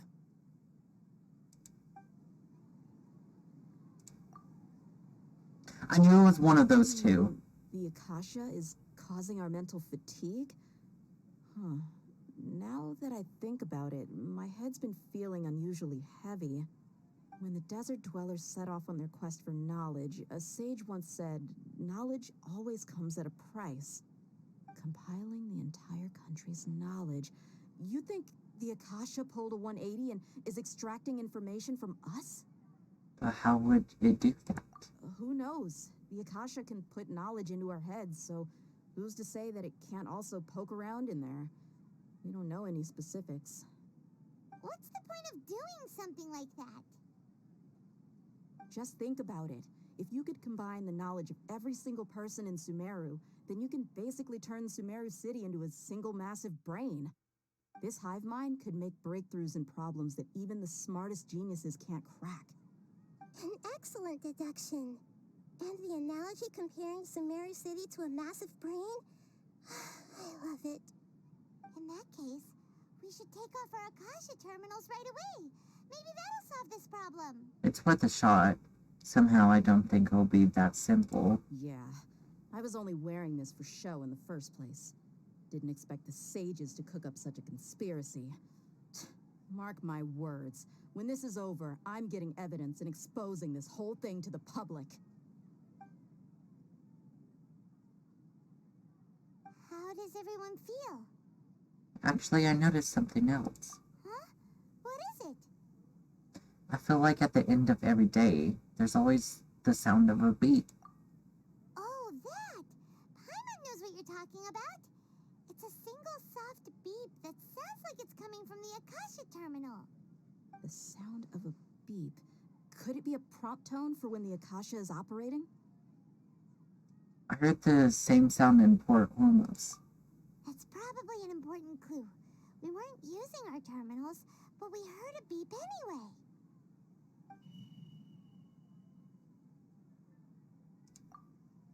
Traveler, did you hear that? I heard it too. Our ears aren't messing with us. There was definitely a beep, but it sounded like it was coming from inside my head. We took off our Akasha terminals.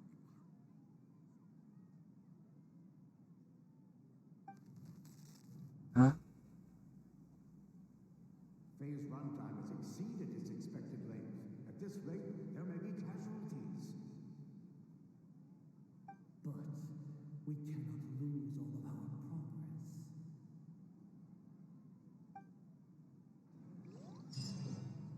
Did we still fall asleep? Or like, forget everything?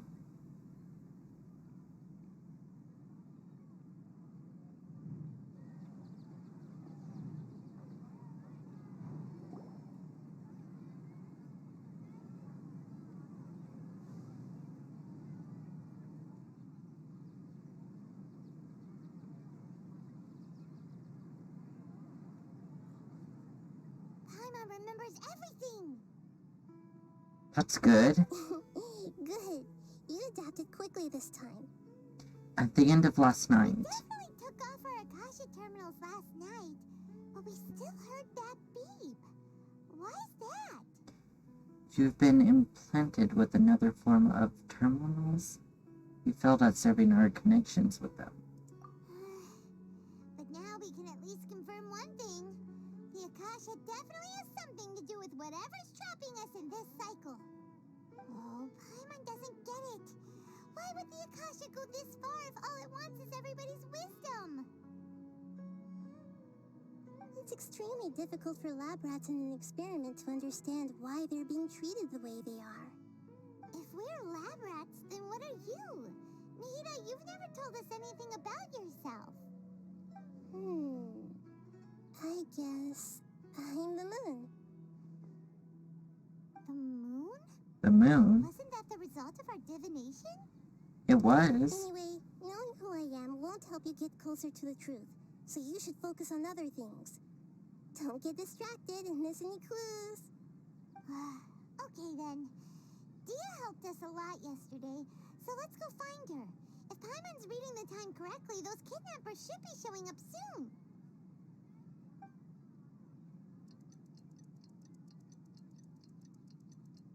Hold on, something's not right.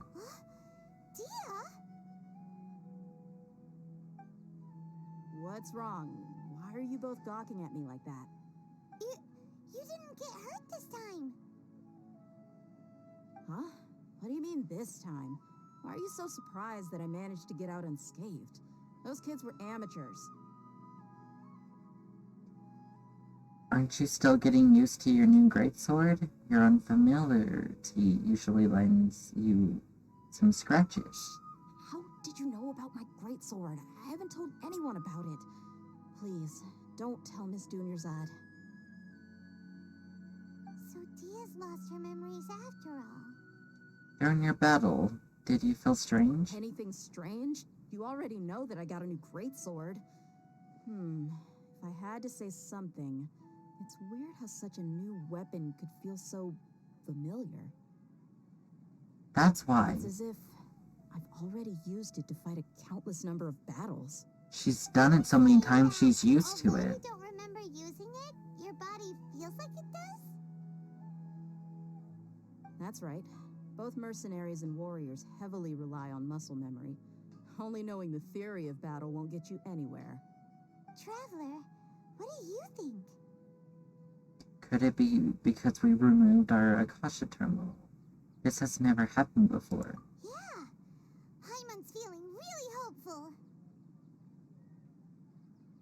Is it possible that we've already broken free? Oh, you're right!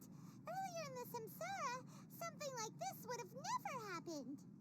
We'll know for sure at the end of the day. I have no clue what you two are talking about, but it's still dangerous here, so... So you want us to take Dunyarzad somewhere else to rest while you check if there are still more kidnappers around, right? How did you know what I was gonna say? Can you read minds? Forget it. Go and do your thing.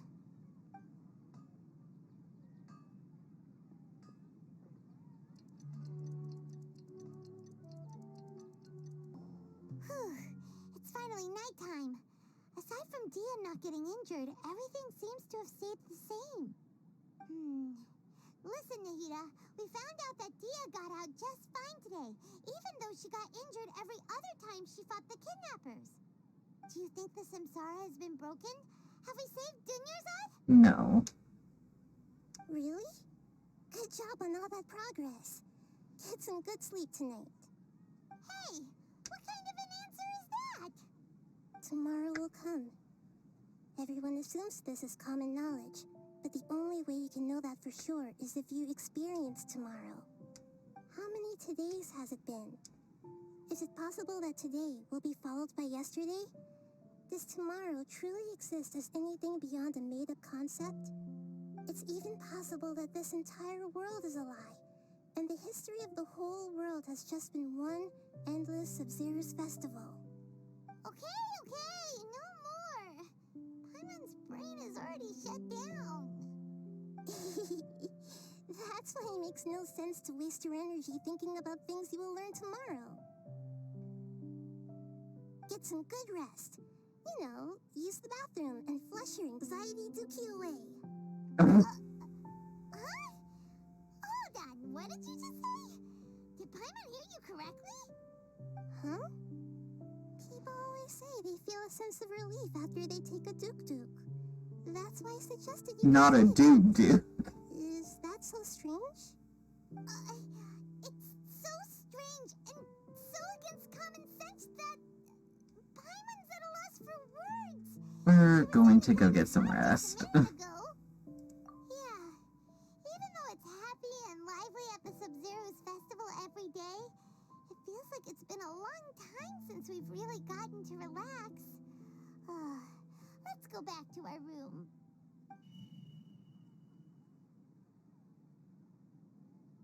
Continue the harvest.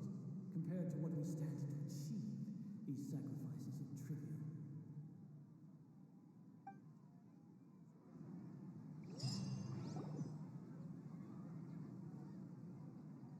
We're still in the same day. As expected, it's not as simple as we thought. Nahida, you already knew last night that we didn't break out of the Samsara? Why did you tell us? Would there have been a point? You would have spent the night with new worries, with tomorrow still out of reach. In that case, you might as well rest within that brief moment of hope. An opportunity like that doesn't come by often, and I thought it might help you clear your minds. Paimon thought the Duk-Duk did that! Whatever. Guess you were looking out for us after all. Of course. In the time we've been together, you two have been everything to me.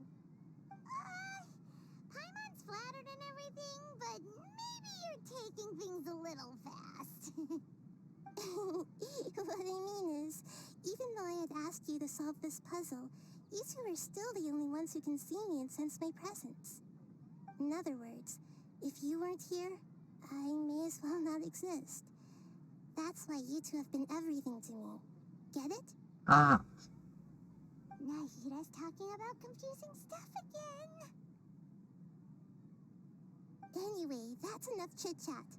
So, Traveler, did the new clues yesterday help you gain a new understanding of the situation? The time loop theory is indeed incorrect. Huh? Why are you scrapping your previous theory? Deha's fighting skills have been improving, and her illness, Dunyarzad's illness has gotten worse. Oh, yeah, you're right. Gosh, how did we not notice that? In a simple time loop, people's physical conditions should also reset. So, what's your new hypothesis? I don't even know.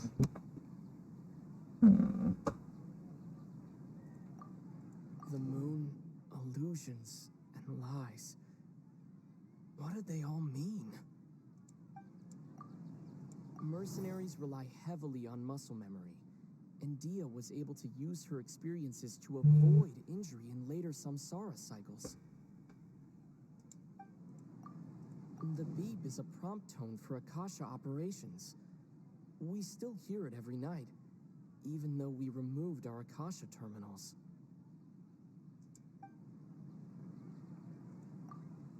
Okay, Nahida said the Akasha relies on the power of a gnosis to operate, as it is the manifestation of the God of Wisdom's power. It compiles the wisdom of the entire populace, and it grants knowledge to the people. We've already experienced the Sub-Zerus festival many times, and the day of the festival seems to be in a perpetual samsara.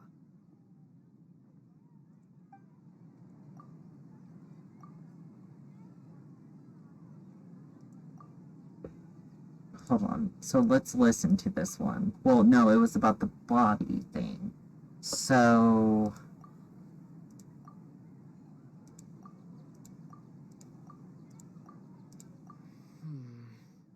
I can't seem to cohesive...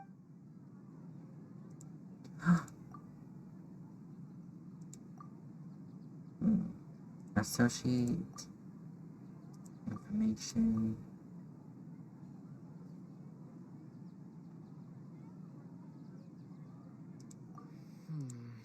It's not that, so is it this? Memories are deleted every day. If all our memories of a day are erased at the end of that day, then we would unwittingly relive the same day again and again.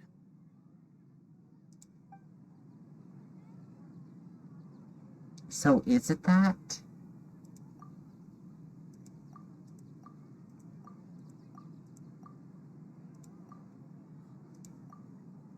Is it?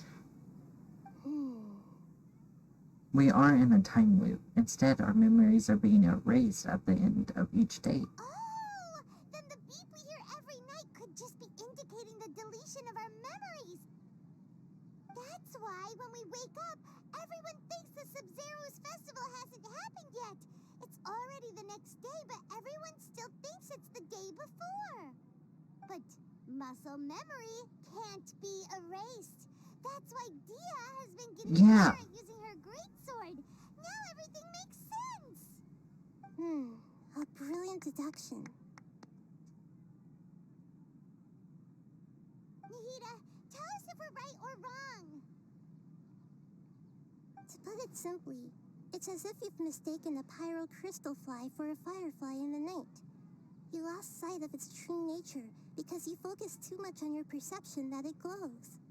That isn't simple at all! Still the wrong conclusion, huh? Why don't you go talk to Miss Dia again? You might learn something new. Right! Oh. She did help us find our latest clue after all. Let's go! There you are. Really took me a while to find you. As expected, Dia also didn't get hurt today. Get hurt? Why would I? Don't underestimate me. Well, you're still getting used to your new greatsword. Huh. Truth be told, I also think it's pretty strange. It just suddenly felt so familiar in my hands and... wait a second! How did you know I got a new greatsword to begin with? I didn't tell anyone about it. Traveler, could you explain the situation to her today? Paimon's gotten a little sick of doing it. We don't actually need to explain everything. Let's just get straight to the point. Oh, that works. You suddenly became proficient with your greatsword because you've lived through the same day many times already, and our memories of the day are erased every What happened, night. you guys, while I was gone? Did you get brainwashed by some cult? Don't think too hard about it. Just take what we're saying at face value. All right then, let me get this straight. You're telling me that my body's already gotten used to this great sword, but my brain just doesn't remember it? Yes, your memory's being erased every day. Then I'd have to disagree. That's impossible. Oh? Why do you think that? If we've actually been reliving the Sub-Zeru's festival day after day, then what happened to the things we used, the money we spent, the food we ate? Common sense says my wallet should have emptied itself a long time ago. There's no way I wouldn't have noticed that. I've thought about that too. But if the sages were behind this, if they utilized the entire city's resources, as well as information supplied by the Akashas. They could use the Akasha to record what everyone did that day, and then use the city's resources to replenish everything. It's not very likely, but it's also not impossible. No, it is impossible. I've got proof. You have proof? Where? You two are surprisingly serious about this nonsensical discussion. Fine, I'll play along for a little longer. Come with me, Miss Dunyarzad.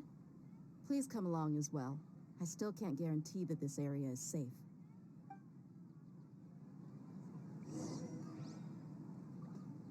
Paimon can't believe it's Dia who wants to show us something this time.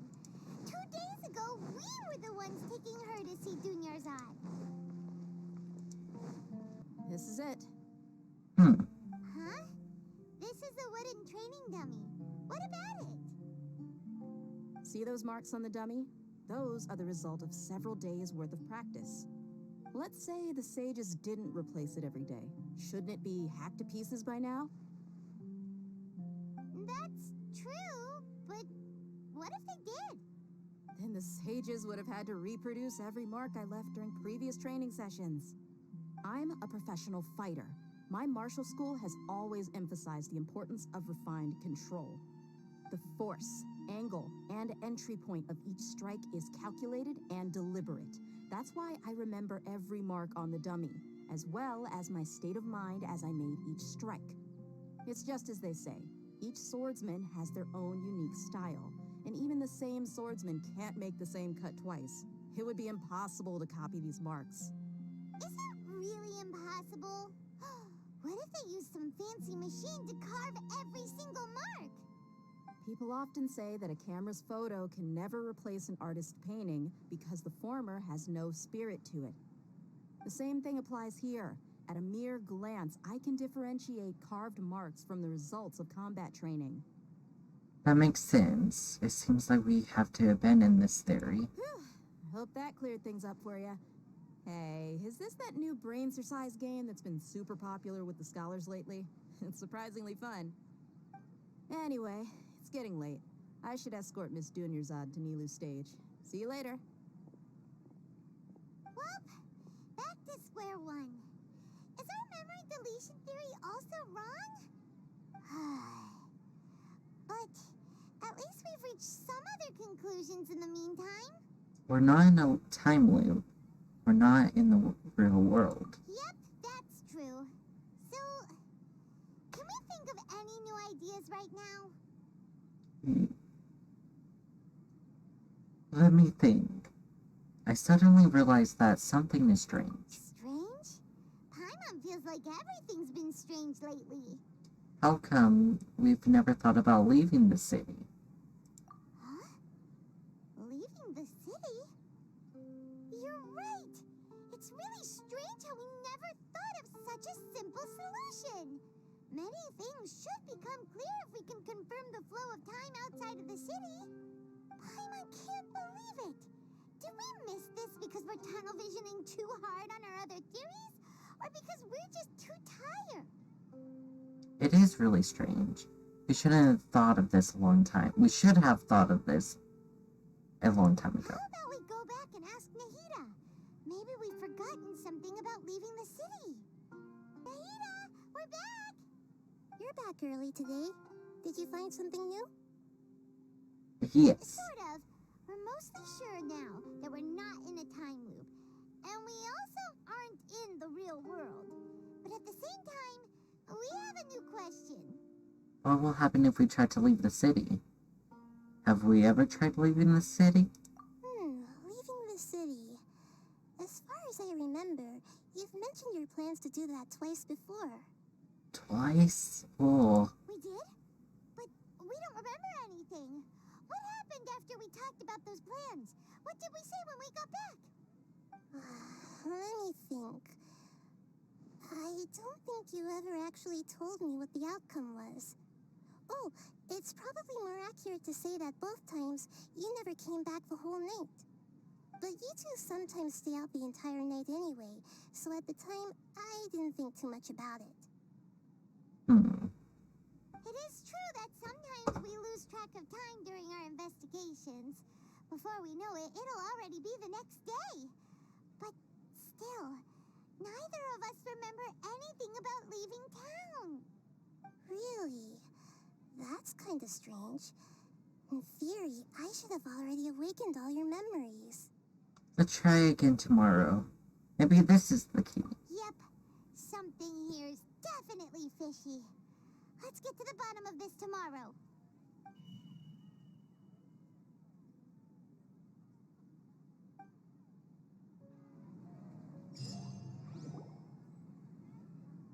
Our memories are back!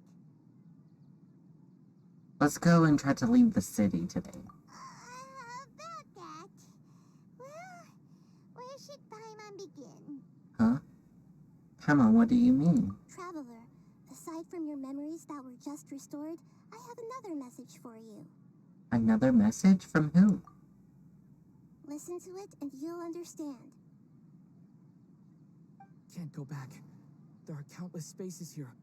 Our Sub-Zeru's festival in Sumeru City is just one of them. This is my own voice.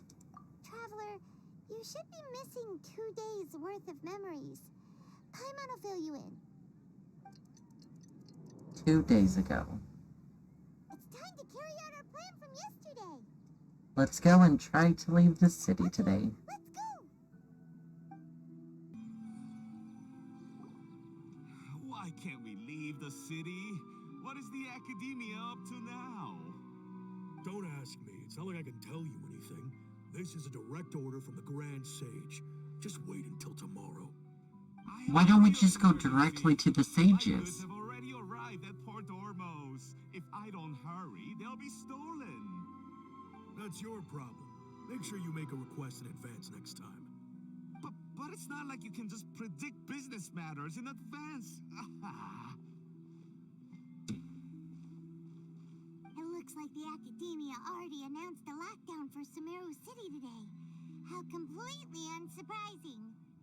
Let's go and question them. Hello, sir. Why can't we leave the city today? Here we go again. Don't ask me. I don't know either. We just received an order that no one is allowed to enter or exit Sumeru today. They didn't tell us anything else. Of course the Academia wouldn't share their plans with a pawn. So the Academia doesn't trust you at all. Angering me won't get you anywhere. If I had that kind of insider info, I would have left this stupid post long ago. It looks like he really doesn't know. If we can't get anything out of him, let's take matters into our own hands. Why don't we climb over the walls? Those guards can't be everywhere at once. This is a good spot, and the guard hasn't noticed us at all. Let's hurry! Paimon, stay here. Huh? Why? Are you going to leave Paimon behind? Leaving the city might trigger disturbance to our memories. We need someone to stay witness events from this side. What if things get really weird out there and you get into some trouble? Then Paimon won't be able to help you. can't do much, but we've always been together, haven't we? Don't worry, Paimon. If we leave together, it'll just be the same as before. Okay. Paimon will wait for you. Promise Paimon that you'll come back as soon as possible. Just a quick look. Okay, okay. And please, be careful. Memories! Let's go and try to leave the city today.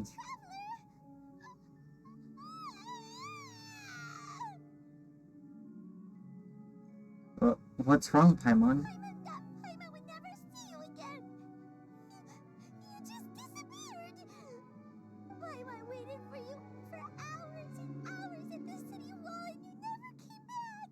Oh. You promised Paimon that you were only taking a quick look. What did I promise? Paimon, calm down. He's here now. I don't think he understood what you were saying. Paimon doesn't care. Paimon wanted to go look for you, but you also said that Paimon should stay. Paimon was so worried and so scared the entire day. Although I don't remember doing any of this, still, sorry, Paimon. So interesting. I won't leave you behind. Okay. Paimon will forgive you. The most important thing is that you didn't actually disappear. Oh, Paimon was so scared that you had gone into another world.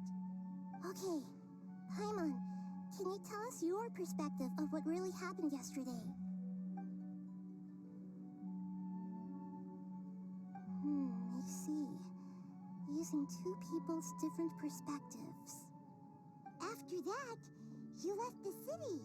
Paimon kept her eyes on you the whole time, but then you disappeared in an instant. You sure that's what you saw? You weren't zoning out or anything? No way! Paimon was watching you with the fullest attention. What's your perspective, Traveler? You sure you don't have any memory of this? Yes, I don't even know what yesterday existed. I guess that explains everything. You also lost your memories the last 2 times you tried to leave the city. Those days' memories can't be awoken. So, if we leave the city, our memories will be completely erased? So they didn't just restrict access to Sumeru City, they're also erasing memories of those who... It really sounds like something big outside of the city is being hidden on purpose. But this way, we'll also never discover what's outside. If our memories will be erased, can we leave behind something other than memories? Something like a message? But how can we send it back? Don't look at me like that. I'm not used to being stared at. Well... Okay. You want something that can pass on messages, right? Give me some time and take care of Dunyarzad for me.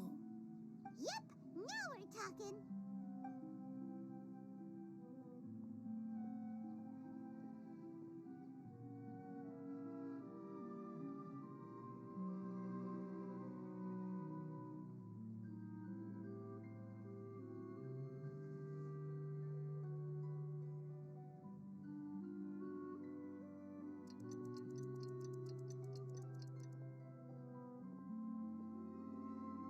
Take you long enough. Here you go. What? Isn't this just an Akasha Terminal? You made some little changes. Akasha Terminals are already capable of sending messages. I just tweaked it so that it could connect to any node. To make something like this? Nahida, you really know the Akasha like the back of your hand. Anyway, we can use this now to record a message, right? Yep. I'll help you save the messages. It should be pretty easy to use. I just can't guarantee the user's status and signal coverage when they're outside the city. We'll never know until we try. At least we're taking the initiative now. It's worth a try. Let's go then. Let's expose those sages. I still think you should stay. All right. Paimon isn't as worried about being separated since it happened once yesterday. But Paimon still isn't happy about it. See you tomorrow, Paimon. Okay, see you tomorrow, Traveler. That covers everything that's happened so far. So that message was what I left for myself when I left the city. Yes. Although the signal was choppy and had some interference, we still managed to receive 2 messages from you when you were outside. Okay, now that you understand what's going on, let's hear the messages together.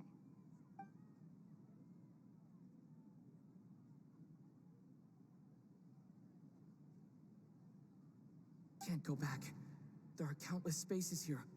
Our Sub-Zeru's festival in Sumeru City is just one of them. There's multiple. I've entered another space. Before me are flowing sandstone and howling fish. Impossible and surreal sights. All these spaces are empty except for the occasional ones that contain mute puppets rather than people. I can't sense any human presence.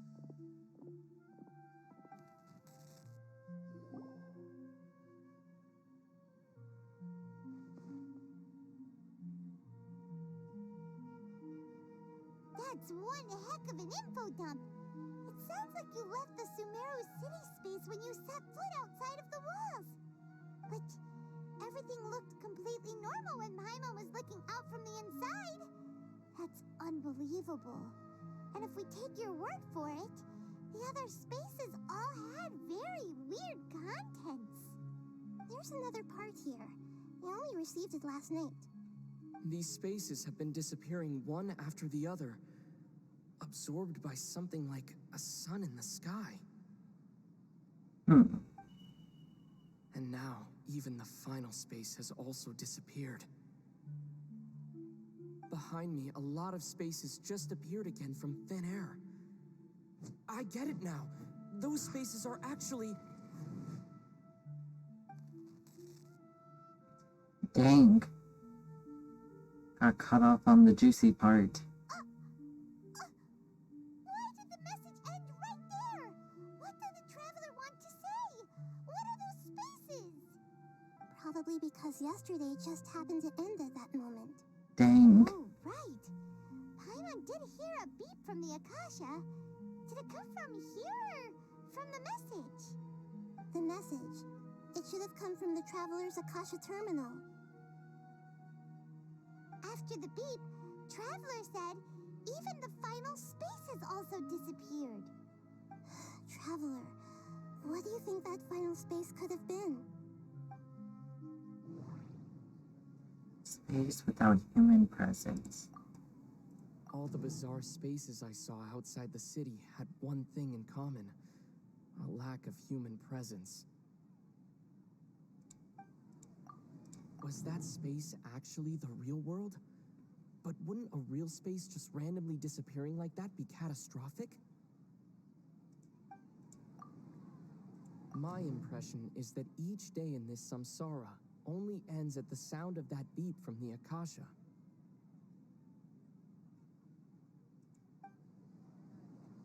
So...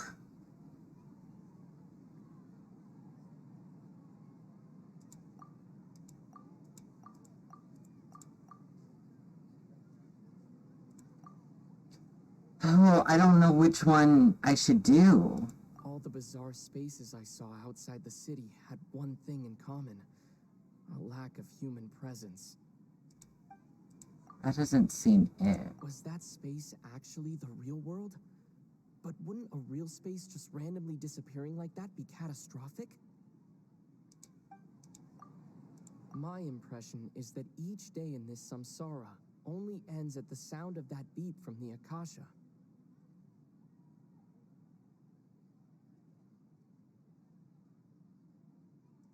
But... It's one of these two. I feel like it might be this one because the beep. We didn't hear a beep or anything. But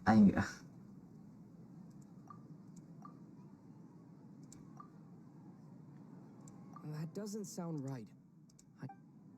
So is it this one? Okay.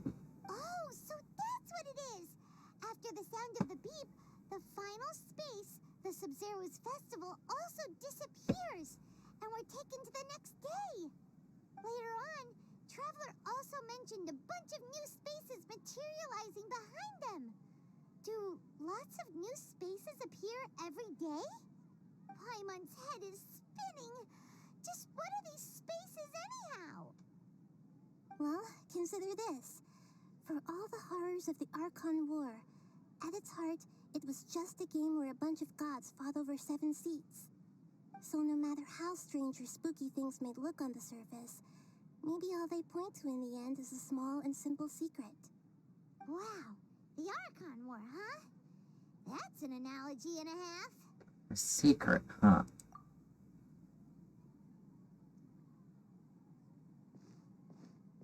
Give me some time. I need to organize my thoughts. Hey, where are you going? Do you want some alone time to think? All right then, Paimon won't disturb you.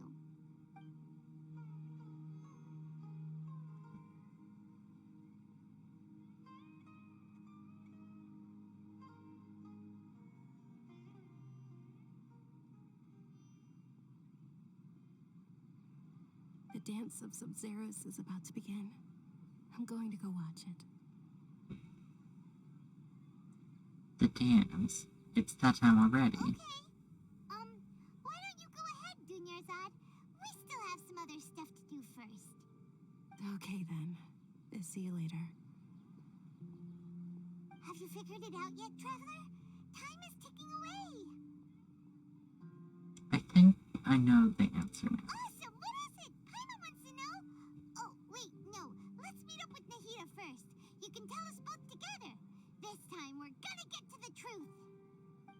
You're back. I've been waiting forever for you two.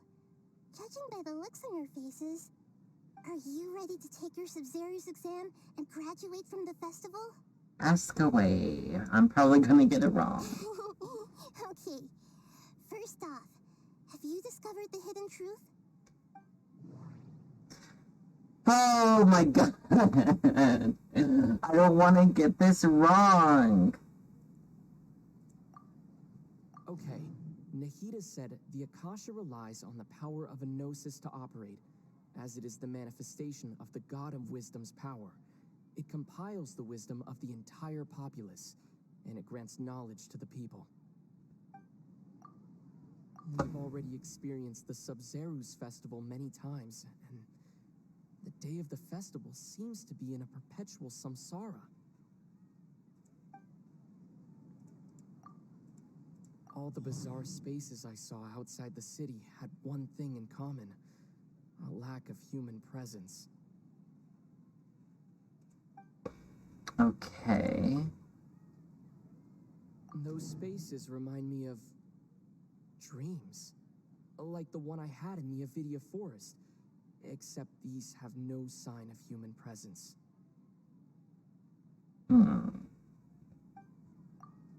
The moon, illusions, and lies. What do they all mean?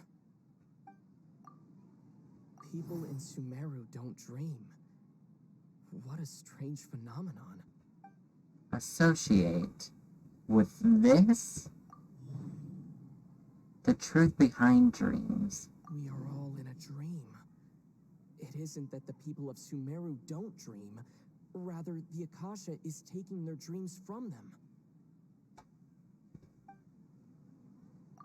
People in Sumeru think they don't dream, but the truth is the Akasha steals their dreams without them knowing it. Dang. And those spaces with no human presence are stolen dreams without their host.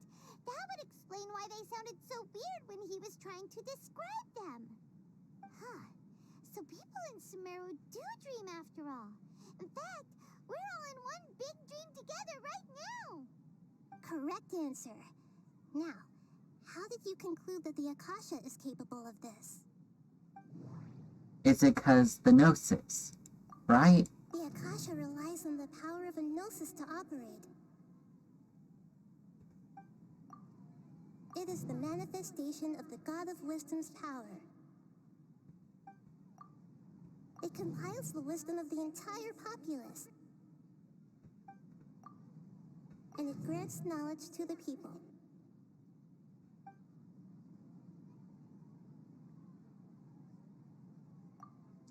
It requires the Gnosis. It's a manifestation of the God of Wisdom's power. It compiles the wisdom of the entire populace, or knowledge of the people. I feel like it's one of these two. I think it's because of the Dendro Archon. Maybe. It is the manifestation of the God of Wisdom's power.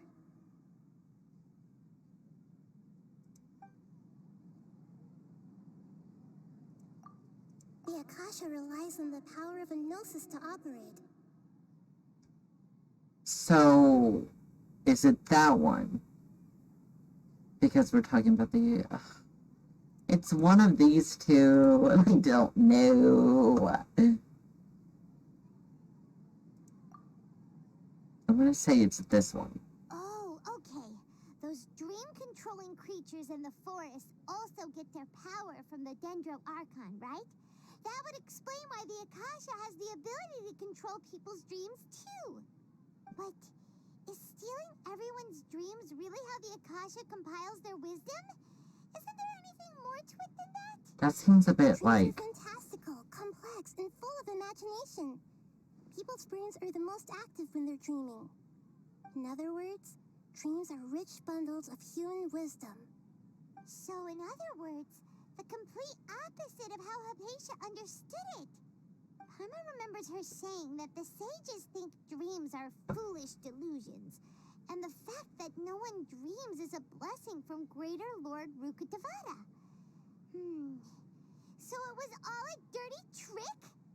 The real story is that the sages from the Academia are using the Akasha to steal people's dreams for their own use, huh? Yes, and they don't intend to stop there. Oh? By the sounds of it, you understand the current situation pretty well. So then, what about the Samsara? Oh my god. The beep is a prompt tone for Akasha operations. We still hear it every night, even though we removed our Akasha terminals. Those spaces kept disappearing before my eyes. But as soon as that beep sounded, many more spaces materialized. Those dreamscapes kept vanishing, but as soon as that beep sounded, more new spaces appeared. The Grand Sage said, "Go celebrate the birth of that god to your heart's content." Did he mean something more? My mind feels exhausted, even though I haven't done too much thinking. What is going on? We've already experienced the Sub-Zerus festival many times, and the day of the festival seems to be in a perpetual samsara. So, okay.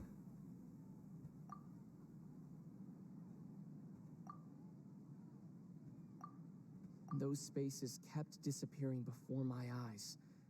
But as soon as that beep sounded, many more spaces materialized.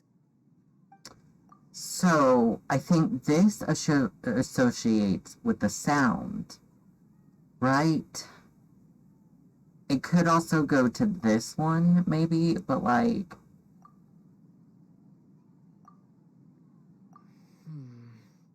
I can't... So what about this?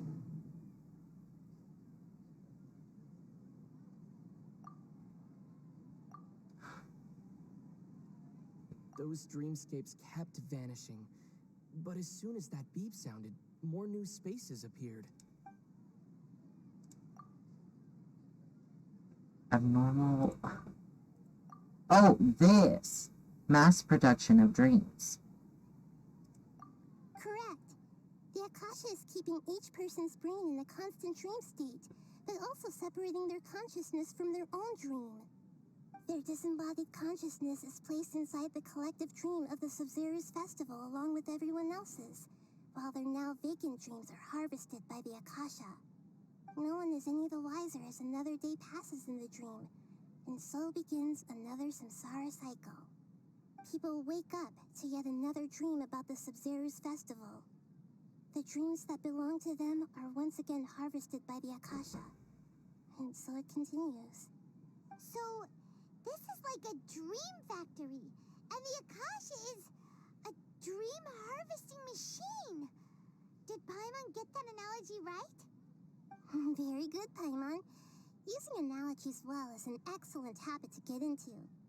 Okay, so that beep we keep hearing is actually from our real-life Akasha terminals. Taking off our terminals in this stream doesn't do anything. Yep. Alright, last question. Who am I? You are the Dendro Archon, I'm pretty sure. The moon. They say that alchemical divination is the Dendro Archon's divine revelation. So then, if Nahida has referred to herself as the moon... Now that I think about it, wasn't illusions a hint that we're all dreaming? Now that I think about it, wasn't illusions hinting at the sage's deception? So you noticed. You are the Dendro Archon. You are Lesser Lord Kusanali. That's why no one has ever seen you or anything. They can't see you. I thought that one would be the hardest question. That's why I put it last. That wasn't hard at all. Even Paimon guessed that. Everything about you is different. We just didn't want to expose you is all. Now that you mention it, Nahida, you've been hinting to us since the very beginning. It's funny. Thinking back to when we were asking all over the place for info about Lesser Lord Kusanali. Paimon didn't expect to meet you like this. I have a lot of questions for you, but this doesn't seem like a good time. Yes, those can wait until we're back in real life. On the other hand, I'd be happy to answer any more questions you have about here and now. There are so many options. You asked me this question before. My answer was, it would literally blow your minds. Now that you know this is all a dream, this answer should hopefully make more sense. Have you heard the saying, don't wake a sleepwalker? Likewise, if someone suddenly had told you all this instead of you learning it on your own, your notion of reality and dream would be thrown into irreversible confusion. I couldn't expose you to that kind of risk. That's why I could only give you very subtle hints and some suggestions. Long story short, I'm really sorry I had to keep you guessing. Well, that's understandable. Firstly, this dream we're in is completely based on reality. People have already experienced this Sub-Zero's festival, so it would be very difficult for them to find anything that strikes them as surreal. Secondly, you're probably wondering why people don't have any memories from earlier samsara, right? Yeah. That's because people don't remember their dreams most of the time anyway. And in any case, their actual dreams are being taken away from them by the Akasha. So whenever they wake up in this dream of the Sub-Zero's festival, they don't remember anything from their previous identical dream. That reminds Paimon. Traveler had a dream when we were in the Avidia Forest, but couldn't see what it was about after waking up. Is that an example of what you mean? Yes. Only after receiving the blessing of Dendro can a person gain the Dendro element's dream-enhancing power. That explains the feelings of deja vu. Okay, that's cool to know. Everyone else has no idea that they are in the Sub-Zero's festival samsara, while their dreams are stolen from them over and over again. Can humans really keep dreaming forever like this? Will it ever end? And if so, when? You might say your mental fatigue has already answered this question. Eventually, there's only so much that people can tolerate. Especially those whose health is compromised to begin with, like Dunyarzad. This relentless exploitation takes an even harder toll on them. People's lives are at stake here, and nobody knows a thing! We've got to put a stop to this! I know, right? Why did they have to base this dream on my birthday? Could it really just be a coincidence? Even you don't know the reason? Wow, now that's strange. The Academia sages are determined to harvest lots of dreams in a short time, no matter the cost. They have to be up to no good. Unfortunately, I don't know anything about it. Traveler, do you have any information?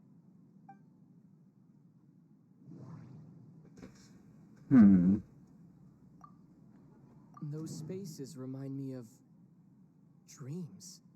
Like the one I had in the Avidia Forest. Except these have no sign of human presence. It's probably the speech, probably. Okay, Nahida said the Akasha relies on the power of a gnosis to operate, as it is the manifestation of the God of Wisdom's power. It compiles the wisdom of the entire populace, and it grants knowledge to the people. The Grand Sage said, "Go celebrate the birth of that God to your heart's content." Did he mean something more? He probably did mean more. Celebrate the birth of that god? Could it mean...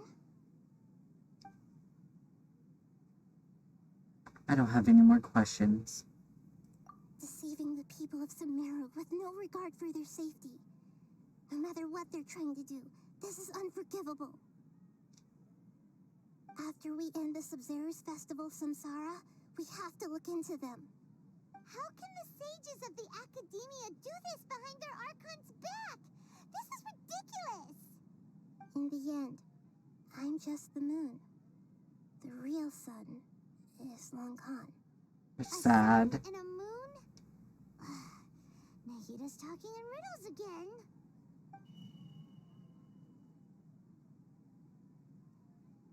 Oh, we're out of time today. I'll tell you how to break free of the Samsara tomorrow. See you then. Dang. Hello, good morning. Good morning, Nahida. Wait, now that Paimon remembers everything, should we instead say good morning, Lesser Lord Kusanali? Hey, what's wrong, Nahida? You don't look too good. Where is Dunyazard? She couldn't have. I'm afraid that what you're thinking right now is correct. Did Dunyarzad already disappear? No way! Are we too late? The real Dunyarzad's consciousness has indeed disappeared. It can no longer endure the constant dream harvesting. So does that mean we were so close? Paimon can't believe it.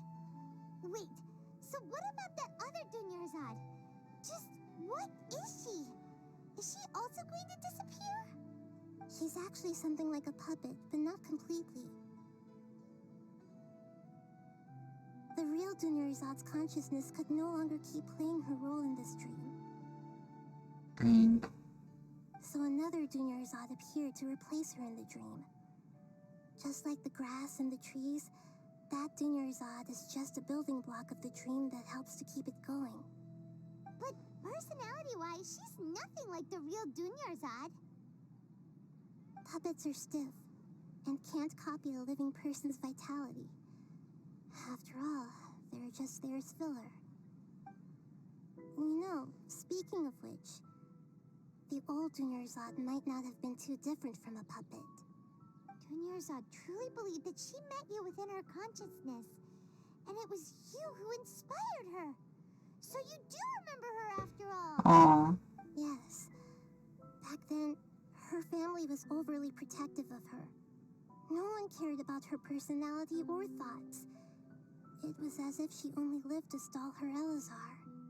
I just gave her a little wisdom so she could look at life in a new way. So that she could be her own person. But even so, It still meant a lot to her.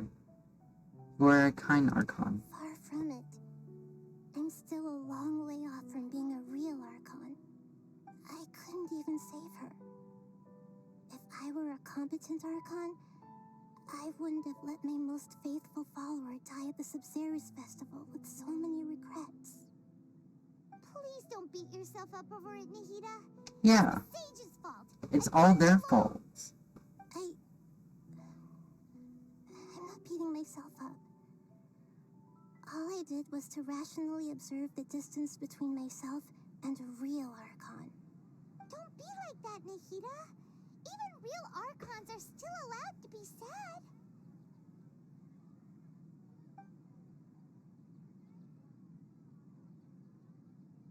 To prevent more tragedies like this, we must end the samsara as soon as possible. Yes. Great, but how do we do that? Although the Sub-Zerus Festival dream is under the Akasha's control, only humans can dream. Even the Akasha is unable to create them. That means this dream belongs to a host who created it.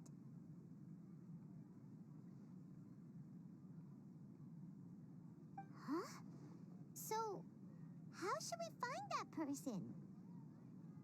Well, if this is someone's dream, then everything here must come from deep within their consciousness. Which means, with the power of imagination, they can change anything in this dream. So whose is it? Imagination? What do you mean by that? Imagination means breaking through what you perceive as normal. Like when a server at a tavern brings a plate to you, you'd naturally assume that food is on it.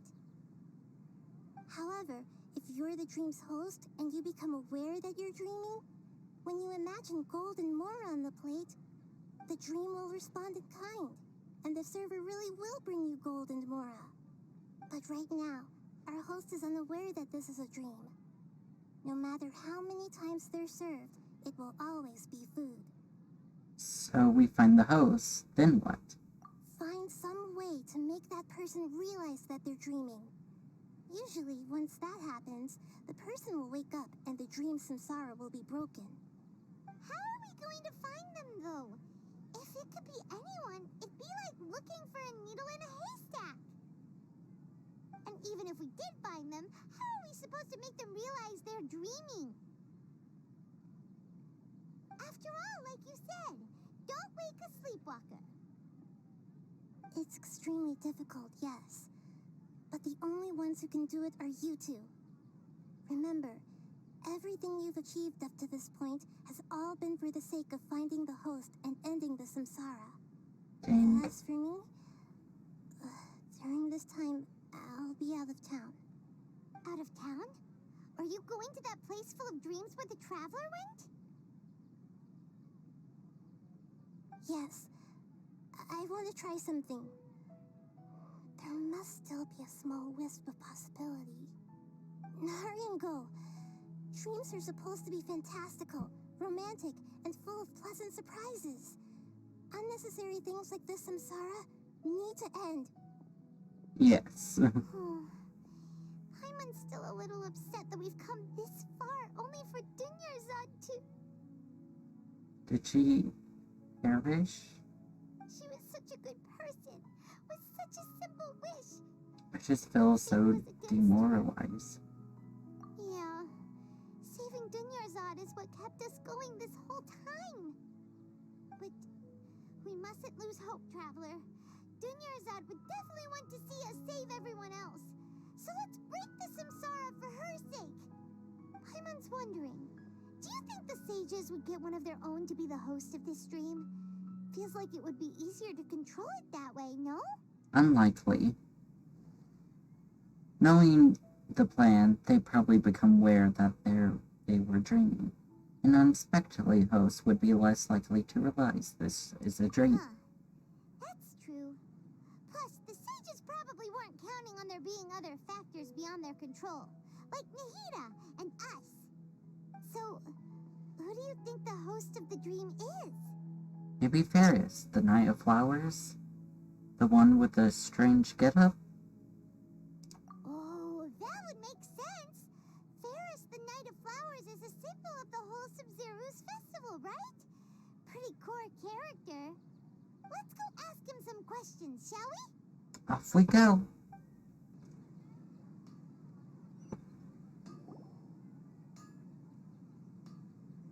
You're back. You left in a hurry last time. Is everything okay? Everything's fine. Just, it's a little hard to explain. Would you mind taking part in a little experiment with us? Yeah. An experiment? That came out of nowhere. I'm listening, though. What do you need me to do? Could you make a wish? Imagine your wish coming true before your very eyes. You want me to make a wish? Is that a new Sub-Zero's festival tradition or something? Less questions, more wishing! Okay. My wish. Okay. I'm a little nervous saying this out loud, but I want Miss Dunyarzad to be happy.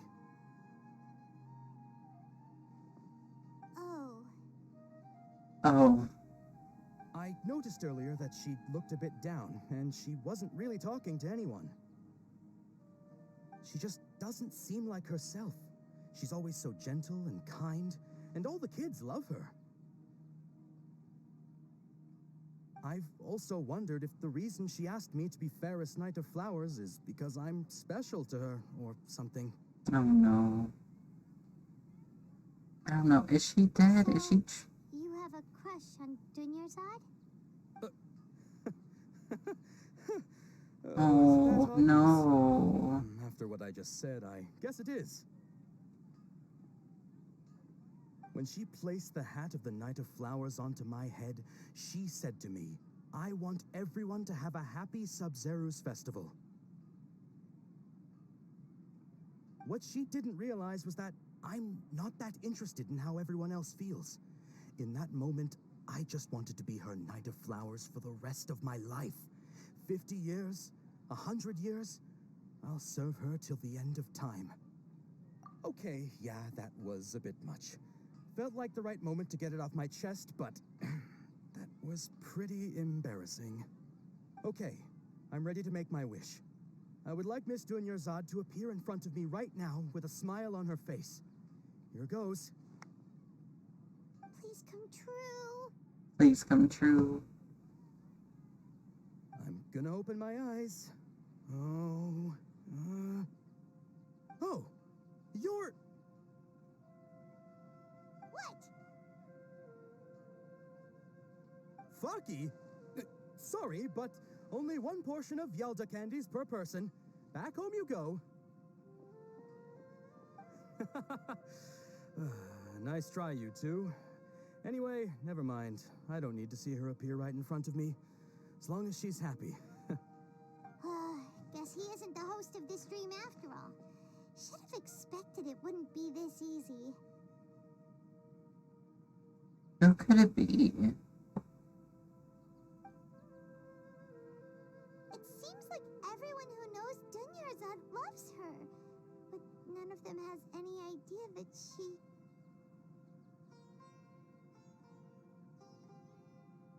My lady, step back. That sounds like Dia! Oh, Alright. This is... Dunyarzad bumps into the kidnappers. I don't know why I was reading that. I'll teach them a lesson they won't forget. Huh? But Dia can handle them! Hey, Traveler!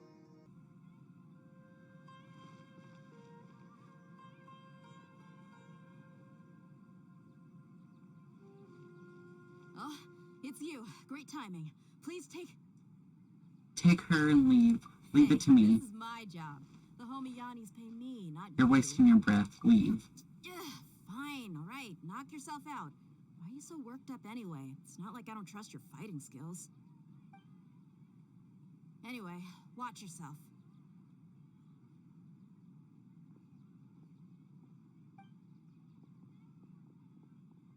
So you got yourself some backup. Suit yourself. You're going down. Easy done.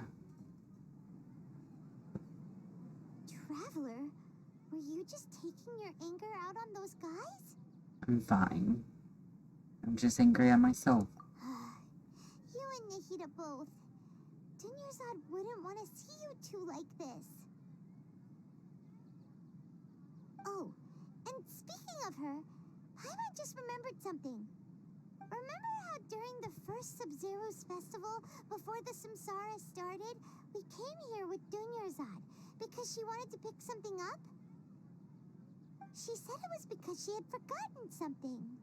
Yes, I do remember that. Yes, I've forgotten all about that. Okay, so Paimon's memory is working so far. Anyway, Paimon also remembers that she is staying somewhere around here. She pointed it out to us the night before the Sub-Zero's festival. Should we check out what the item is? Maybe it'll give us some clues. Yeah, even if it's only a tiny clue, it'll probably still help us more than this needle in a haystack search.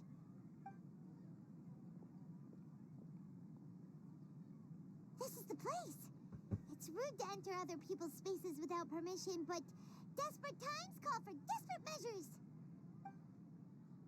Hey, the windows are unlocked. Okay, Paimon's gonna take a peek inside.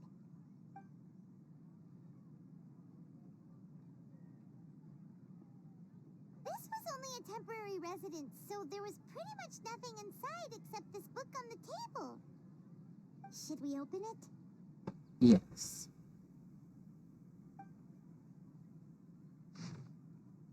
After almost 16 days, I was finally able to get these notes written before the festival.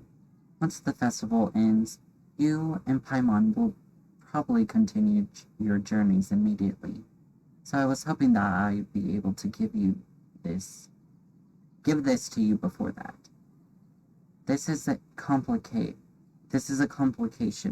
of folk legends concerning Lesser Lord Kusanali, created from a series of interviews that I conducted in succession and wrote it down. I interviewed so many people, but I'm afraid that there are very few who know much about her. Still, I hope that this will be of use to you in your research for her, and in your search for her.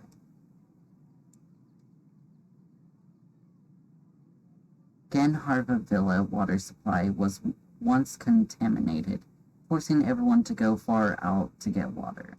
But one day, people suddenly found that the water was drinkable again, and some said that a green light was seen near the water source the previous night. Everyone believes that this is the divine power of Lesser Lord Kusanali at work. It sounds quite possible. The decontamination of water sources via natural means probably takes ages. Did Lesser Lord Kusanali appear in Genharva Villa then? After her mama passed away, I was super afraid of the dark and couldn't sleep. But from one day on, I would hear a voice that would chat with me till I fell asleep. A nice lady told me that Lesser Lord Kusanali must have been watching over me. Poor child. I hope that the festival makes him a little happier. This is quite similar to something I experienced back then. As well, she is indeed a gentle god. There was this one time when I had a wee bit too much to drink and couldn't find my way back home to save my life. Then when I turned a corner, I could have sworn I saw Lesser Lord Kusanali. She was very tall and had the most muscular arms, and she caught me when I slipped and fell. The next morning, I found myself sleeping under a tree. I reckon that must have been her looking out for me. I'm not sure this one has much value as reference. That was probably just a tree, right? These folks' records, apparently with Dunyarzad's references and opinions, leave every page densely packed. Wow, Dunyarzad wrote all of this. Sounds like she was always thinking of us even while we were away. It was Even sweet. though she was also busy preparing for the Sub-Zero's festival and had all her health problems to worry about. She must have wanted to give this to us as a gift on the day of the Sub-Zero's festival, right? If we hadn't found this book, we never would have known. But now that we know, We can't even thank her. Dang. Hey! Where are you off to now?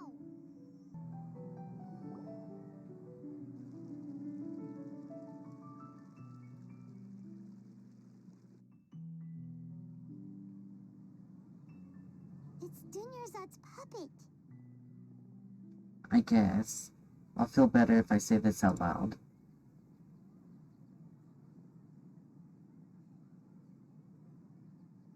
Thank you. Traveler? You must be exhausted. Come to think of it, we've been stuck in this place for a really, really long time. Heck, even the last time we were chatting happily with Dunyarzad feels like an eternity ago.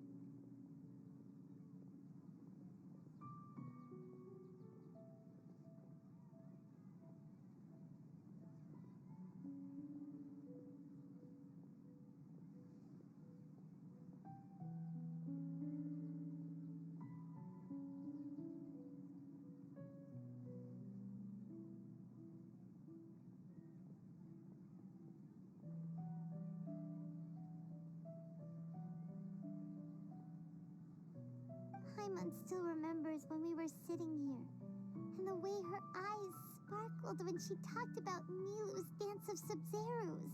I can barely recall it now. There will always be frustrations in life, but I know that the point of living is not to leave behind any regrets.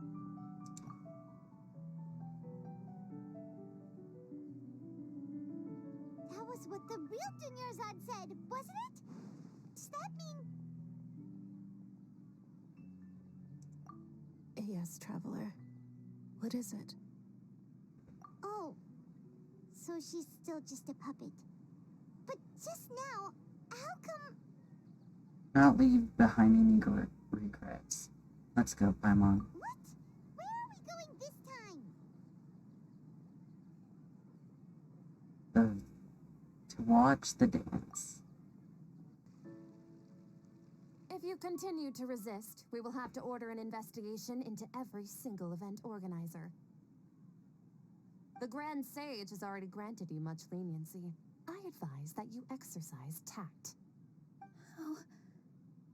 How did things turn out like this?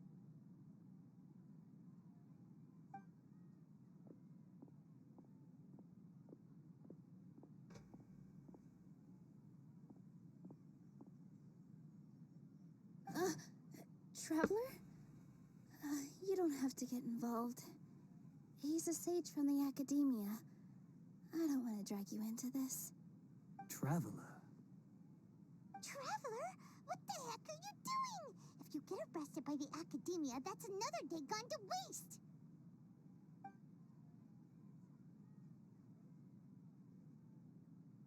Mm-hmm.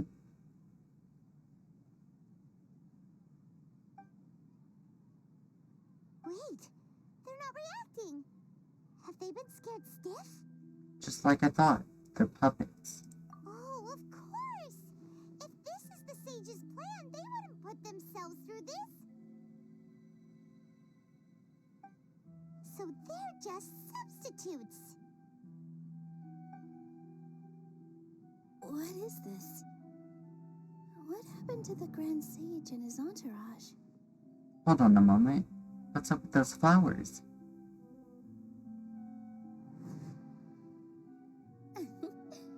Like I said, they symbolize the goddess of flowers. It's just a shame that all the real Padisaras went extinct after her death. Yes. The Greater Lord brought forth new Padisaras in memory of the goddess of flowers. But she ultimately could never truly replicate that beautiful shade of purple.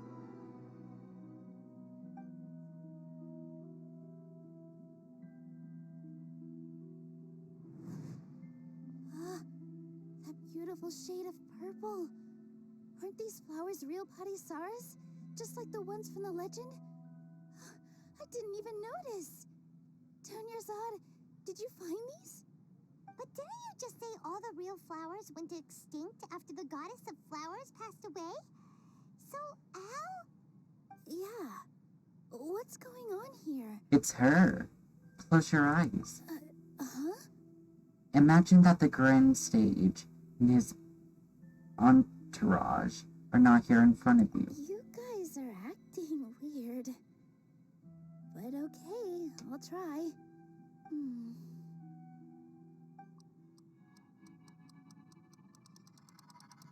Hey!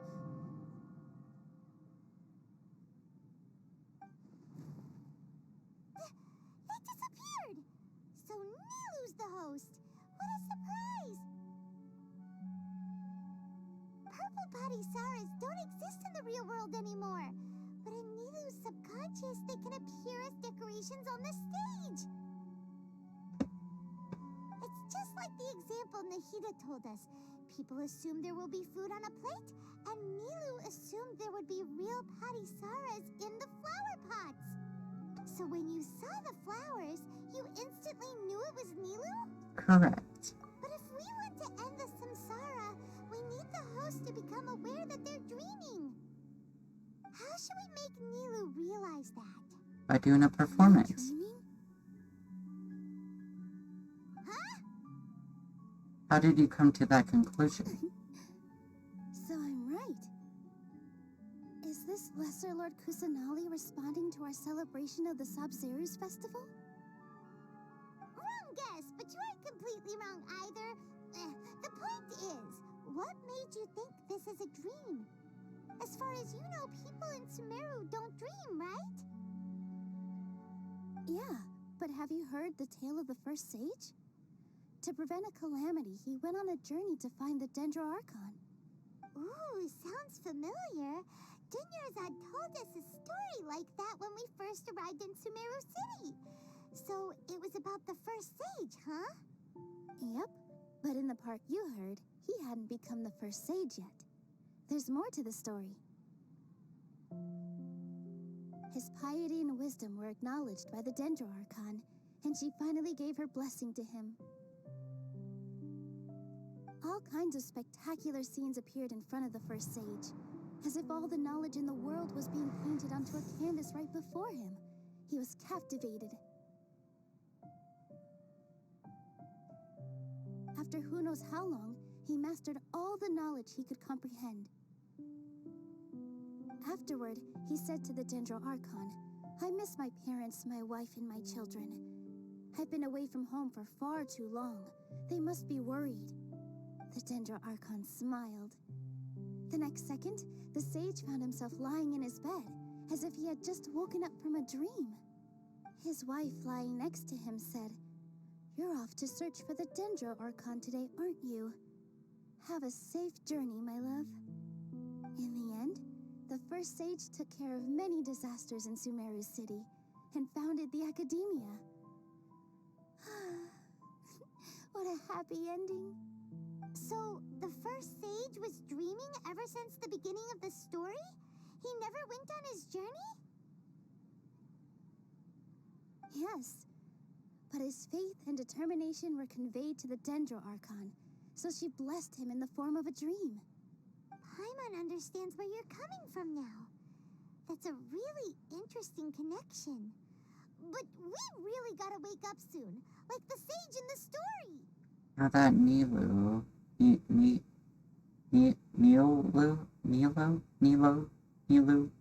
is aware of it, his dream should be over soon. I see. Well, it just so happens that today's Sabzeruz festival is almost over too.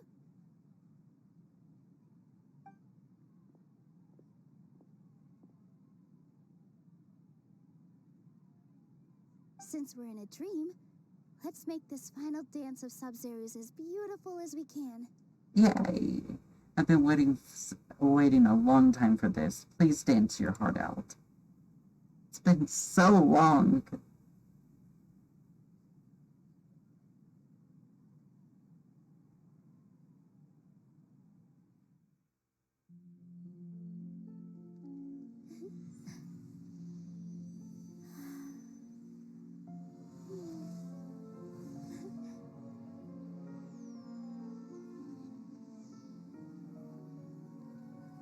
The wait is over, everyone.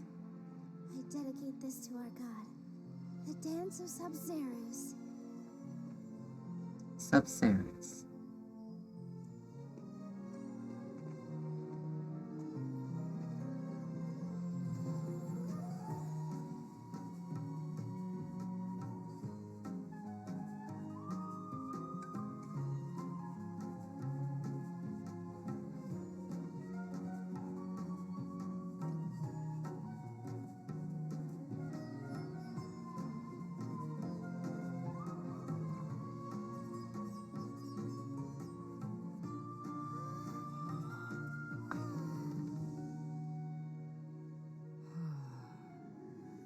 I'd be lying if I said I had no regrets. I would have loved to see Nilou's dance.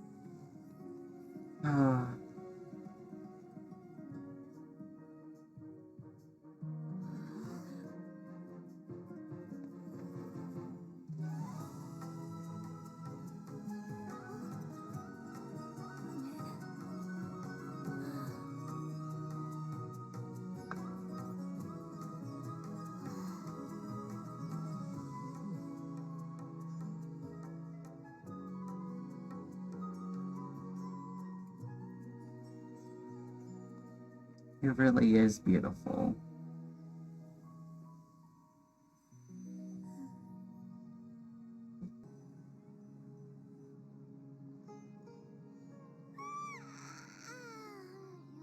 Good morning, Traveler. Oh, Paimon feels like she's been asleep for the longest time. Good morning, Paimon. My head hurts. Paimon's head feels super heavy. Did we oversleep? Do you even remember going to sleep last night? Do they not remember anything? Paimon thinks it was after the Sub-Zerus festival. The Sub-Zerus festival! Have we finally escaped from the Sub-Zero Samsara? I remember now. Oh, thank God. I would be so mad and upset if they were like, oh, I forgot. Quick! Take off your Akasha Terminal! At the end of the dance, I think I saw... Quick, let's see Dunyarzad.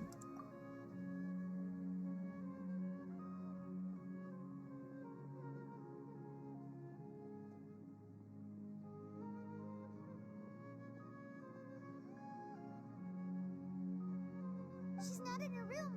What happened? Let's go to the usual spot, What usual spot? where we kept meeting her at. I would assume. Well done, Traveler and Paimon. And thank you, Dunyarzad, for organizing the Sub-Zerus festival for me. I'm sorry, who are... Dunyarzad! Oh, You're okay! Oh, don't scare us like that! Oh, Traveler Paimon. I have something amazing to tell you. I just had a dream, and I saw Nilou performing the dance of Sub-Zerus. oh.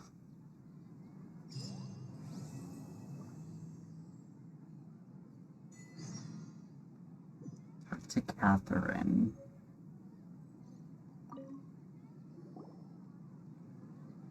You're actually Nahida, aren't you? Paimon felt like Catherine was acting weird when we met at the Sub-Zerus festival. Oh. Dunyarzad, did you save her? That makes so much sense. Sorry. We shouldn't disturb her. Her consciousness is still weakened. Let's chat somewhere else. How about by the Traveler's favorite bench?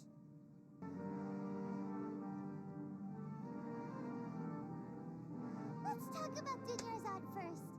It's such a relief that she's all right.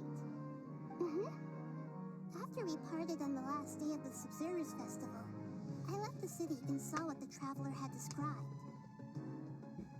Among the countless dreams, I found one that was growing fainter and fainter. This proved my suspicion. Once Dunyarzad could no longer bear the Akasha harvesting her dreams, her consciousness began to dissipate. But this also meant it escaped the Akasha's control. Such a small fragment of consciousness can't last for very long, though. It will return to its original dream, where both will gradually fade until they completely disappear. I used all the power I had to keep her dying dream alive as long as possible. But it still wouldn't have lasted for much longer if it hadn't been for you two breaking the samsara. Thank God we did. So it looks like we did manage to save Dunyarzad in the end. Not a moment too soon. A very happy ending. This is truly a miracle. Huh? Why are you two smiling so happily? I thought you'd be so moved that you'd start crying. I need to spend more time observing human emotions. Both are fine. Everyone reacts differently. All right. You two must have a lot of other questions for me, right? After all, you saved my faithful believer. As your reward, I will answer any and all questions. Hey! At the Avidia Forest, there was this incense that made the traveler fall unconscious and dream of a huge tree and a red sky. You also heard someone's voice, right? It said world and forget me. Yes. Yeah, so you do know. We've been wanting to ask you what that was about, and if the red sky was related to Conria. It seems like the traveler established a connection to Irminsul. Irminsul, that's how you pronounce it. Greater Lord Rukkhadevata's residual consciousness in Irminsul. Perhaps her last memory before she died. As you two probably know, Greater Lord Rukkhadevata disappeared after the disaster in Conria. The timings of these events do line up, so your suspicions are reasonable. A message from Greater Lord Rukkhadevata? We thought it was from the Scarlet King. The Scarlet King? That god who died even longer ago? Some present-day desert dwellers still worship him. You probably just heard some of their conspiracies. Yep. Okay, so what does the message mean?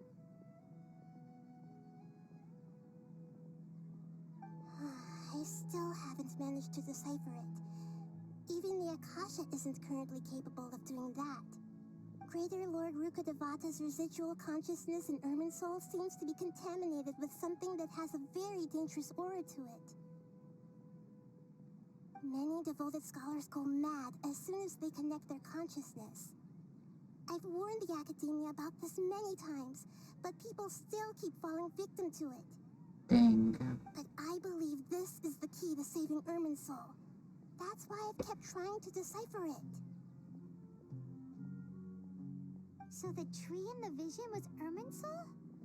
Oh, Tainari also said that Irminsul is sick. Is it because of the contaminated consciousness? But even if you can't figure out what that vision was all about, it seems like our search for you was all in vain. Oh. The traveler wasn't affected after coming in contact with that consciousness. I've never seen anyone like that. With you here, we may have a chance at deciphering it. That's good, though. No, we must decipher its secrets. I've already eliminated all other factors that might affect Irminsul. This is the only one left. This puzzle has life and death at stake. It could determine Irminsul's fate, as well as Teyvat's. Why do you look like Catherine? To be accurate, I'm using the Akasha as a medium to occupy Catherine's consciousness. How did you do that? Poor Catherine. Does this mean you can also occupy other people's consciousnesses? Theoretically, I can enter anyone's mind as long as they're wearing their Akasha Terminal. The Akasha is the legacy of Greater Lord Rukkhadevata.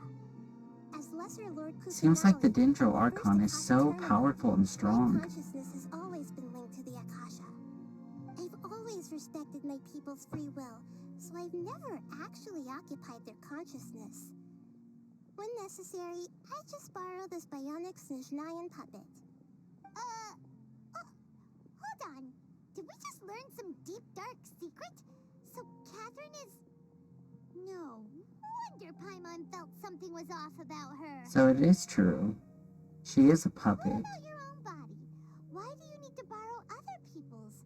Don't you live in the sanctuary of Surasthana? That story begins a long time ago. After Greater Lord Rukkhadevata disappeared, the sages found my newly born self and took me back to Sumeru. At that time, I was young and weak. The sages kept me in the sanctuary of Surasthana, ostensibly for the sake of protecting me. But I haven't heard from them since. However, Bless me. I do understand that they had hoped to find Greater Lord Rukkhadevata instead of me, a symbol of her passing. So, the sages basically put their new Archon under house arrest? How dare they! Why don't you teach them a lesson, Nahida? In some ways, they aren't wrong. Greater Lord Rukkhadevata was omniscient and omnipotent. Even after her death, the Akasha is still empowering this nation. And I'm still really far away from being able to call myself the God of Wisdom. Moreover, the Academia is also more proficient at governing this country. My existence has little meaning. To me, you're already an excellent Archon. Yeah, you got a lot of believers. Just look at the Sub-Zero's festival. Everyone who showed up truly loves you. Thank you for the kind words. But I honestly don't need physical freedom as long as I can connect my consciousness to the Akasha. Trying to find a way to save Irminsul is my life's mission and top priority. I will work on that, and try to live up to being a deity in the meantime. Every once in a while, I will also take up the duties of the God of Wisdom and enlighten a lost soul here and there. Doing all that should be enough. About the sage's plan. There's never been any big problems with the Academia's governance of Sumeru. This is the first time I've seen them step out of line. I wonder what caused them to go down this path, and what they hope to achieve. Even though the city's residents haven't noticed anything strange, if the Traveler hadn't broken the Sub-Zero samsara, the situation could have become dire. I tried to do some investigating in the Akasha, but I couldn't find anything suspicious. And all the people of interest seem to purposely avoid wearing their Akasha Terminals. I think they're deliberately trying to hide something. Oh, that reminds Paimon. In Gandharvaville, there was a sage who had invited Tighnari to join some kind of project. Could it be related?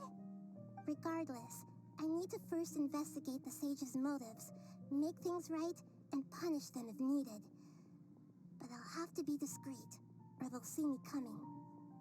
No one has realized the issue with the Akasha. You mean how the Akasha stops you from having dreams? Yeah, it's been such a long time. No one's noticed something's up? It's not that no one noticed. It's more like no one cared. Ultimately, it's all rooted in the sage's misdirection. Misdirection? The sages convinced everyone to believe that being unable to dream is a sign of rationality and wisdom. Not dreaming is a badge of honor in Sumeru. Even if the truth is that their dreams are being reaped by the Akasha. With their propaganda in place, the sages can maximize their use of the Akasha to facilitate their research. Besides, Greater Lord Rukkhadevata must have created the Akasha in the hopes that it could be used to its full potential.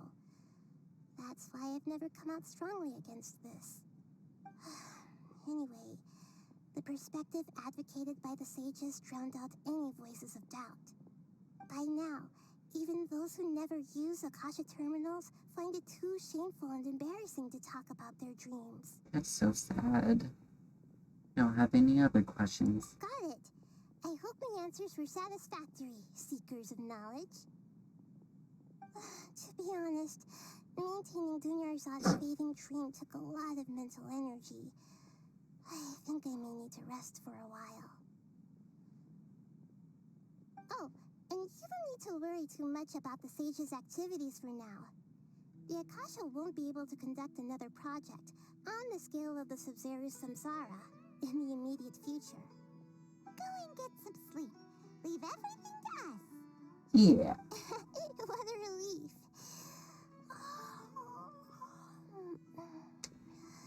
This is truly the most exhausting birthday I've ever had. Traveler? Paimon? Why am I here? Do either of you know? Maybe you were sleepwalking. You know you can't wake up a sleepwalker. We happened to walk by, so we thought Hey, there's smug for look. you to wake up. I see. Huh.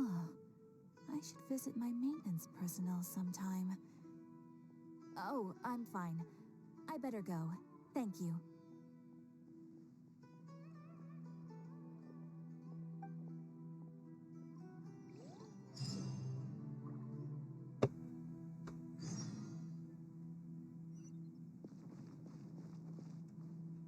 Is that part of the quest?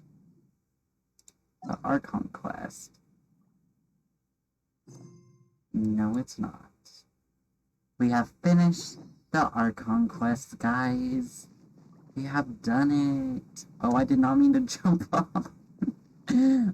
Anyways, that is the end of the Archon quest. I know it was very long and such, but I hope you guys enjoyed, and I will see you guys next time. Bye!